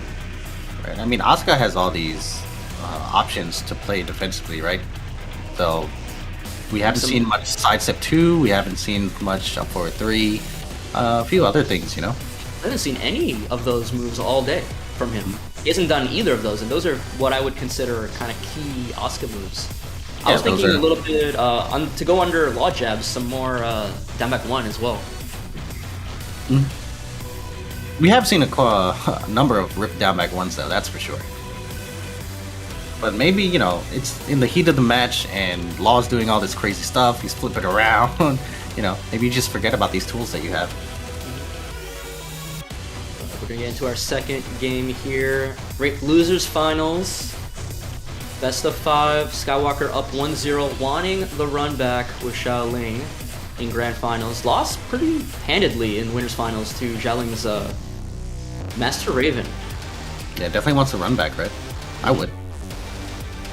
Probably already been thinking about how he could adapt to that Master Raven gameplay.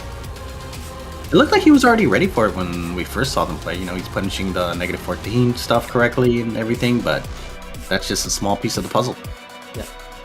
It was only a couple of situations where Shaoling was giving him those opportunities, so a lot of the other times he was just kind of struggling to get damage like a little bit at a time, like, a 1-1-2 here, a down back 3 here, stuff like that, so. I mean, that's the LoL player classic, right? Just having trouble with a character or a player that is very good defensively, just having a hard time cracking them open, right? I mean, it's the same problem that people complain about Steve, right? It's hard to make a big comeback. And then they gave Steve that second rage drive, and that kind of solved a little bit of that problem. Yeah. And yet, Law was stuck in the... I think honestly, you Law players didn't complain hard enough. Those Steve players were hella complaining in Season 1 about that first rage drive. I think you guys just should have banded together and complained a little bit harder online about Law rage drive. I'll leave that to the other LoL players. That's not quite my forte.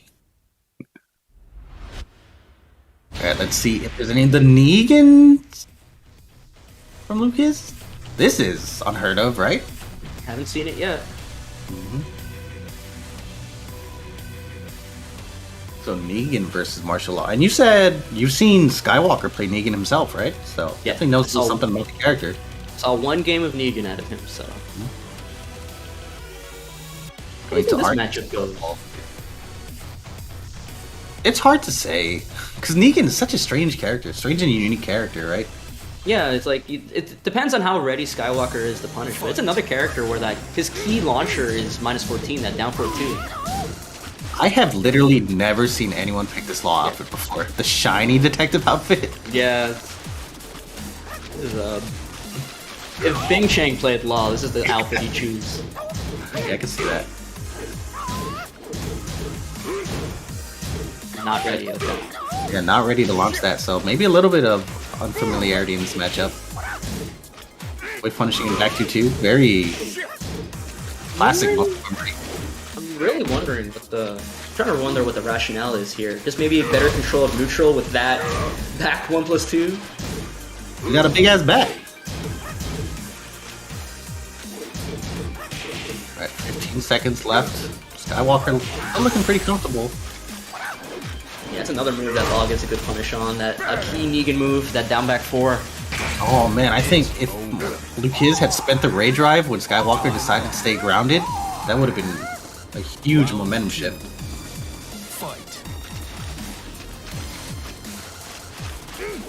So far we've seen 2 down forward 2s not get launched, and now we're getting a third one hitting Pager. Dashed out. Eventually hit. Nice 3+4, alright, he knows that much.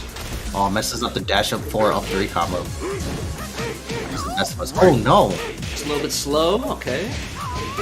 The assist 2 throw. Oh, some. And the three, I've seen so many 3-3s hit from Skywalker. It's insane.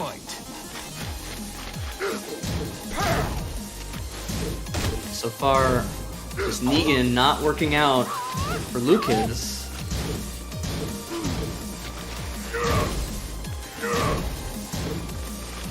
Skywalker, even though he has a small life lead, he's perfectly fine just biding his time, letting LooKiz like bang on his guard. You know, it's like Tekken isn't a game like some other like 2D games that have like a guard meter, right? It's like if you want to, you could block forever with no consequence. But finally gets a clean hit with a big combo just outside of rage. Like to me, this is the worst place to be in Tekken, where you're just outside of rage, but the next combo would kill you. And he come back here. He's got 12 seconds, bet it all on the while saying 2. Didn't get launched for it though. He potentially could still come back. That stop does a grip. Here's the slide. 4 seconds. He's gonna big flip out the way. I'm gonna stop calling it the rip and I'm gonna start calling it the Skywalker. It's regional, you know, depends on where you are. So good stuff to him. Got that small opportunity that he needed. He ran up, got the stomp, got the slide into the free low, and then, you know, LooKiz, you know, a little panicky maybe, trying to run up, trying to make something happen, and just the full crouch backflip. Just get out my face. Classic law turtle strategies, right? It's pretty fun to do too.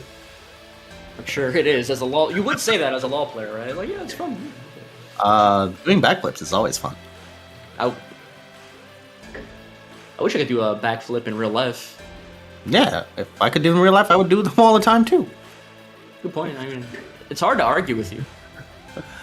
Alright, now let's see if LooKiz stays with the Negan pick. The Negan was looking not so bad, maybe needed one warm-up game. And then it took a little while for Skywalker to start punishing correctly. Didn't get any 3+4s on the down forward 2s. Didn't launch while standing 2 either, but still managed to close out the game. I feel like Skywalker's the kind of player where if he goes with Negan again, you're slowly going to start seeing stuff get punished correctly. But I don't. Matchup win rate world though, 52% over law. Law players got the Gigases of the world are messing up the laws of the world apparently. Good job, Gigas players. But we saw how this matchup went when Skywalker played Rook. But LooKiz is not Rook, so maybe he can make it happen here.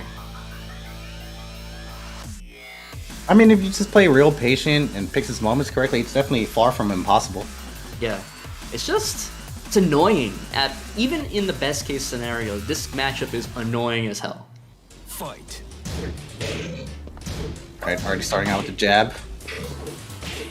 Wow. I've never actually seen that evaded like that. Big sweep. Gonna get the wall. Yep. Ooh, goes for the back 2 setup. Frogman. Only way to do it now. Because they're running 3s, you just gotta hold them. Oh, counter hit. Yeah. And Tekken 5 combo? Round 2. Fight.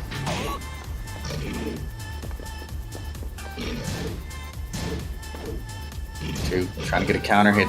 The forward 1+2. Trying to make something happen, but Skywalker just having these moments of incredible willingness to just chill out, not do anything.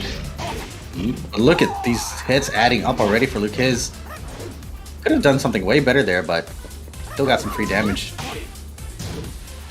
Got a decent life lead here. Skywalker's got to now he's got to make something happen. Oh, that's something. Still has a tailspin left. No, wasn't used to it, wasn't ready, and the Gigas kind of sticks out his upper body a little bit, so it might be harder to hit his feet, so that stomp just whipped. And I just noticed Gigas got some chanclas on. After that balcony break, I was like counting hits in my head. I feel like maybe he should have gone for DSS3 for the screw, and then he could have at least maybe still gone for the real ender. But unfortunately,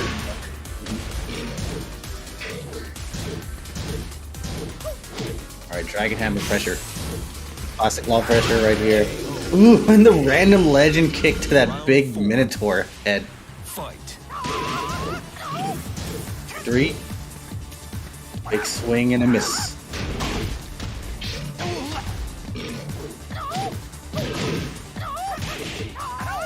LooKiz on the ropes right now. Doesn't break the 1+2 throw. We're getting to the wall. Dragon Hammer ender. Wall splat, and it's gonna be over. Legend kick. The Poison arrow again. Yeah, into the junk. Poison arrow wall splat into the junkyard conversion.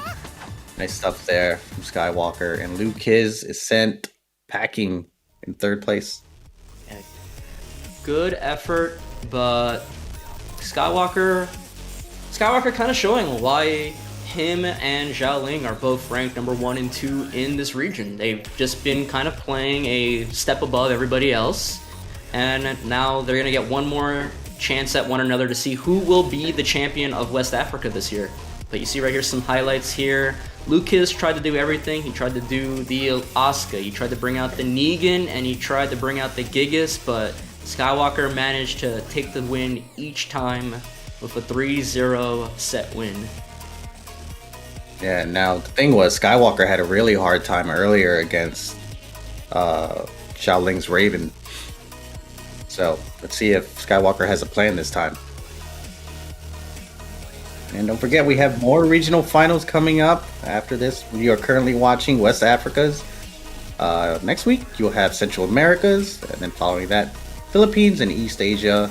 After that, South Asia. After that, Southeast Asia, followed by Oceania, West Europe, East Europe, Japan, and then in 2022, we're finishing up with Korea and North America. So lots of Tekken action for you guys.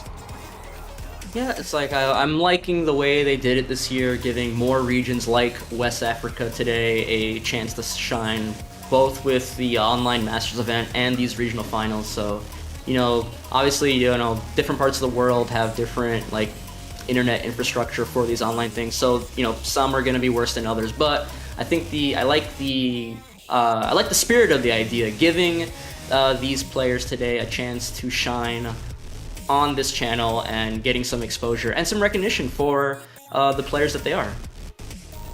Yeah, for sure. I mean, otherwise, I might have never heard of some of these names, right? Skywalker and Shaoling and everyone else in the top 8. Yeah, you got a new law guy to keep an eye on now with Skywalker. And Shaoling, just seeing somebody play Xiaoyu and Master Raven this way, you know, we've been comparing his Master Raven a lot to Pinya in Japan. His Xiaoyu is super calm, like reserved and calm. Like I can't really find a player to compare that to, but it's really impressive seeing a player play these two characters this way. Yeah, definitely region of character specialist, it seems like, right? Mm-hmm. Speaking of Skywalker, favorite character Law, no surprise there. I guess we're going to see only Law from Skywalker in this grand final set. Unless he really wants to change it up somehow. Yeah. Alright, so we're gonna have regional rankings 1 and 2 in the grand final. Shaoling being regional rank number 1. Skywalker being regional rank number 2. Yeah, you know, number 1 and 2 at the Online Masters.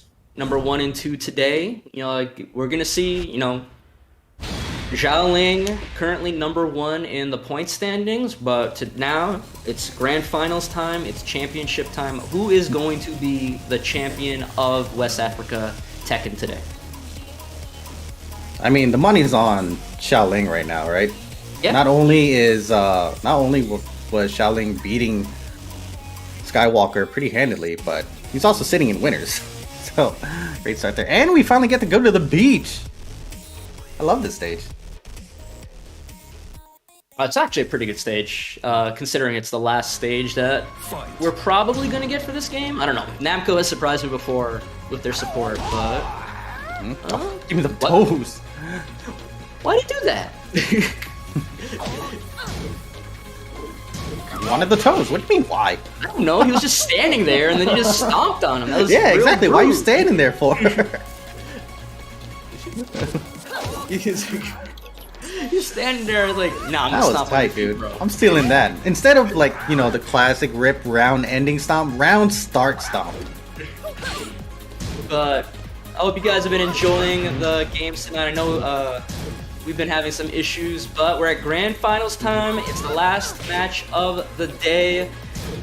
These guys have shown against other players that they're definitely the two best in the region, so I want this to go, I want to reset, and I want this to go distance, personally. I don't have a big favorite on who I want to win. I just want to see a good match, and 2 seconds, rage art. Not much you can do there. Sometimes you gotta use the clock as a friend. I thought he was gonna stomp on his feet again. Alright, nice blocks here from Shaoling. Shaoling's style with Raven is so sick. It's one of those things where, like, I think it looks so cool, and then when I'm like, you know what, maybe I'll try Raven. And I try to do it myself. I'm like, this is way harder than it looks. Yeah. Playing a character like this with a constrained moveset and only bringing out some other moves a little rarely, like that down back 4. Alright, nice launch here. A little short of the wall. Classic pokes here from wall. Down back 3, back 4. Easy flow chart. Yeah, it's like we mentioned before, Raven has a second stance, not counting back turn right here. She has haze. We have not seen any of that out of Shaoling today. Yeah, maybe it's just not his style, you know? Alright, nice round there from Skywalker. Could have ended it a lot earlier with Rage Art. Decided to go for the full combos though. Damn, back turn down 4-3.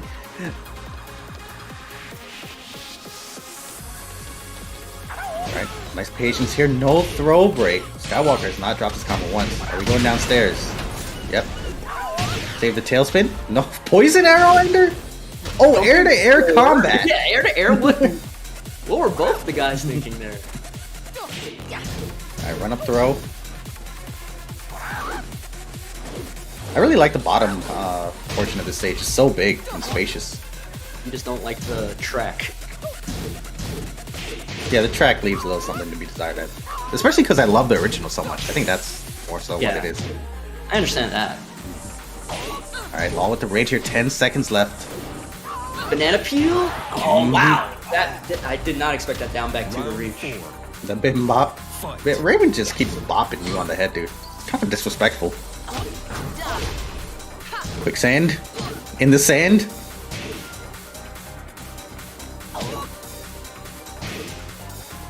Just trying. Skywalker's just like, again, just like in the winner's final set, he's just been struggling to pin this Raven down. Yeah, he's having trouble getting in on Raven, and then when Raven comes in, he's having trouble keeping her out. He's gonna do a lot, not enough to kill. Out. Yeah, Turtle Raven, so annoying. Yeah, annoying to deal with. Solid play. Like, even myself, I'm getting frustrated looking at it. Like, how would I deal with this? I mean, not to be disrespectful, but probably a lot worse than Skywalker is doing. Alright, he's trying. It's one of those things where you really have to capitalize on whatever long range moves you normally have, which Law is kind of lacking in. And you're probably going to have to resort to movement and try to chase her down, but then, you don't know if she's going to throw out a while standing 2 or a quarter circle forward 4, or you don't even want to run back into down back 2, honestly. Yeah, it's like definitely a situation where you wish you had something like a Mishima Hell Sweep, or even something like a Fok, like down 4 or down back 4, just a pretty long range low or advancing low that you could like try and make her freeze up a little bit, like stop moving around as much. But Law really doesn't have that. Yeah, like best slide, maybe you slide, but like you backdash a little bit from slide, and then you don't have to worry about while standing 2 as much anymore. So then you just duck slide and stuff like that. So it's like it's hard. Yeah, you have to find yourself. You have to position yourself to get within range for slide. Makes up to be a threat beforehand. And not only that, you also want to be... Oh my god, he brought out Gonryu. Let's go! Let's go! That's what I'm talking about. We got... Ladies and gentlemen, you have some Ganryu aficionados on the commentary today, so we are actually kind of excited for this Ganryu right now. Let me see some Doskoi cannon. The issue, though, is Ganryu also struggles with characters that are very good at moving away and backdashing, so I wonder what the thought is. I mean, you can still dash in. It's going to be a little bit harder to dash away from that down back 3 than it would be for Law down back 3. And then if you backdash, yeah, right there. Yeah, it can pull all day. Backdash and block it, depending on the character. I don't know about Master Raven. You know, your while standing 4 can whiff. He also has that forward 2 right there. That has good range right there. And I don't think Raven... It is negative 12, but you need something that'll reach consistently. Oh, clapped out the air. Oh, so clap around her face. Discombobulate. Oh, counter jab. Wasn't ready for it.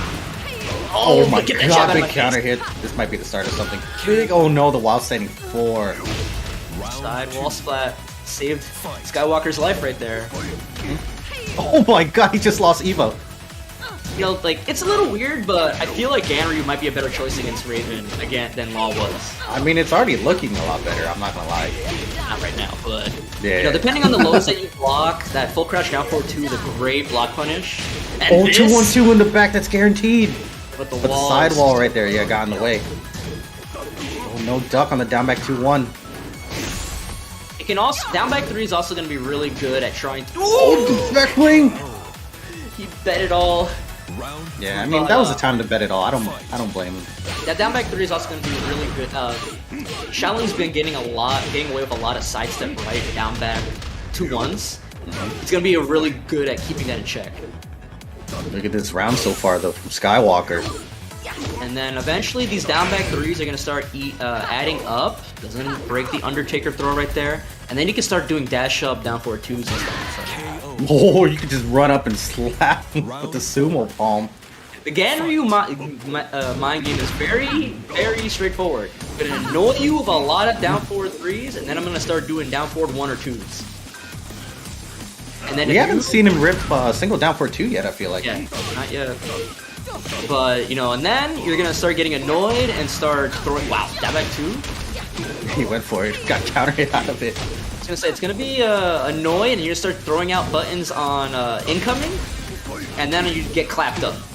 Do you mean to do the forward 4s? No. 2-1 into stance. You broke it! How did it break it? 3-way mix-up! Yeah, it's literally a three-way rock, paper, scissors mix-up. Managed to guess right there. Final round. Game 2. 3 reset. Honestly, even if he loses this, the Ganryu was not that bad. Like, yeah, but would he be willing to stick with Ganryu? Nice full crouch down forward 2. Ooh. Yeah, the old school combo, yeah. Can he get the wall game? Nice block. He's not gonna die for it, but he's gonna die there. I feel like Ganryu is doing pretty okay. I think we are missing 2 key moves that I see Ganryu players use a lot. One is Ganryu combo, the down forward 1+2 by the wall, the hit confirmable mid, and just down forward 2s to threaten with, because it's only minus 10 or 11, I believe, 11. But there's a big mix-up in it because he has some follow-ups. Yeah, but I think he was trying to threaten the Ganryu combo with the wall, and thought he was gonna catch him standing, and that's why he went for Rage Drive instead. But yeah, just show it off first and see what happens. But I think the Ganryu on paper, it's one of those things on paper. Obviously, when I think about it, it's not a bad choice against Raven. He was getting a lot of success just out of the down forward 3. He got so many rounds. Mileage in so many rounds just using it. And we also saw the big 2-1-2 combo in the back turn to punish back turn moves. So not a horrible choice at all. Can also punish, I believe it's down back 4, the quick sweep. I think Ganryu can also launch that full crouch down forward too. Yeah. So frame wise, numbers wise, Ganryu does not do terrible in this matchup. We'll see if the numbers spell disaster or not.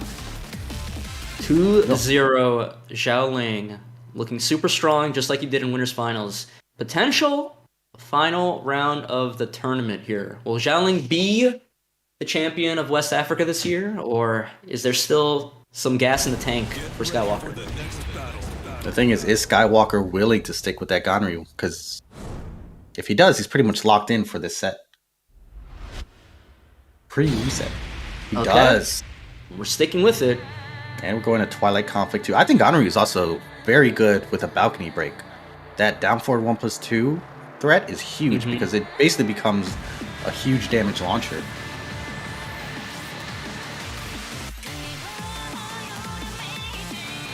I forgot about this song. This song is tight.